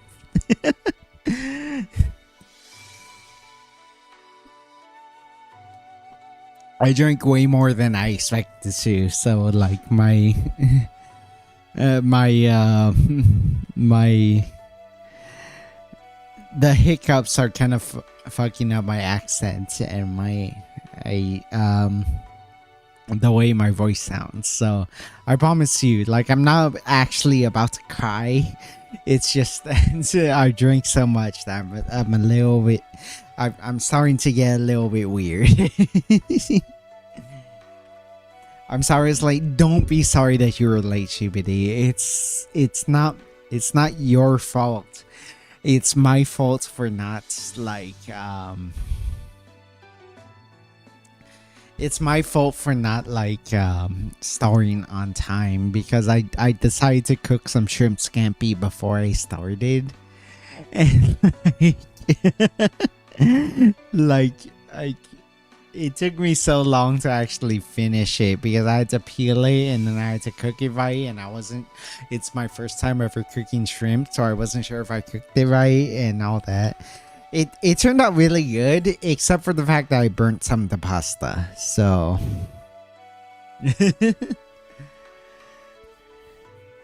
I love you guys, like, unironically, genuinely. Like, I don't care how parasocial it sounds.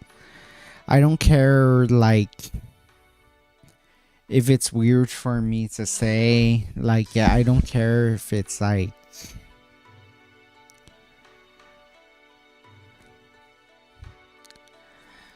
yeah, I don't care if it's like parasocial to say. I don't care if it's like weird to say. I don't care if it's like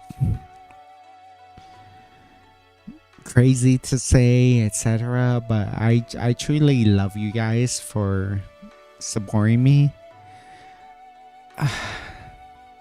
In some ways, I wish I could play like normal games. I wish I could play like, I wish I can play video games. I wish I can play real video games. I wish I can play a gacha game. Maybe I can get into Blue Archive by doing that. That might be a good idea, because I stopped playing Blue Archive for various reasons, which maybe I'll talk about at some point. But like, yeah, I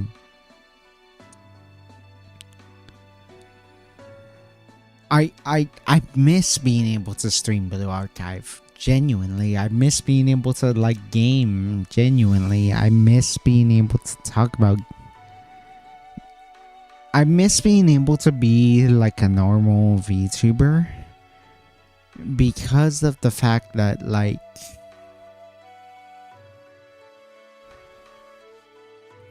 I do wish I can make VTubing like a full-time job. And I know that's selfish. I know that's like I know that's like asking a lot of my viewers. I know that's asking a lot in general. I know barely any VTubers make it. Streamers in general make it. Like the statistic was like something like 11 million unique streams start on Twitch. Like, people don't realize that like having only, quote unquote, only 10 viewers is a blessing. People forget that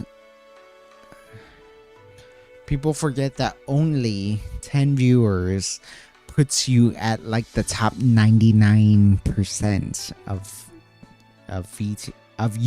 of streamers in general, let alone VTubers, let alone like people who actually give a shit, etc. Like, it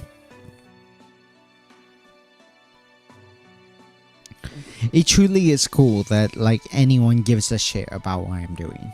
And so I wish I can do more like general content that appeals to more general people, because I know it's a little bit of a deep cut to have to stream about like alcohol and like deep cut alcohol stuff, where I'm talking about like alcohol history and like prohibition and bespoke cocktails for VTubers and whatnot. I know I'm living in a niche that doesn't get a lot of viewers, but I appreciate anyone who does end up coming for that exact reason, because I know that it means that there are people who do genuinely care. You know what I mean? Like,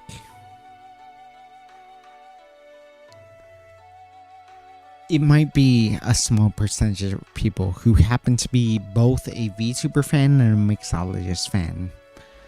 And maybe you're just here because you're my friend. I know I chat with you often, Chibadi. I wish I could chat with everyone more often, but it's comforting to know that it's like people actually care.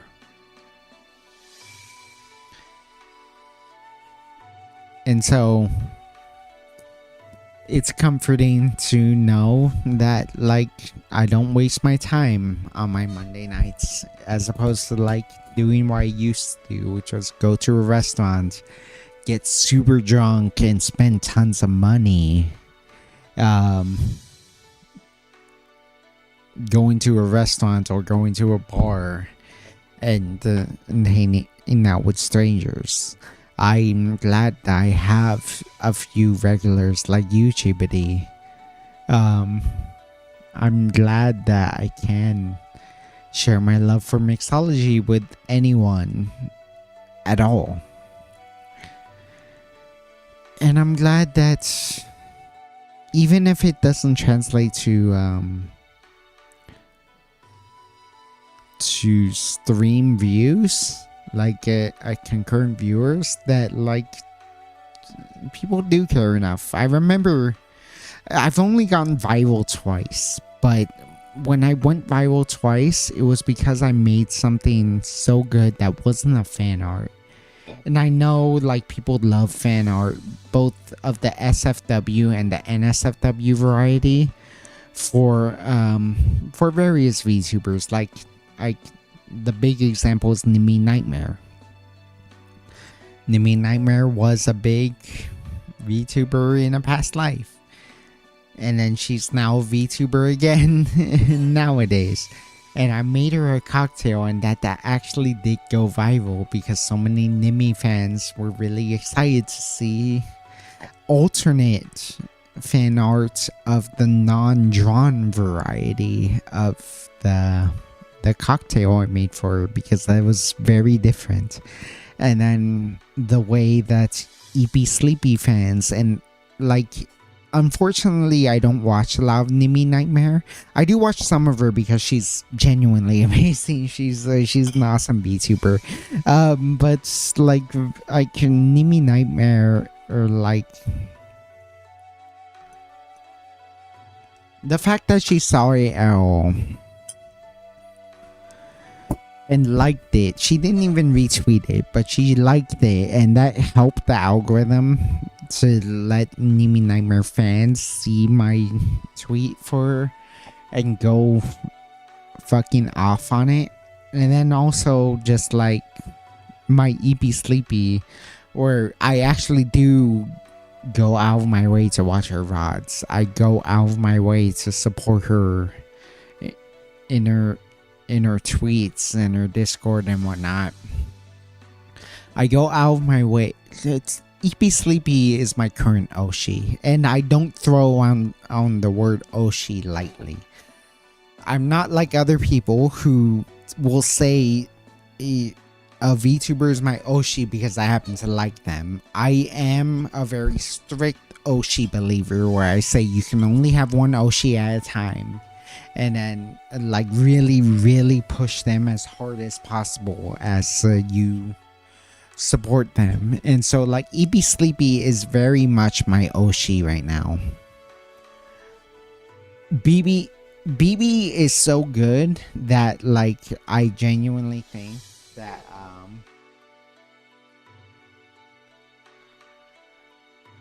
maybe I finally will consider having multiple Oshis because I love BB so much. But like BB, like, damn, I completely forgot my train of thought because I'm so drunk.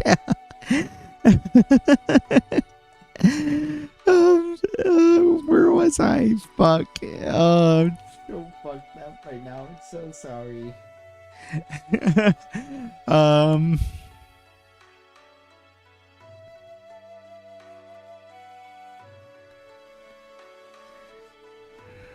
Something about EP Sleepy.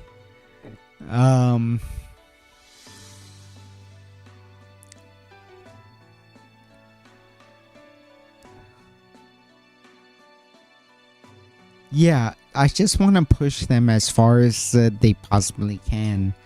And like EP Sleepy and now BB, like, especially because Face Connect has definitely become one of the big VTuber agencies compared to everyone else. Like, I truly do want to push EP as far as she can.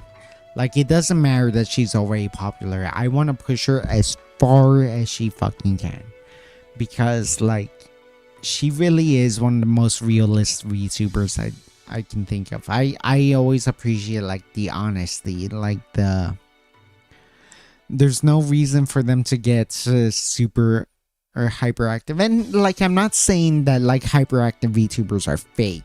After all, like, I really love BB too, to the point that I would consider her an Oshi as well, as someone who doesn't treat each Oshi as a loose term.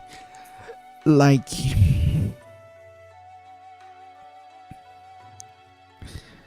I love the honest nature of like EP being such a down-to-earth, like, more realistic VTuber who also does have her chaotic, crazy moments, and I love that about her.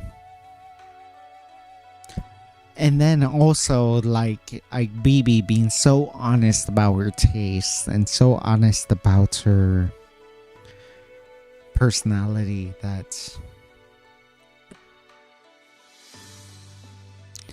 I can't help but love her. And it's like,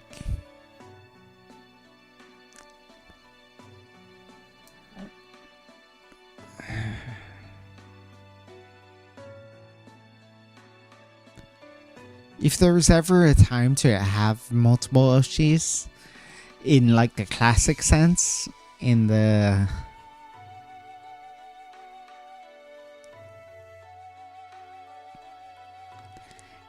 in the true, like, I want to push them as far as possible. I want to I take time out of my day to support them. I'll even like interrupt my work to support them. I'll set aside budgets to support them. Like I do think like baby is there alongside EP Sleepy.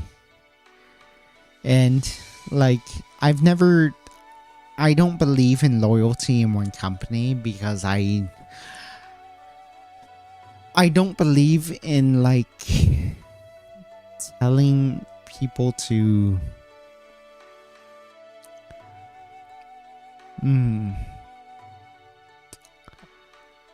just devote their loyalty to one company, because I follow individual VTubers. Like I like who I like.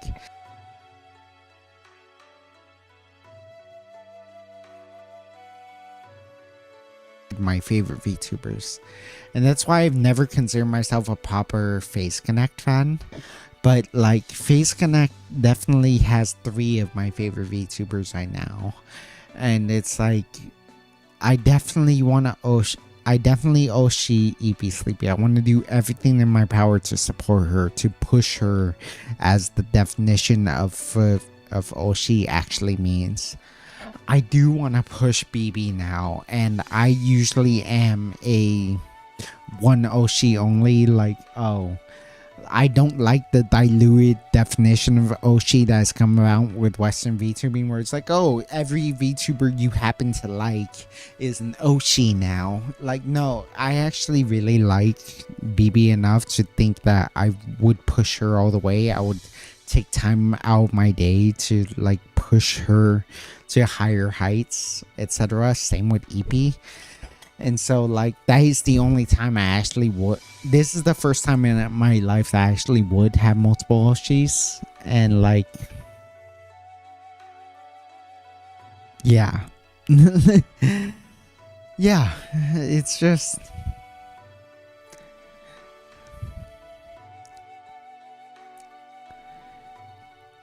it's nice to be able to root for someone in such an honest way.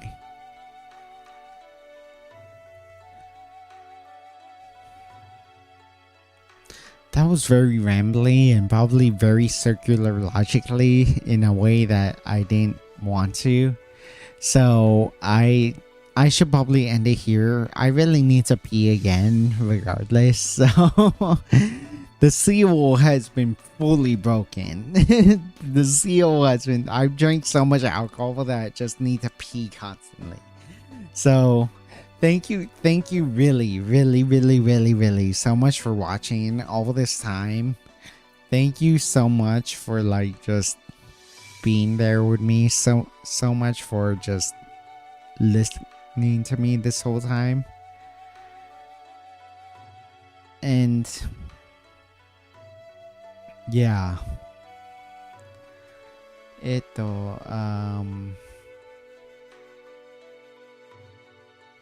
feels like a Kami Oshi divide. Yeah, and I know that's the way those terms are meant to be. Like, oh, you call someone your Oshi if they're your favorite in a certain idol group. And then your Kami Oshi is your favorite no matter what. And then so like you can only have one true Kami Oshi. I think I'm finally opening up to the idea that you can have multiple Oshis. And so that's why I'm like it's so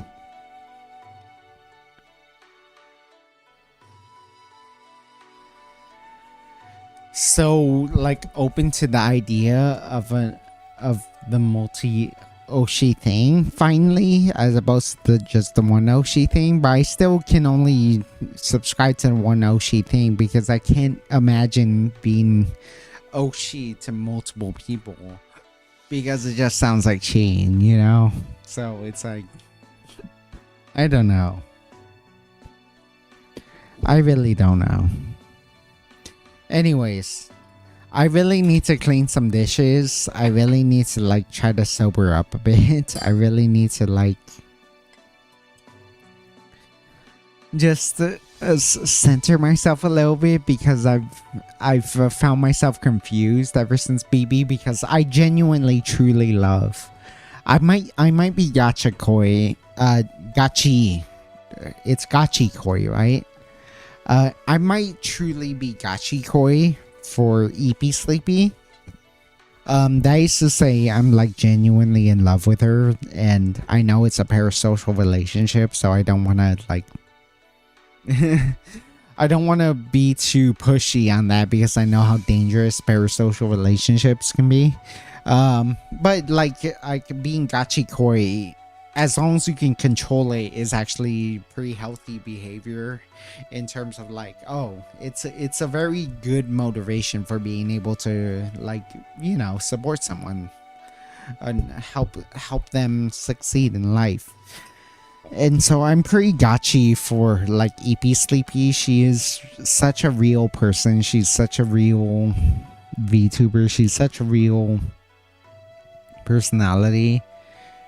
Always trying to help people, always trying to do creative things, etc. And so like I really truly love EP Sleepy. But then also like it's crazy how much BB has affected me. And so I really hope I can support her too without being so shallow, you know? Like, I don't know. I really don't know. So, hopefully this love isn't misplaced. Hopefully this love isn't as shallow as it probably.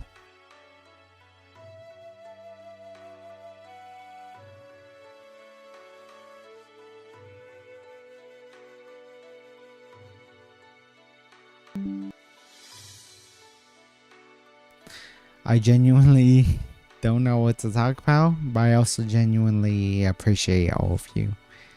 Thank you so much, all of you, for stopping by, for like indulging me in just talking.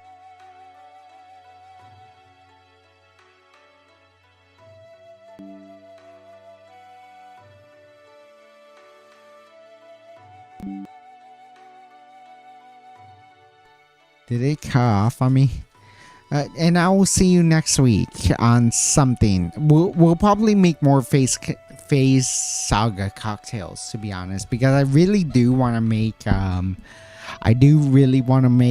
Malice cocktail, a Shinan cocktail, a Nia cocktail. So I really do want to be able to do that for all.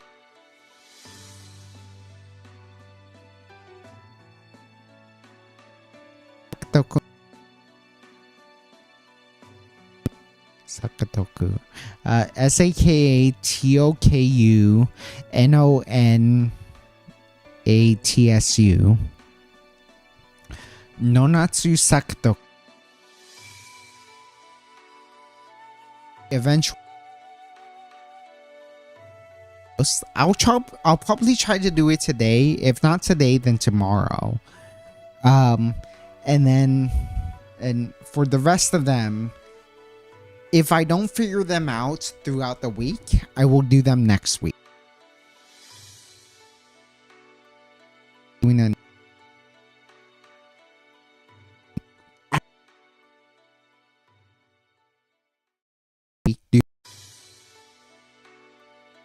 BB and Wilhelmina will get cocktails that I'll post publicly on my Twitter at twitter.com/sakatokunonatsu.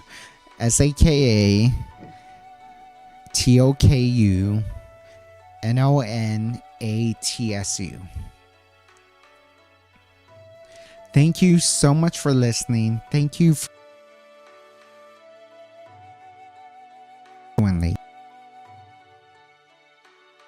see you next week. If you are on YouTube, I am ending the stream right now. If you are on Twitch, hold on for just a second.